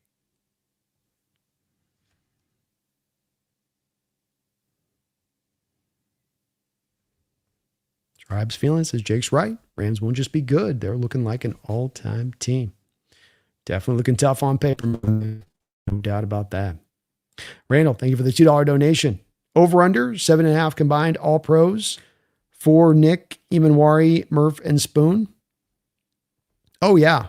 Oh, yeah. That's an easy one. I mean, Spoon's gotten his name risen profile-wise to the point where it's going to be industry standard year in and year out for him at this point. Imanwari is going to be fast right there on his heels. And Murphy's probably going to have to more wait until the time is that he's fully or taking more snaps to the 3-tech side. But once he does, I think he'll be eating a couple of all-pros up for sure. So I'll take the over on that all day. All of those guys are basically still just babies too in this league. E-Trock, it's me. Thank you for the $5 donation, E-Trock, E-A-Trock, or E-Trock. Says, during the Jake fluff, you should add that his own coach McVay was promoting to jump Seattle for Murphy in the draft. That would have shut Jake down. It's a great point, man. And it is my, you touched on what is a little bit of my regret on that debate of not bringing that point up, because the very reason and thing you say is exactly right. Is that you tell me Schneid's great, you tell me McVay's great, you tell me that the best at their job and what they do. I've got them on video. I've got McVay on video begging Schneid to trade up to go get Murphy. And that's where it's like your own team feels this guy was, you settled on Verse after we had taken Murphy and Murphy wasn't on the table for you, but your own team believed this guy was the more valuable guy to go get. So you're right. It does sort of go against Jake's whole argument there, where your own team, your own front office members, your own coaches, maybe not Schneid, but certainly McVay, wanted this guy more. And I mean, quite frankly, Trock, the fact that you also then, for the guy you settled on 2 years ago, the guy you settled on because you want to trade up. So the guy you settled on, no matter how good he's been, is also the same guy you then moved 2 years later in a trade. So it doesn't exactly speak to that. I know they're going to tell us like, we didn't want to let him go and it was really hard to let that guy go. And I mean, we're all torn up about it. It's like, well, there is a cognitive narrative here on this situation with Verse and what you guys were looking to do in that draft. And like you say, the film is pretty stark on, you literally have McVay multiple times over there begging Schneid to go up and get Murphy. It's a great point, EA Trock. I wish I would have remembered it on the thing. I just got caught up in a couple other points, but that would have been something I would have raised if I had another run at it. Will Horton get snaps? I mean, unless there's going to be needing an injury for him to get a lot of snaps. You're going to have a lot of 12 and 13 and 21 personnel looks. That already off the board is going to remove him from being out there in those situations. And then you're going to throw the ball at a very minimal amount. So that is also going to remove down quantifiable snaps there at that point. We'll see. But he is part of depth and injuries do happen. So one of those guys that maybe you only need him for a 5-6 game stretch, but if he can be maximally impactful during that 5-6 games, that could be a huge boon to the team as a whole. Dig, I'm not on the Arroyo hype train yet, but if Flory has a way to make him a part of the offense, man, that season looks really bright. Amen. Amen. Tired. I don't know how Horton can fix the twigs he has for legs.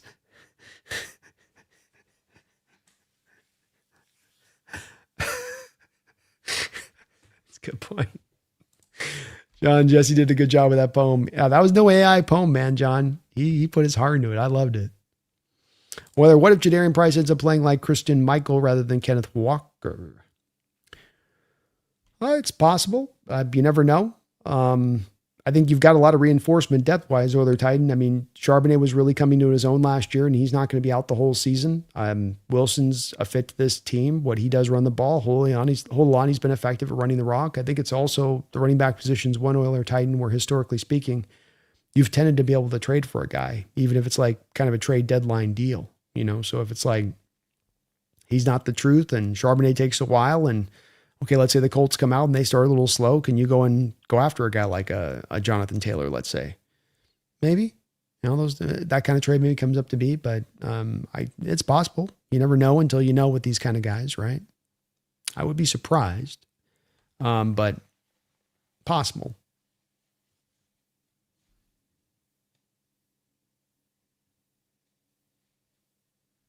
Sue says, whenever someone brings up that poem, I simply have to go watch it again. It never gets old. It's artwork.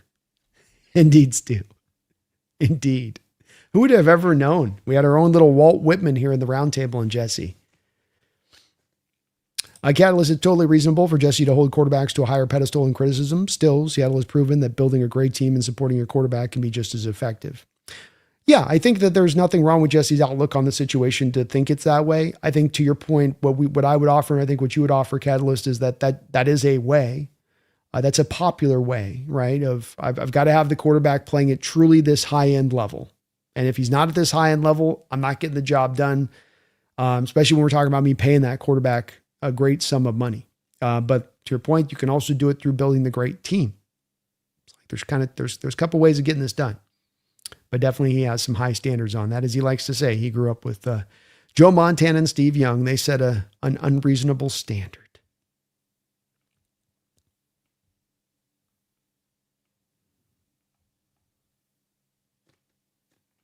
Interesting choice, Brandon. Yeah, it's kind of a fun question. There's a couple of good options there you can go with.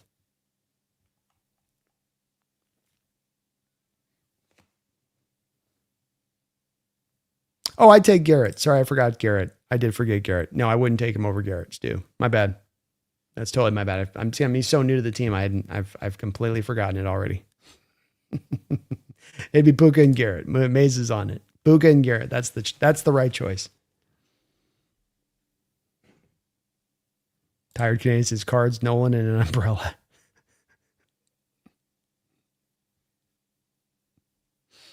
I was thinking about Will Johnson too, Catalyst. I was kind of playing around, especially the fit on this team. He's got a background playing this defense. Now Garrett's in there. I was being an idiot. Hey, Brando, how well priced is rookie? I think he goes over 900 yards. I don't know if he gets to 1,000, but I think he goes over 900. He's really good fit to this team. He's got a fluidity in running the outside zone. I mean, he ran it really well out there in Notre Dame.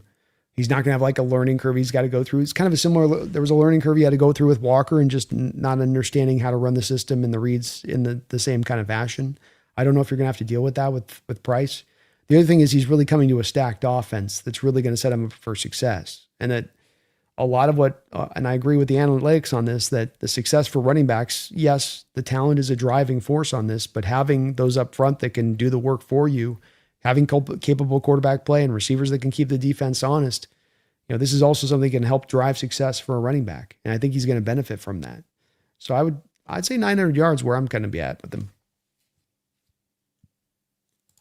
Randall, thank you for the $5 donation. 2026 will be the ultimate case study on how to build a team. Hawks leaned into continuity, development, and retention. Rams double down on outside big names. Yep. It's like the quarterback discussion there with Jesse. It's like there are multiple ways to get this done. Both ways can work ultimately, but Hawks are definitely, like you say, choosing a very pertinent direction they're going in. And that it's, as you say, the continuity and development. It's about the team as a whole more than the star driven, more than the starters. Yes, the starters matter, but we're trying to build the whole strong team, so it's different approaches here in the way they go about it. And I think to your point, I think it's a right one, and that both of these two teams had these approaches last year. And if anything, they've kind of doubled down even more into the direction that they went from last year, which will make it all that much more cooler on what works out ultimately the best. And, what wins out from the two different philosophies there, Randall. Love it, man. Yeah. Well said. Aaron Dotson from the Rams, I get it. And Puka's a head case. That's definitely a little bit of the worry there. I agree, Tired Canadian. I think Fleury's really set up where it's almost going to be at times hard to fail here a little bit.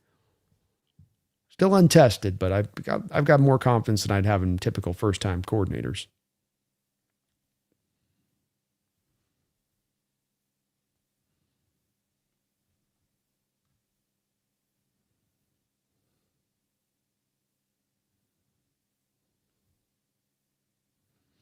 Do I feel like you should get Jesse poem made into a rap song with music? Well, I know you can do these AI songs now that are pretty cool.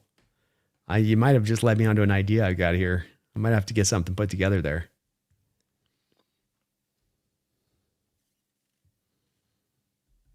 Oh, Tired Canadian, congratulations to the Saskatchewan Roughriders on getting the chip. Banker says, need pick Simpson, so I'll trust McVan Murphy.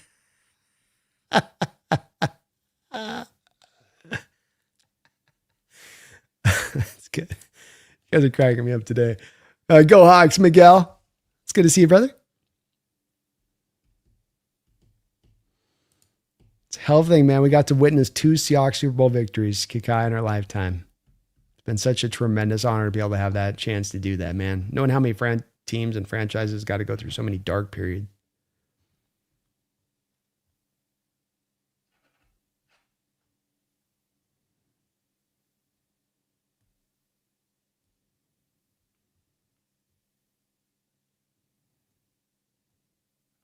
Or Titan will become a Marvin Harrison Jr., getting better, have a breakout season, or will lack of explosiveness always keep him in possession receiver status?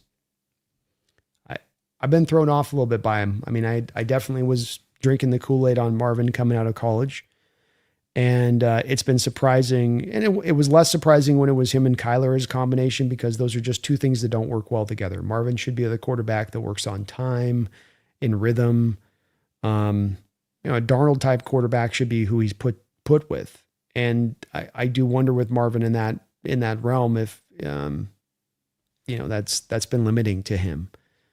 But it's been surprising that you have Wilson going off at the same time that he's not quite coming forward. I think that there was a little bit of lack of confidence in Marvin last year in his own mind. Like by the time he got to us in that first Seahawks game, he was just kind of on tilt a little bit. You could sense it. He was having a rough road of it. I still have some hope for him. I don't think his story is fully told. By all accounts, he's a really hard worker, and he's not been put on the best of teams as far as the collective talent around him to maximize him. Might be one of those depressed pieces that you can get in the future that still has a bit of a breakout there to be had. So it's been a bit odd to see him in the place he's been in with their Titan. I can't say that I've got a real good understanding of why it hasn't worked out a little bit better there. But I still think there's some hope there too. Catalyst, I was much lower on Leroy than I even think Brandon was. That's pretty hard to be, Catalyst. I'm hopeful Fleury can get the best out of him, though. Yeah, it still does remain to be seen on Arroyo with some of those aspects of his game, that's for sure.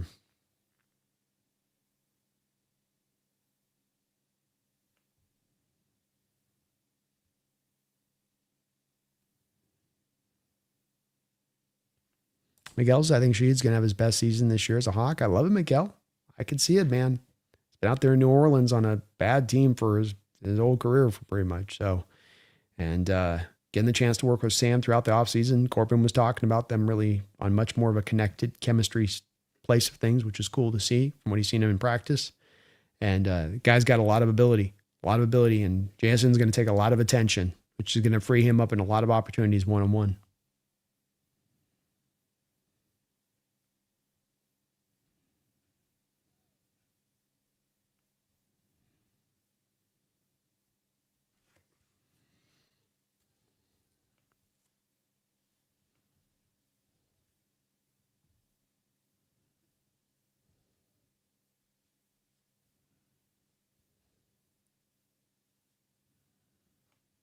Hell of a quarterback room by the Cowboys in 75. I didn't know Zorn was on the Cowboys in 75.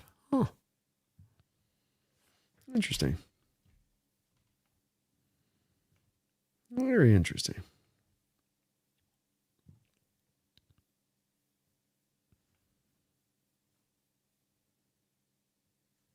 I've never been more excited for an upcoming season, not even 2014. Let's go, Fro. I love it, man. Me too.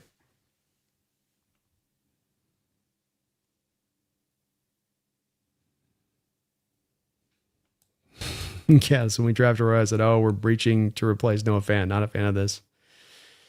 There's some problematic aspects of that pick, and hopefully he can overcome some of those. There's a lot of people really high on him, like our own Rob Staten.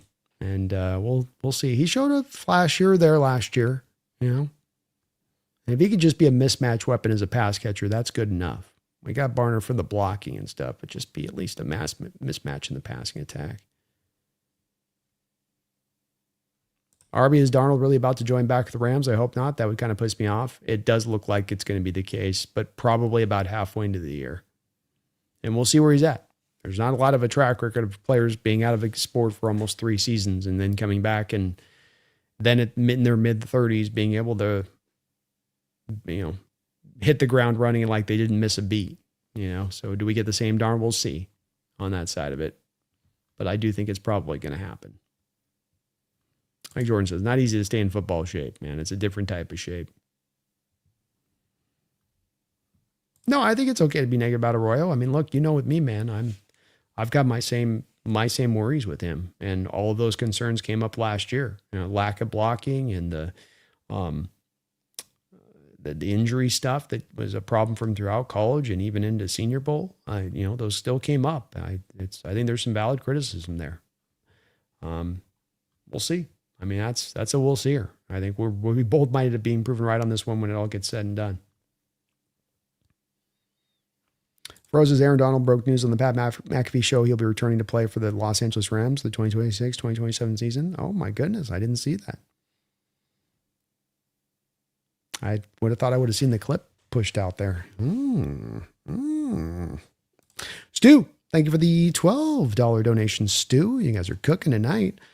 He says, this is to help you with whatever resources you might need to make that song rap from Jesse's artwork. And really, thank you for being an outlet for my Seahawks addiction in the offseason. My absolute pleasure. And I will get to work on that. I've got someone I know that's been working hard on playing around with some of those little music things you can put together now, you know? So let me see if I can put it together. It'd be even greater if I can get his voice and then overlay the music on his voice too. And it's coming along pretty far, the advancement of this stuff. So, you can put together some pretty next level stuff, but you're giving me some ideas on this. So I'll try to work on it in the background, see if I can come up with something, but great idea on your part. And thank you for the support. Really appreciate it. Jesse will love that. Then I could get that on my soundboards too. Then I can have it just forever there, just as a button, just push the button constantly. Whenever Jesse makes a point I don't like, I'll just push the button. Thank you for the support though. And again, great idea. Bubba Brando. What about Jake says every staff member on the Rams that has had a cup of coffee with McVay is getting a head coaching job? He thought he was going to be right on that Shevel Weiss one, the Shevel Haas. He was certain he was going to be right on that one. It's like, no, but he's hiring that guy's head coach this offseason. Come on.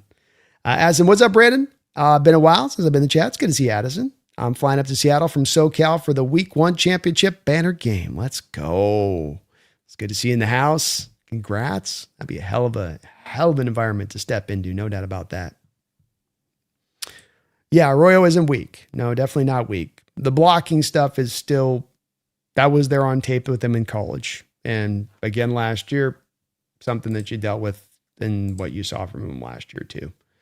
So, he's a willing blocker, but he doesn't necessarily play with a lot of great play strength. So, 51 grade last year, 70th highest rated tight end in the sport. 56.4 run blocking grade, a little bit better as a pass blocker, but run blocking is where he gets pushed back and thrown around a little bit. Yeah, Darnold's 35. 35 right now.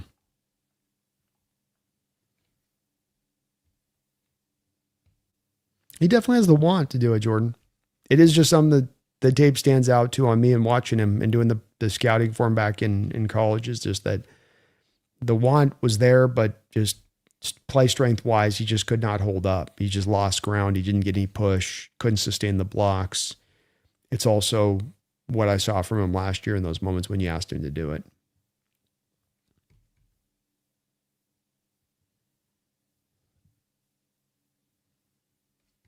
Banker guess ADO is okay with pushing his Hall of Fame induction in 2028. Would have been the first ballot unanimous. Yeah, that's always there whenever he decides to do it. He'll be first ballot no matter what. So it's a cool opportunity. And I kind of thought the last couple of years, Banker, he should have come off the bench halfway into the year. Just come in for the last couple of games. McVay would have signed off on it and just go and do some ring chasing. Ain't nothing wrong with that. I thought it would have been kind of cool on his part. Maybe a new kind of standard of what players could do to get out of having to, play a full season as you're getting into your early 30s. But he just definitely called the ball quick. Stu says yes, to be able to use his voice. That's what I think. If I can pull his voice out of the TikTok, he's got the TikTok out there so I can find it. And if I can pull his voice out and then just tell the AI to make sure that we're using his voice, that would make it the best. And I think I can get pretty close on this one. This is actually doable, Stu. I think it's doable. Okay, Jordan says Donald didn't say anything on the Pat show. Okay.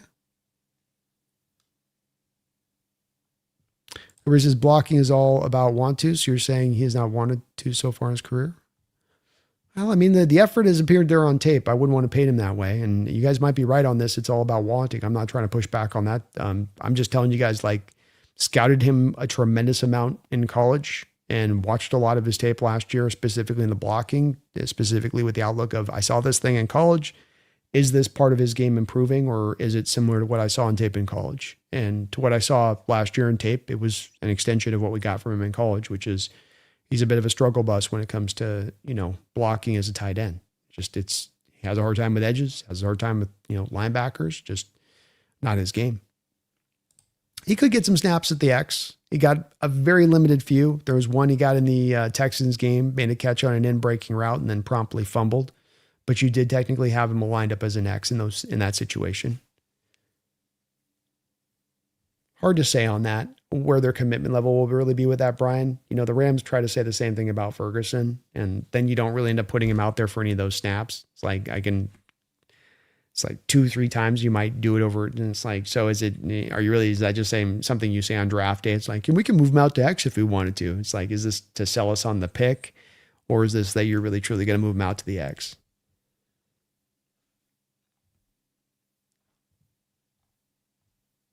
Banker said, I don't think he's coming back if you ask me to bet. I'm hearing some stuff in the background, Banker. I'm hearing some stuff.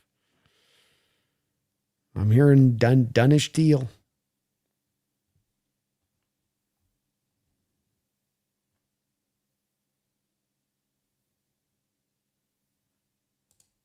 I don't think saying he was a bad blocker in college is an accurate assessment. I think a more accurate one is that he wasn't used as a blocker in college. Not sure what you're basing that on, my man.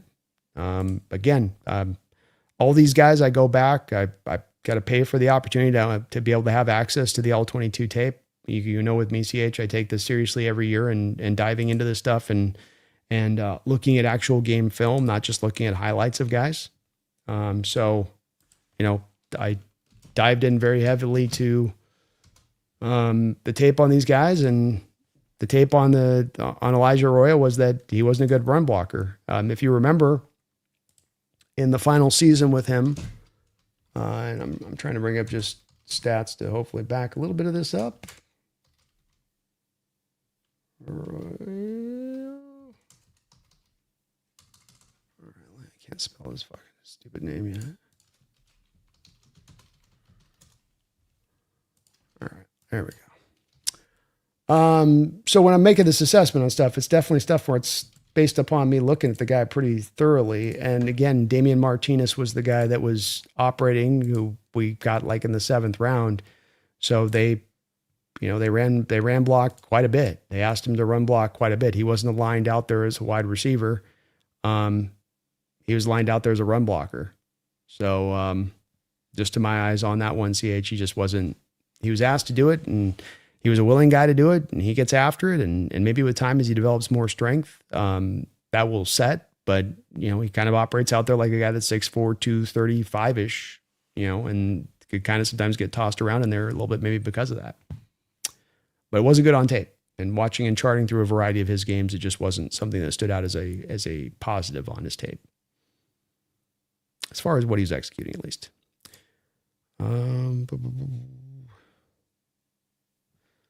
Kubiak's trying to take our nickname, Arby? Oh, man. Well, the Raiders are kind of known for being dark side-ish, too. Sean, maybe who do you think will have the biggest jump in contribution by the second-year guys this season? I think Riley Mills, but obviously that's as much a little bit because he just almost didn't play last year. But he would be the guy that I think would take a big step forward.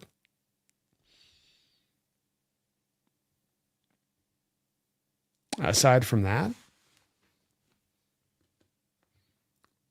I mean, I'm hoping in a guy Arroyo, but I don't know if I would say I would know something in that, like I'd say it for sure.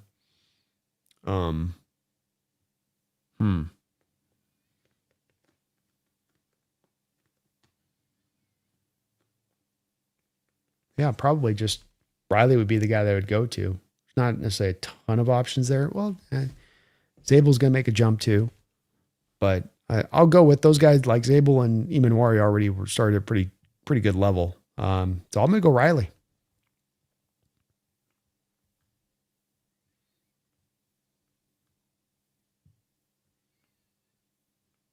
Callis, how big was Noah Fant? Because he wasn't a big in the run game at all. Noah Fant. So let's see here. Noah Fant was 249 pounds at the combine.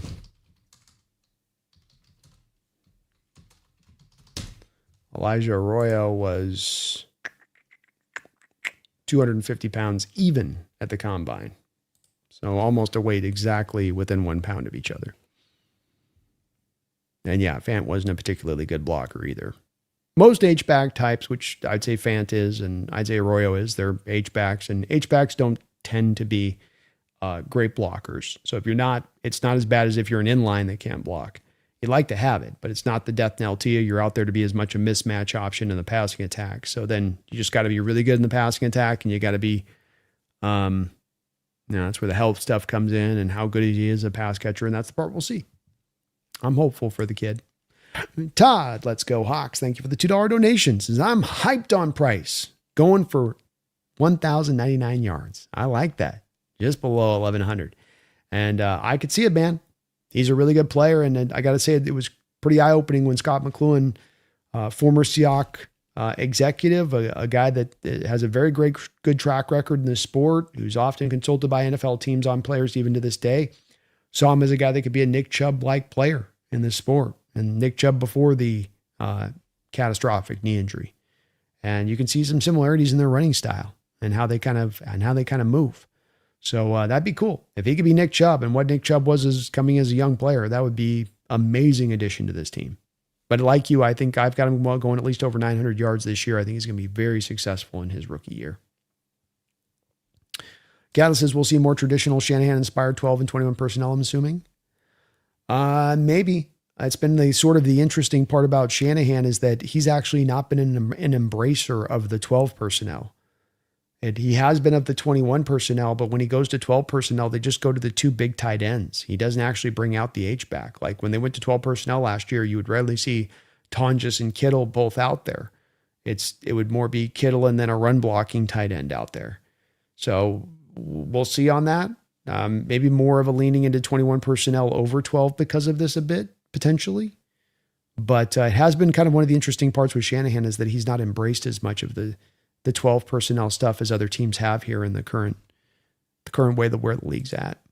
Dick to Brandon, I'm not throwing darts at Fleury right now, but man, can you imagine your first year as an OC and having to game plan for Darnold, Garrett, and Darnold? Holy crap. It's not gonna be easy. I don't envy him. It's not going to be a fun time trying to come up with a way to get around that. And the good news being is at least you got a lot of time to figure it out. And you're not facing him early in the year, but you get him late. But it's a problem. And there's no easy answer to that one.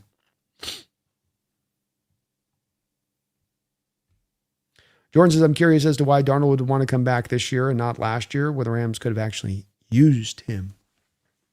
It's a good question, man. It's a really good question.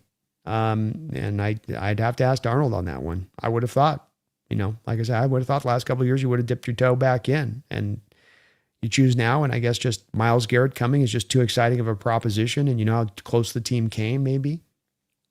Kind of hard to say. Maybe McVay's just been working on him for years out there, pulling on that ear. Baker, second half of the year to play against Seattle. The NFL wouldn't have this script any other way, Brando. No, they wouldn't, man. No, they wouldn't. I got to say, too, they know what's up. They know how this is going to play out. They know how this is going to end up. Cool Breeze guy, Banker gets it. He gets it. Cool Breeze, let him get AAD. I'm not scared of him anymore. Yeah, you certainly feel like you're not getting necessarily guy this many years removed from playing. He'll could still be a good player, give him some real productive snaps, but is he giving him the quintessential Donald experience? I don't know if it's that. The other great quarterback rooms, 94, Green Bay Packers, Favre, Mark Brunell, Kurt Warner, Ty Detmer. That's a hell of one. You might have had No, you didn't have it that time. I was going to say, was Hasselbeck in there? No. That's a hell of a group right there. Hell of a group.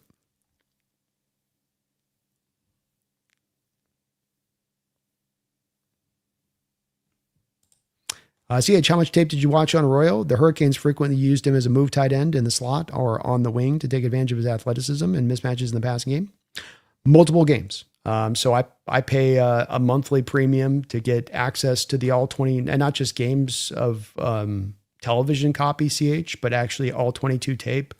So when I go to look at a player, when I get to a place by the time of the draft, on a given player, especially as we're talking about day 1, day 2, early day 3 players, I've tried to look through at least 5 full games of what they played. 4 to 5 games is what I'm hoping to kind of get into on that, as far as what they pulled out.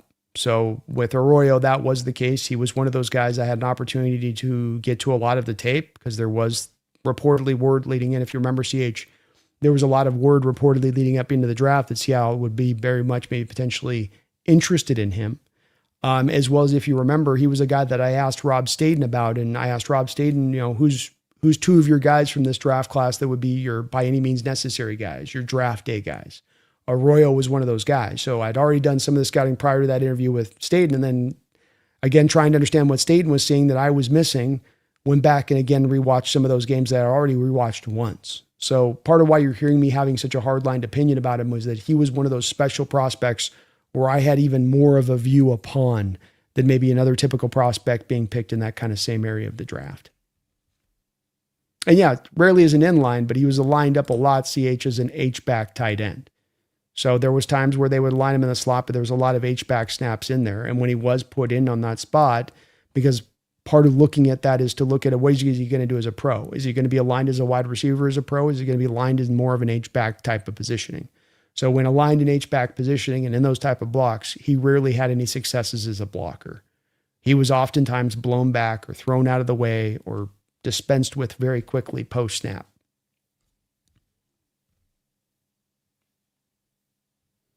But all of these, I try to do my due diligence on this, and it starts like right now, like CH, I don't do this as the lead into the draft. I'm looking at right now prospects. Every day I'm setting aside game film time, film study time, looking at game tape. You have to start out at this point in time of the year if you're going to have the time to get through all of that game film. So whenever I give you an opinion, definitely you can disagree with it. I'm not saying you got to agree with my opinion, but just understand, like, when I'm giving an opinion, I'm qualifying it most of the time. And I'll tell you otherwise if it's not this case with, I've looked at a lot of game of this guy to come to this point of an opinion. It isn't flippant, or I just saw a highlight package and was like, this is just kind of what I generally feel. It tends to be pretty in-depth as far as what I've looked at on it. Might be wrong, but it won't be for lack of study.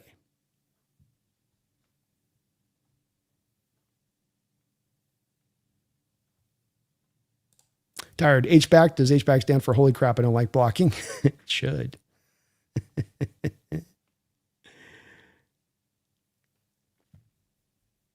Rams will be bringing out the 14 personnel set next year, Roller Titan. They got the tight ends to do it. See, down, Lucas did have one bad play against Bosa, but I don't remember having issues there first. He did okay against first. First more blindside, so versus more on cross. Jordan's got that, yeah.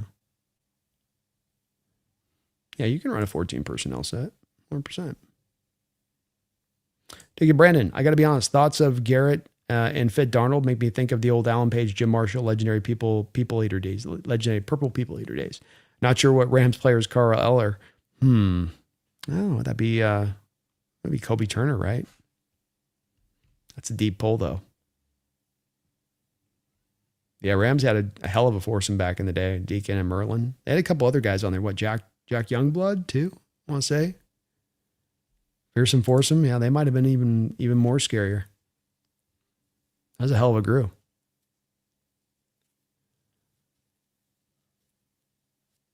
They did Burnstone. I'll take Brandon over any other UCI head and shoulders above them. Hell, even Christopher Walken. Thank you. Addicted. Appreciate it. Wait, Marshall. Oh, to have one play define you. Poor Marshall. Jordan, if Arroyo becomes an X factor as a receiving threat, I think it's worth a second round pick, but he has to stay healthy. Yeah, that's where I would come back to saying, like, the blocking assessment is what it is, but it doesn't have to determine his value, even if it remains where it's at. If he can be a mismatch problem, and you have these defenses that are drifting more to 3-4 base looks when you bring out the 12 personnel, and I can now get him lined up on a linebacker and let him smoke that guy up the seam, which he was able to do at times in Miami. That's phenomenal addition to this offense, and just a weapon that you can absolutely utilize. So if he can just become that, it's fully well worth it at that point. It's what so many teams are out there chasing so hard right now. Laban, hello, Brandon. What do Hawks offense need to improve to become the best running game in the league?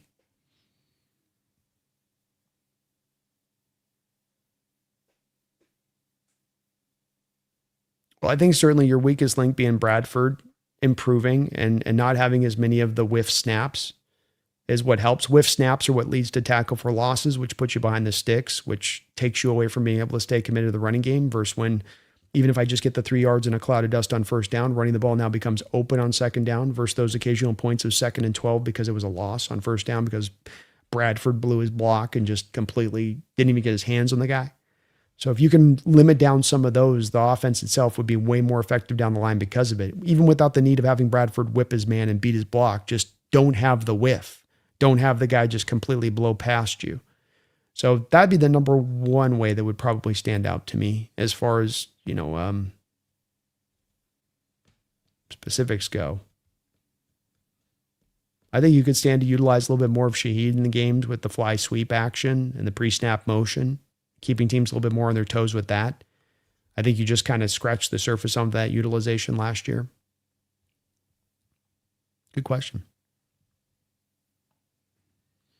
Bro, the Rams will definitely double mug Bradford with Garrett. I would guess so. Sounds like Oots is okay. He's been out there in OTAs. So I think he's okay.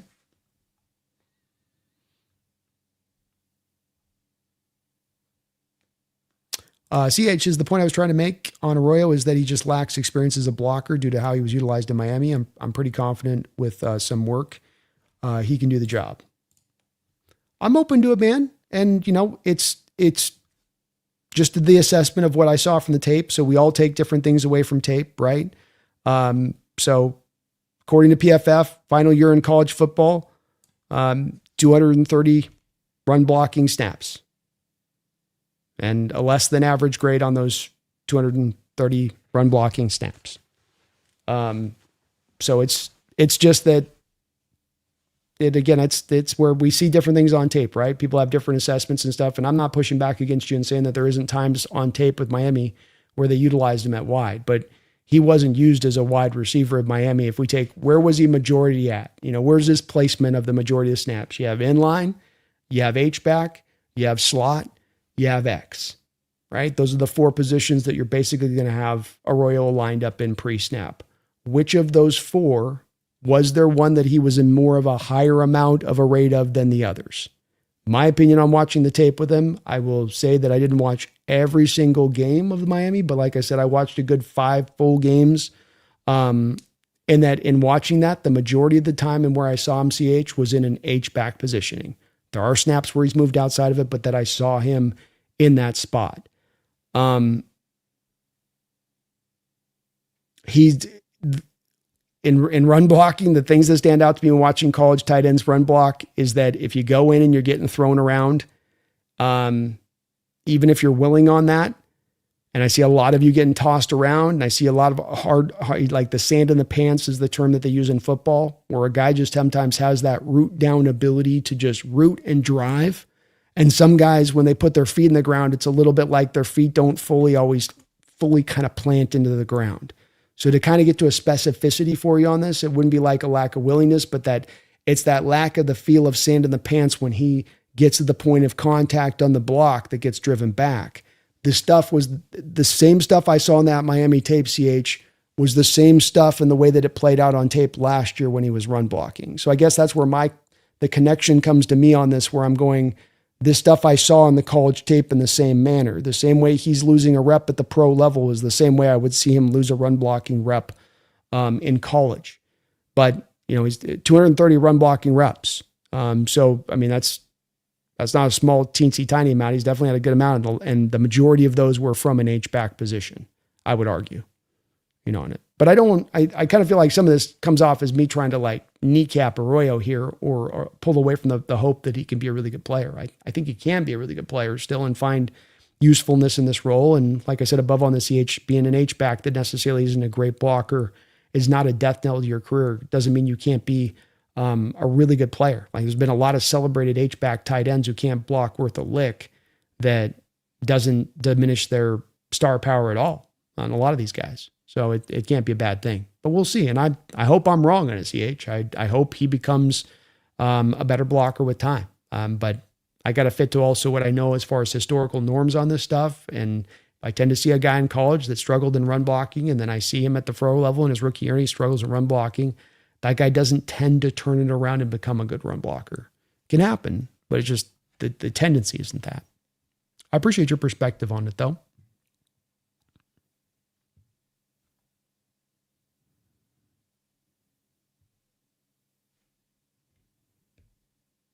Which might have the biggest legs in the team. He might.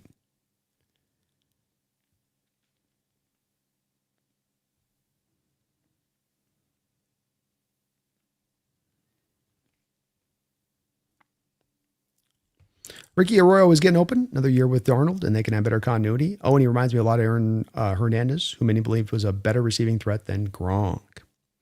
I see some comparisons there. I do. So it's similar kind of players, both coming up out of Florida. And Aaron was a problem out there as a receiving tight end, that's for sure. And that's a little bit back that, you can just be a problem as an H-back, as a pass catcher, and being dynamic in that way. That can be good enough, especially if we have our inline guy already in house.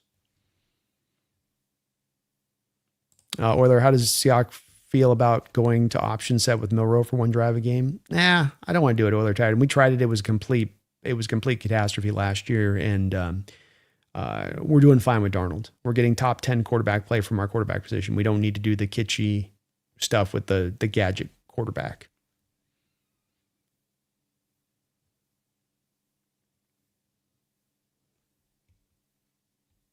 Yeah, Oots is looking good reportedly. Being a willing blocker and a good blocker, different things. True. It's true. Stu says, I just emailed you a potential cover photo for Jesse's up and coming single. Let's go. I'll take a look at it, see if I can get that added. That'd be great if we put it on, if we put it on the market and it took off. Jesse wearing the hat, the Hawks hat. CH says he has the size to be a formidable blocker with some better technique. Maybe it will come along. We'll see with it. And there are guys that have been able, it's the exceptions to the rule versus I tend to play just to the generalized rule of thumb on this stuff, but there certainly is always exceptions to the rule. Everything is always this way and how it goes.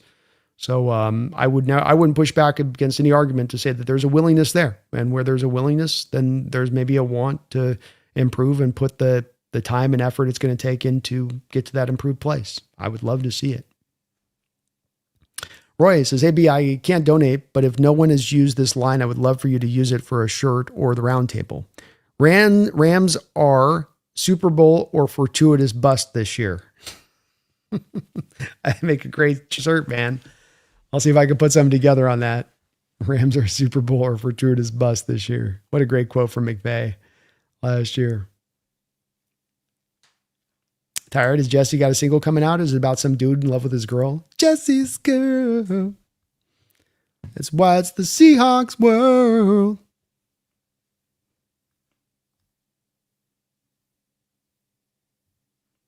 CRB. Chat, hello. Just woke up to B's voice, 7 a.m., and you guys are still going. Long stream, I guess. We got over 4 hours today. We've put some work in. Appreciate you, Brian.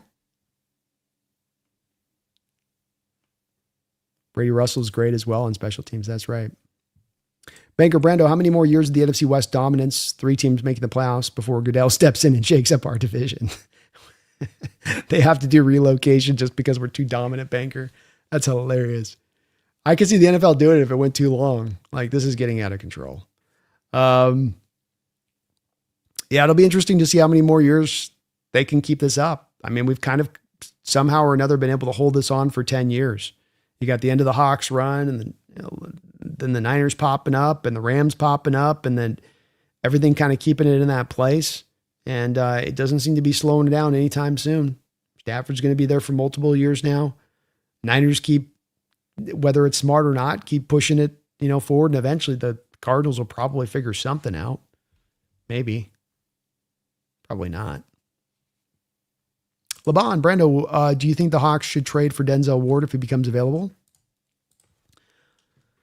I'm open to it as a possibility. He's not a cheap player, and he's not a player that's also been playing necessarily at his best most recently. So, when you're moving for that guy, you do have a little bit of a concern on that. He's got about 4 years. Oh, no, sorry. He's got a bunch of void years. Browns with their void years. My God. So he's sitting on about $14 million of dead money, he's got $15 million of dead money.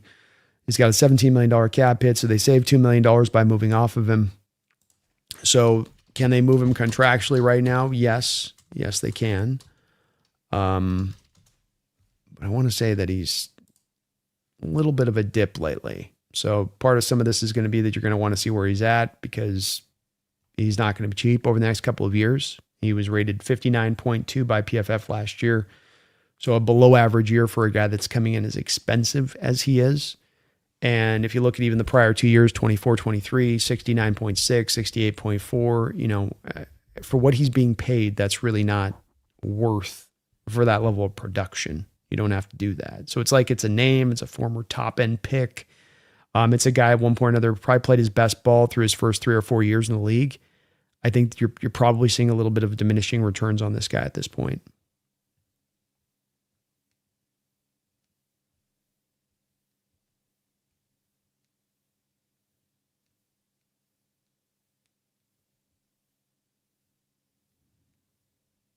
Bubba, Brando, whatever happened to the Seahawks totem pole hat? That one was way more hilarious. I don't know. I want to get it made though. I want to get like 3D printed and get it up on the background because it was so cool. I wonder if they'll do it again this year. Daniel, hey, Brando, we'll watch the beginning later on or the Clips channel, but already know it'll be golden. Kobe Turner is arguably better than Murphy, guy who said Rams secondary is the best in the division. That's right. Stu, am I crazy to think the AFC is still going to be lacking and comp the NFC again this year? I get not wanting to trade in conference, but it's getting to a point where it's only one way with the top talent. I think there's questions with the AFC. I mean, there was a down year in almost a historical degree, it felt like last year in that conference. And to think that it could be down to that level again this year is kind of hard to see necessarily. But with that said, there certainly is the fall that could be there at play. I mean, the Bills, Patriots got an incredibly hard schedule, and they've had an awful offseason as far as some of the things going on, albeit they did add A.J. Brown and Dobbs and help the receiving core. Bills haven't added a lot on top of the team that they tried out last year. And, Chiefs are hoping to kind of run it back while losing a lot of defensive starters. Chargers got to stay healthy. Colts are putting a lot on the line, but are they really good enough? Jaguars feel a little bit like false gold. Jaguars just felt like they were able to take advantage last year on what was just the weak AFC. So I think it's going to look closer to last year than more to historical norms. I don't know if it'd be quite as weak as it was last year, but it's still not going to be strong. And the NFC is still going to be much better. CH says they should swap the Cardinals with the Chiefs and then rename the NFC West to the NFC Best. Ooh. Boy, just be again, no easy walks in the division, CH. Just be going through attrition every week. You have a lot of eyeballs, I'll say that at that point.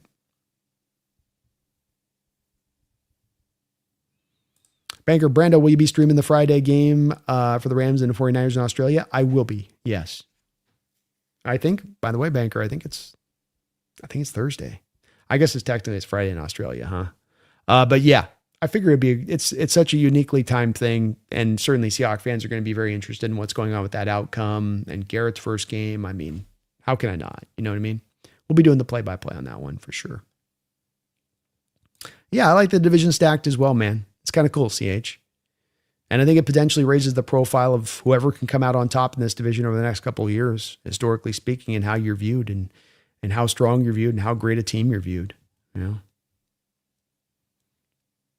Like how they say, like a superhero movie, how good a superhero movie is sometimes determined by how great a foil they have on the other side. Do you have a rogues gallery? What's up, perfume? LeBron, Denzel Washington be a great motivator in the huddle. All right. We're gonna score. Oh, we're gonna score.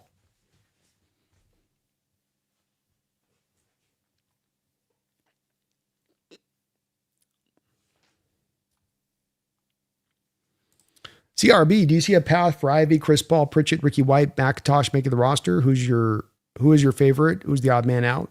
I think Pritchett's probably got the best inroad to making the roster because he's taken the steps forward and look like he's, becoming a guy that could be a player in that secondary. I think the rest, it's a big question on all of them. They're all a little bit on the outside looking in, quite frankly, I think. But Pritchett's the closest to being a guy that can be that first corner off the bench.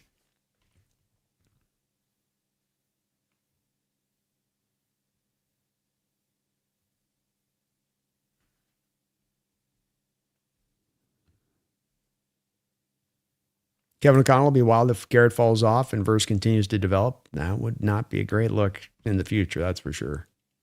Daniel Brando, if Big Cat gets extended, will Murphy even get a chance to be starting to 3-tech during his rookie contract? Do you think Murphy will push his way out if he gets stuck at nose tackle? I don't think so. I think if the team values him on the right contract, and remembering with him, Daniel, that the team's not going to let Murphy go. And, they've got 2 years of club control after this year from a leverage standpoint. I think as anything with Big Cat, it just becomes like you extend him. And then there's a plan in place with Big Cat that, you're managing his snaps. And he still is able to hopefully provide impact over the next couple of years at that point, but that you are lowering down some of his snap counts. And that then Byron Murphy and Riley Mills can take over some of those snaps out there at the 3-tech position especially. And the team does seem to feel like Riley can eat some snaps at the nose tackle, which might be even more for Murphy than over at the 3-tech. So I think there's a creative way to get around this. And understanding that the rotation and stuff allows you to kind of find the snaps there for Murphy in a creative way here. And then especially at that point too, I think that this is probably the last year of Jaron Reed. So, at that point, he could kind of just eat up the second half of the snaps at the 3-tech and then get over there to the nose tackle on the in-betweens. How you doing? Sup, Perfumey? Perfumery? Sabine?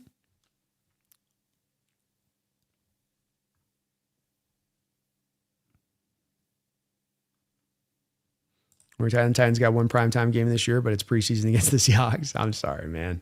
Hey, you guys were making some noise. You had a good coach in there. I think you got the quarterback in place. I think you had a good, strong draft, Oiler Titan. I know it's been a little bit of a, waiting game here, but you're moving in the right direction, I think. Yeah, I want to see Milroe in the preseason a lot. I'd love to see him just start like almost all three, just play almost the total of all 3 games. It would be cool to see. Have they announced the Seahawks game in AU? I know Barner has mentioned it, but I haven't heard anything official. No, I don't think we're not doing any international travel this year. Bankers, instead the Chiefs trade the Cardinals with the Bills, there'd be some amazing shootouts. There would be. Boy, let travel out east though, Banker. Oof. We're already fly a lot. Yikes. Leo says, Holani, give me that little Eckler game in him. I could see that. Yeah, they got some similarities to how they kind of move. Go about their business. Maze Brando, what players do we have right now that you think will make the team but will be starters on other teams because we're so deep? Starters, huh?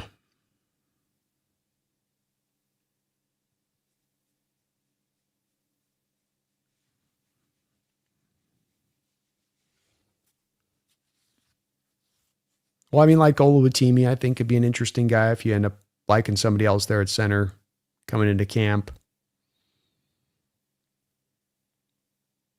Certainly a couple of the corners, Igbenogany and Nehemiah Pritchett could be 2 of those guys I think that are absolutely in play in that way.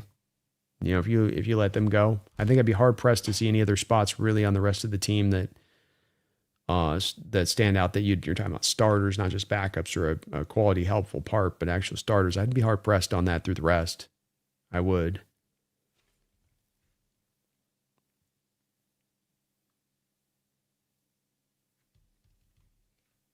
Some of it's just because so many positions are kind of locked in.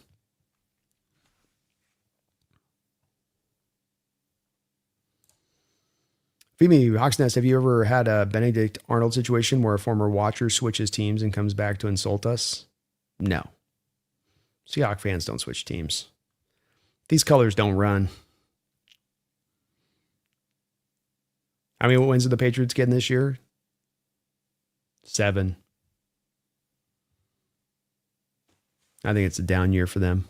That's all. The schedule's incredibly hard.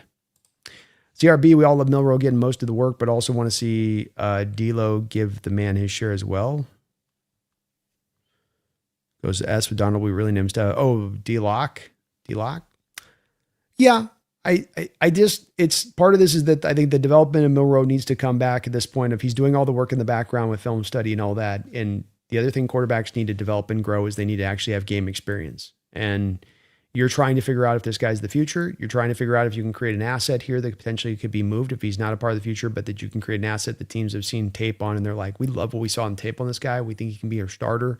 We'll trade you a second round pick for him because we have so much faith in it. So either direction you want to go with that, both require needing to have him play to get that, to get either direction on it. So I would love to be able to do both of the two things on this and play a lot of lock and then play a lot of Milroe to build that value up. But I think you're going to have to kind of pick one or the other here on a way to lean into this preseason. And Milroe really needs game action. He really does, especially within this offense and the under center stuff and the play action. And you just, the more he gets, I think the better it will help him to grow and develop. And unfortunately with Locke last year, there was times in preseason where he just had so many snaps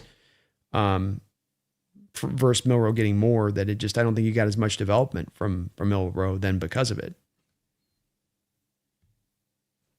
Gallus, you have to have sure they have a reasonable backup center though, like Olugo. Yeah.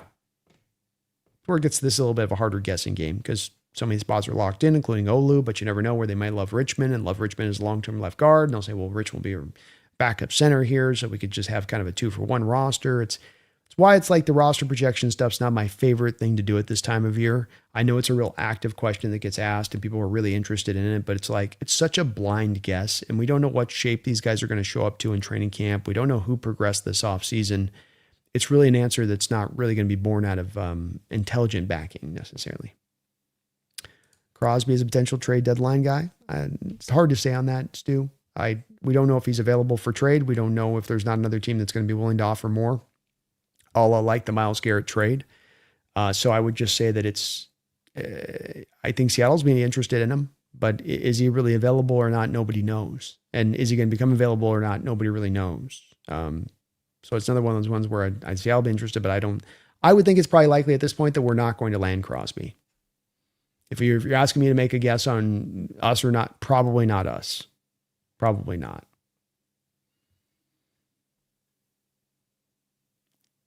Yeah, you guys better play Stenson a lot of the preseason. It's another guy. You got to give him some as much action as possible. Thank you, Maze. Appreciate it. Yeah, Locke looked good.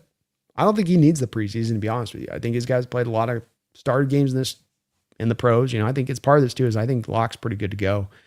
And that he doesn't necessarily need this as much as Milroe does.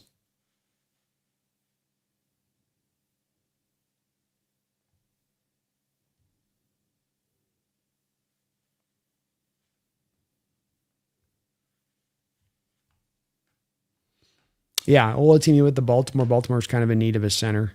And you might not be moving Olatimi. You might not like your in-house backup options. But the thing with the moving Olatimi is that there's a little bit of a logjam here when you consider a couple of the guys like Cable or Richmond on the roster that the team may like a lot and like the long-term development of those guys a lot. And so you have to then kind of find the creative way to, get those guys in. And can you talk with those guys into snapping the ball and being functional as a backup center? Or maybe you feel like you can do that. And I think a couple of those guys, be either Cable or Richmond, has taken center snaps. So hard to say how they'll roll with that, but I could see that being a direction that they head into. Yeah, Kevin's with me. Got to figure out what Milroe can do, and if you can progress him as a quarterback, get him looking a little bit more connected to the process of quarterbacking, going through reads, footwork being tight, able to turn his back to the defense on the play action stuff from under center, come back around and making the right read. Yeah. I'd really like to see more Milroe than Locke, but I get it. Locke will probably be the immediate backup. Yeah, but I think it's right to play Milroe because what does Locke need that time? Does he need the 6-7 drives in preseason to get right, or give him a lot of the run in training camp and let Milroe run those preseason? I'd lean into the alternative myself. Ciara's agreed just having none out of last year's Super Bowl starters play any snap, maybe one drive in preseason would be nice. Seeing our backups forming a roster that would start for lesser franchises all year. That'd be very cool. That'd be very, very cool. Kevin, thanks for reminding me of that. Please do hit that like button if you guys get a chance today as well. Doesn't cost you anything to sub up. It is nothing but free.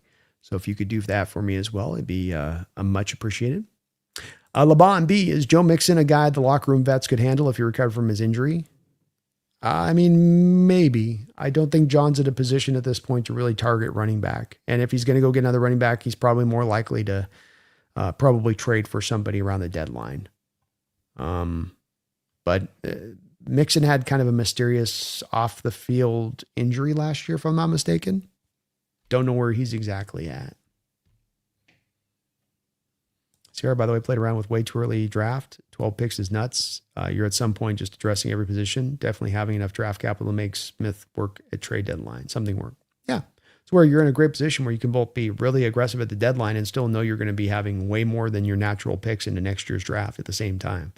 It's the best of both worlds. But you will see, to your point, John's going to do something with these picks. You're not sitting on the native 12 picks.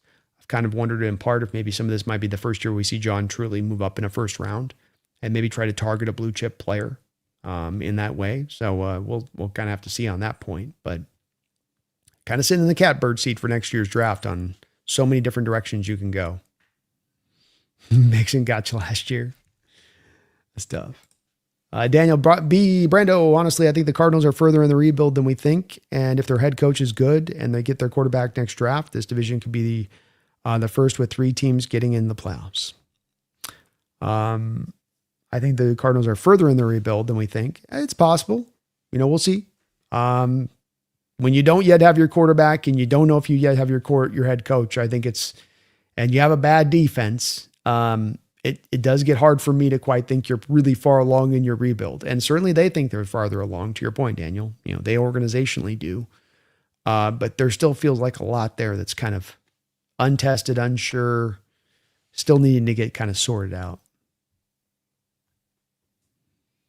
Yeah, the amount of picks, deep class, it's a good situation to be in.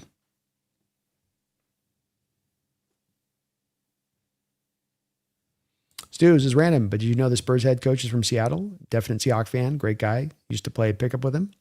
I saw that. Yeah, I think he's wearing like I don't know if it was a Sonic shirt or something in the plane after they beat the Thunder, I want to say. But that's very cool.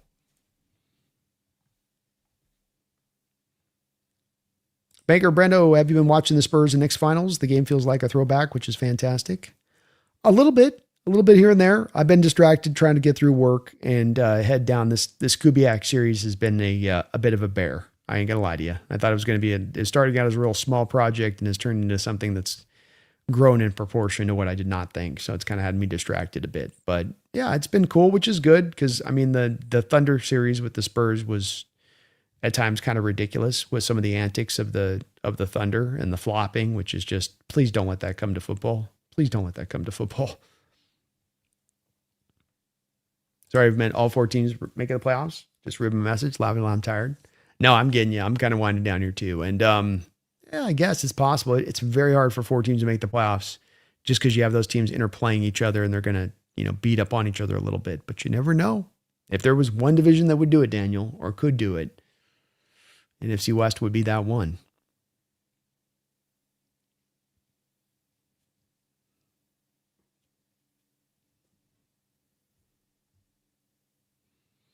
Diggy Brandon, love the idea of the Hawks having all those draft picks, but will John Schneider be able to find trading partners? Can't remember if teams blacklisted the Hawks in last year's draft. it wasn't blacklisted fully. He was able to get some trades into day 3. It was just day 1 that was really the hard one that it was struggling with and frustrating him. Hard to say on that addicted. These are predictions that are tough, sight unseen, a year ahead of time to know where things kind of shake out.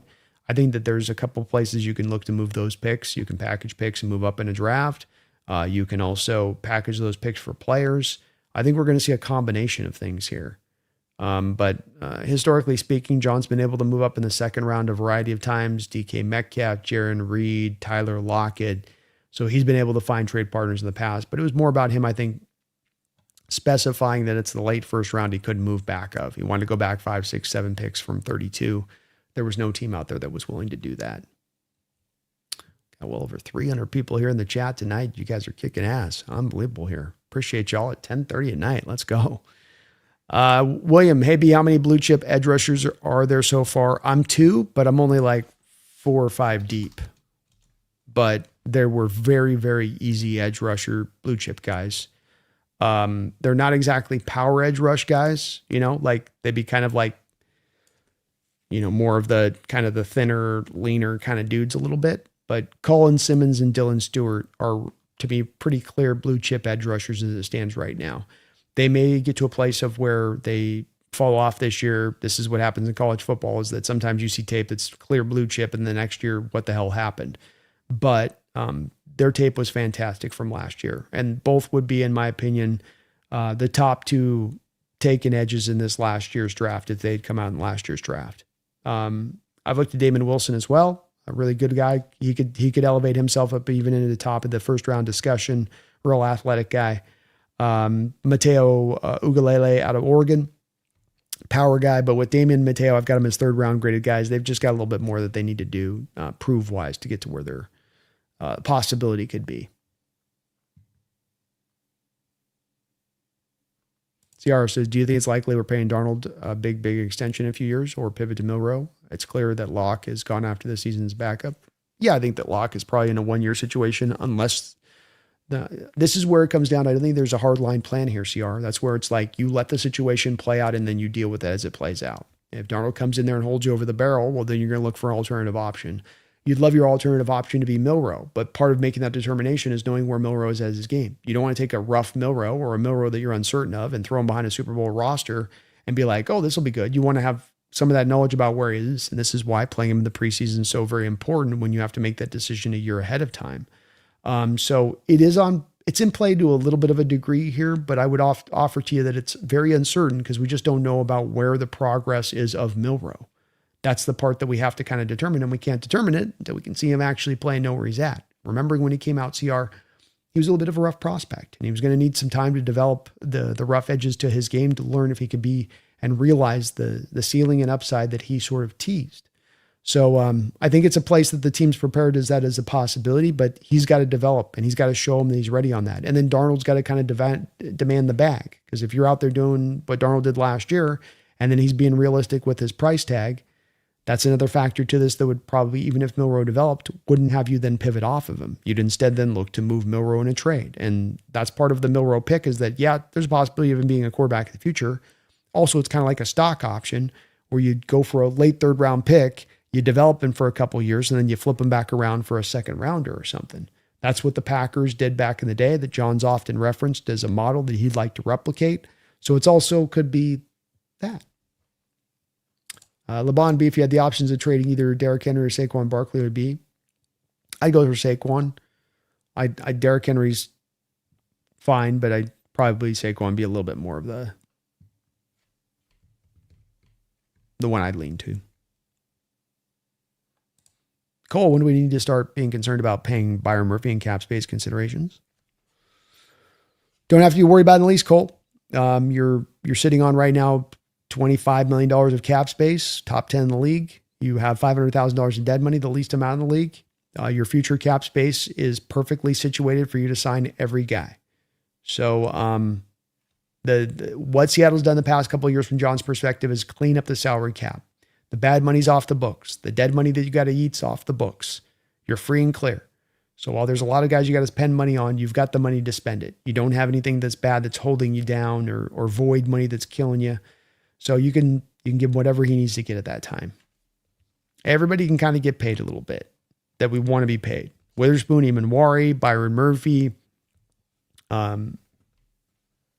Julian Love, Ernest Jones in the future on this, Leonard Williams on a new extension. Everybody can be paid. Phil or Brandon, if you need or to choose upgrade at pass catcher, are there any you want to see to get traded over? Not really. I mean, Gary Wilson would be interesting, but I just don't think you got the room for him. And you've kind of made your bet here with the Rashid Shaheed contract. And with Horton's presence on the roster as kind of a development guy, I feel pretty good about the receiving core for where it is.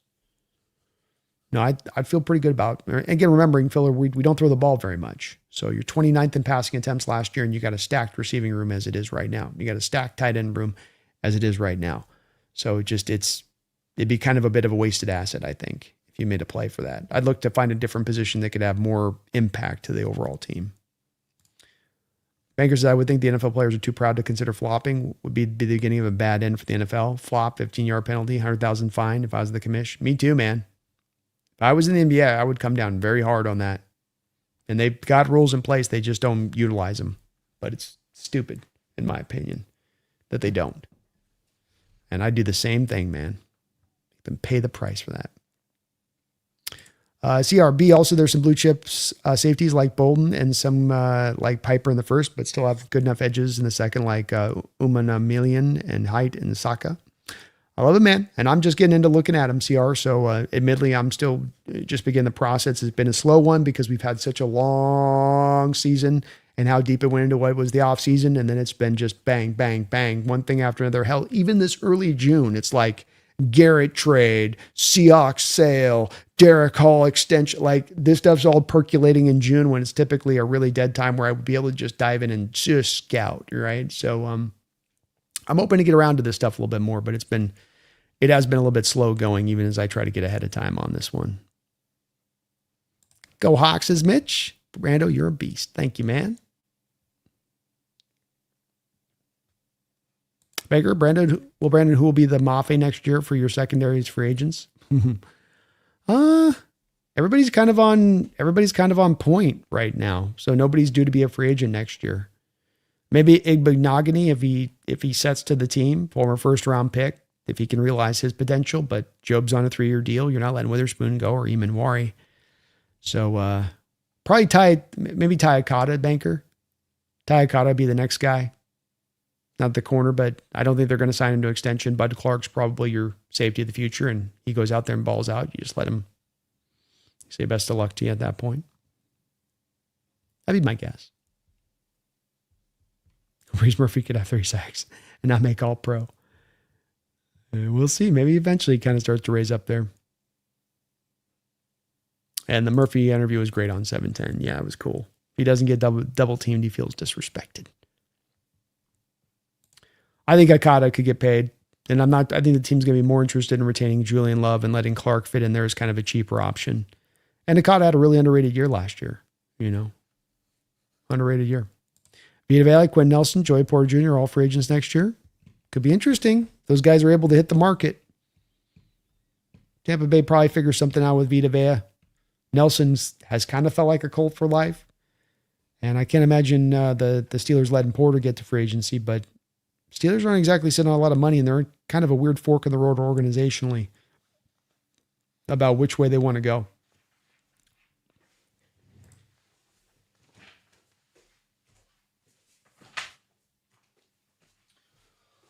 Alrighty, folks. Well, we've got almost 4 hours and 45 minutes in the books here. I think it's probably just about a good time to look at putting a pin in this. Let me make sure I haven't missed any donos. I think we're okay on that. I think we're good there, as we had a ton of donos again, man, almost 49 donations today on the stream. Really appreciate your guys' support here on that side of it. Is again, real fun discussion here, turning over things and diving into some great details on both the Rams and the Hawks and the rivalry we got going on, and looking at these players on our team and what makes this system go and what makes it all kind of cook.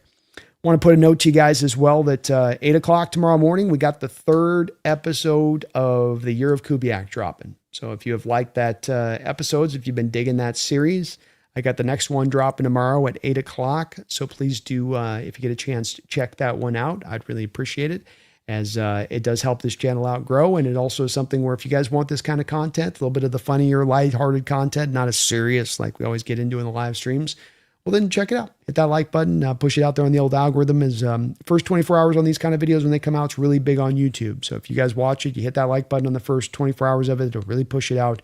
And then I'll know you guys are really liking this stuff and want to see more of it in the future. So 8 o'clock tomorrow, you can see on your, if you go to the channel deal, it should be up there posted, as we got a little watch page there right now. Please do check that out. I would really appreciate it. Again, thank you to all the folks with all the donations today. It's too many to count, from Stu to Randall to Fro and John and Jimmy Place and Simogen coming in with like 10 gifted donations and $50 in donations. And really, really kind of you guys for all of your support today and everything else you do for this channel. Keeping the lights on here in the off season, as many are out there on vacation and turned away or looking at baseball, but you guys are rocking with me, and I do appreciate it. I do appreciate it. I'll get the last couple comments in here. Appreciate you two, Addicted, man. Thank you for riding with me. Young Guns, Kubiak Part 3 tomorrow. And just hit your notification on there. It's at 8 a.m. That'll be dropping. The next one, it's going to be about a 20-minute, it's about a 20-minute episode or so.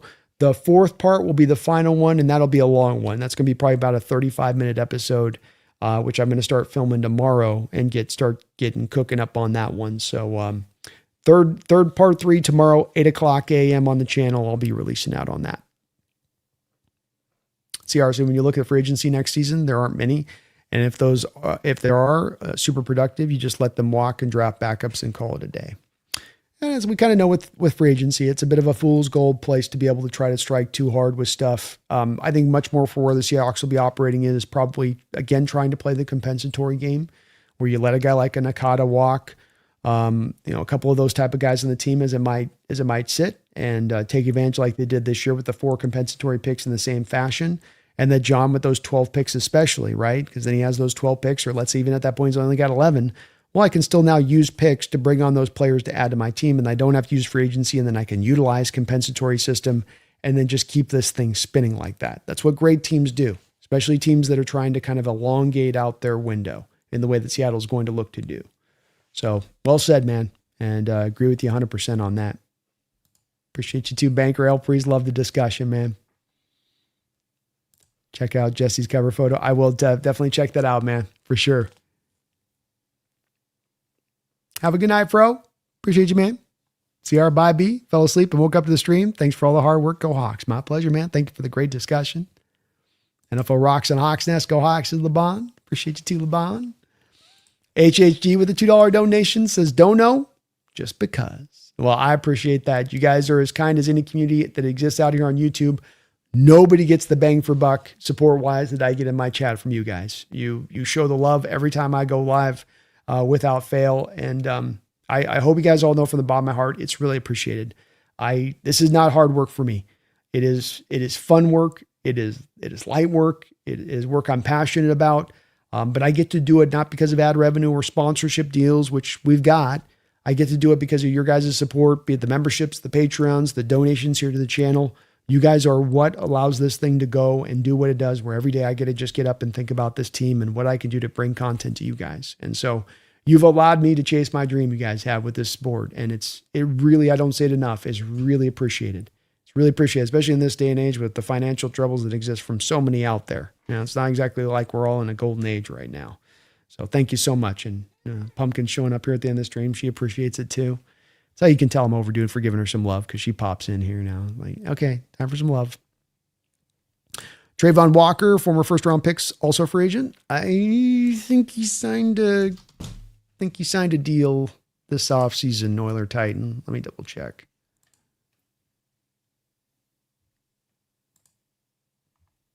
Yeah. Signed a deal this offseason, my man. 4-year contract extension worth $110 million.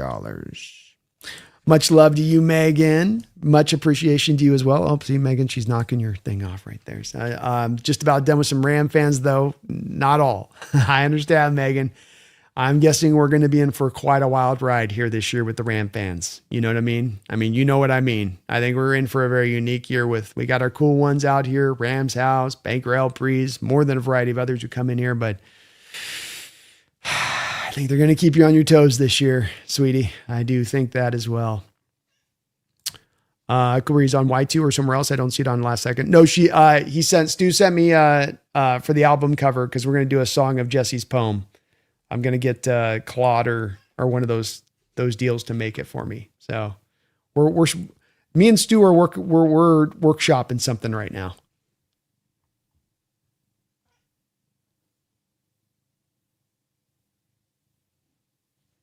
Cool Breeze B, when the team gets sold, if we get a new stadium, chances of it being in the same location or that we got to play probably you play somewhere else for 2 years. It's just very easy to go to the Husky Stadium, and it's down the road and it's a quick jump over there. And I think that just makes it very simple. And then you just build it in the same place. You tear it down and you build, if that's the direction they want to go. I don't know if the stadium's really the place needing to have that done, but you never know. I think it'd be really smart of them in this era if you're seeing so many teams moving themselves out of state, not just out of the city location, but out of state, to keep it in the city of Seattle. I would really think that it would be cool if they could keep that in that place in that way. But Husky Stadium is the easy. It's what they did last time. Why couldn't they do it again? Especially because Husky Stadium's been updated too. Pumpkin hair stream goes for another 2 hours. It just might. I don't think stadium needs to be replaced, but we know the NFL doesn't see it the same as us. If we get a new stadium, I want it to be in the same location. I see it the same way. All the way down the line on that one. Exactly the same. We don't think we need one either, but you know. We're tied in 3 sacks a year, 10 million per sack. It's all about that potential with Trayvon Euler, right? That potential though. Oh goodness. Jesse's Hawks have got it going on. Jesse's Hawks have got it going on. Sam Darnold is dun, dun, dun, dun. There's something here, Stu. We're on to something with this, I'm telling you. Go Braves, if y'all don't think owners won't force a new stadium, I have news for you. I agree. I certainly would not be surprised in the least if this has been an opportunity for them to utilize it as part of the negotiations on the sale. And we'll see how that kind of plays into this. And hopefully they do that, where they take care of the business and the sale itself and don't just come back to the taxpayers and be like, yeah, 20 years ago you dropped this amount, now do it again. We just paid the damn thing off. Yeah. Let me not have a credit card bill for a couple of years, okay? I don't need the credit card stadium bill for just a couple seasons. Do I still think the Bears will still be called the Chicago Bears, kind of like the Giants and Jets? I mean, they will be, but we all know it's kind of not applicable when you're in Indiana. It's one thing to be like the Niners in Santa Clara, where, okay, you're reasonably close, but like you're in another state now. Kansas City's doing the same thing. Pliver, any idea on how good the next draft is? I think we have a bunch of picks. It's fantastic. I'm just diving in. I'm going to be diving in heavy this month in my preparation, along with early part of July. The hope will be to kind of get about 100 to 150 guys looked at going into the season. But by all accounts, it looks like a fantastic draft. There's some good blue chip edges. You're going to have some quarterbacks that should develop and come forward. Arch Manning, Dante Moore, Lenore Sellers are the 3 that really do stand out, and there's more beyond that. You've got running back Ahmad Hardy's a first-round running back. Fletcher, Kewan Lacey, Nate Frazier, Justin Haynes, all guys that will be flirting with being, to me, day 2 picks potentially. Wide receiver Jeremiah Smith is a pure blue chip wide receiver, and maybe the best wide receiver talent that we've had come out since Julio Jones. Ryan Coleman Williams could come back and show back the freshman acclaim that he had in Alabama, and wasn't bad last year, but another guy that could be a big riser in this process. It's good. It's a really, really good draft. And we'll take cuts from the others saying Jesse's name. I'm down. Let's go. Let's go. Megan said Hawks Nest just over 3 weeks. Migraine due to stress. Oh, I'm sorry about that, Megan. Hang in there. Hang in there. Make sure you're taking care of yourself. Cool Breeze, you just paid it off. Perfect. That means you have no new money to spend. That is how they were looking at it, no doubt, right? Cool Breeze. You know how it is. You pay off your car. It's like, you don't want to go right back in and get another car payment again. You got to get a couple months of like, it's nice not having that car payment. Nothing but the best for Jesse's Hawks. Jesse's Hawks. I'll take a look at that, Stu. Thank you for that. Josh, wouldn't a bunch of 2025-27 potential draftees just opt for another NIL year like 2026 ones did? It's possible. But every draft's got strengths and weaknesses. Some drafts are stronger than other drafts. This year's draft does look like it's setting up to be one of the stronger drafts, but it is early on in the process, Joss, and beyond even whether or not guys come back for an NIL year, you don't know if guys maybe don't develop in that final year, and really take the step forward you're anticipating and thinking that they will. But, just take, for instance, like Oregon. Oregon had like 5 guys go back on NIL that's coming out this year. All those guys will be drafted. Mari Washingtons and Lapanis and Dante Moore. And that's just kind of just one team.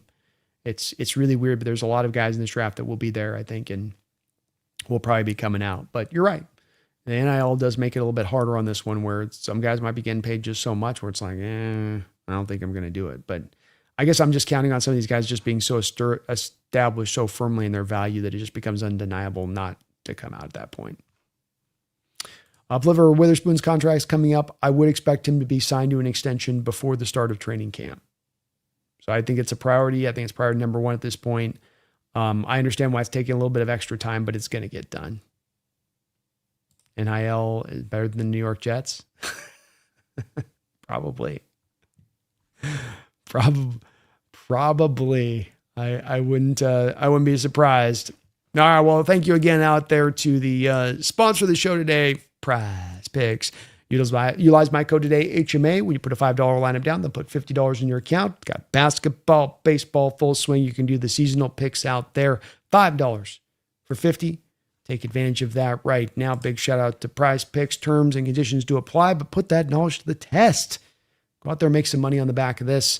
There are some limitations in some states like Washington, but if you use it on the casino in the state of Washington, you can use it in full.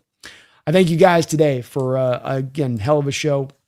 The community makes this channel go. And when the discussion can be open and free, and we can go whichever direction you guys want to go and just be bopping around, I think the show is at its best, and you guys are at your best. And you guys are the engine that makes this channel, makes these live stream shows go.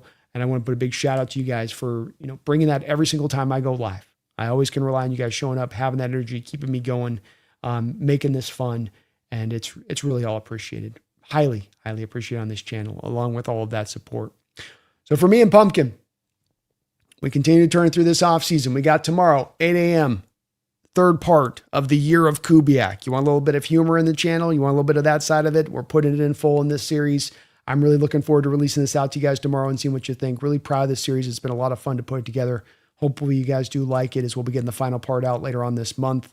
We've got some light shows coming up here over the next couple of weeks. I'll be taking a little bit of time off / doing some background work and prep for the season, as well as working on this final part of the Kubiak series.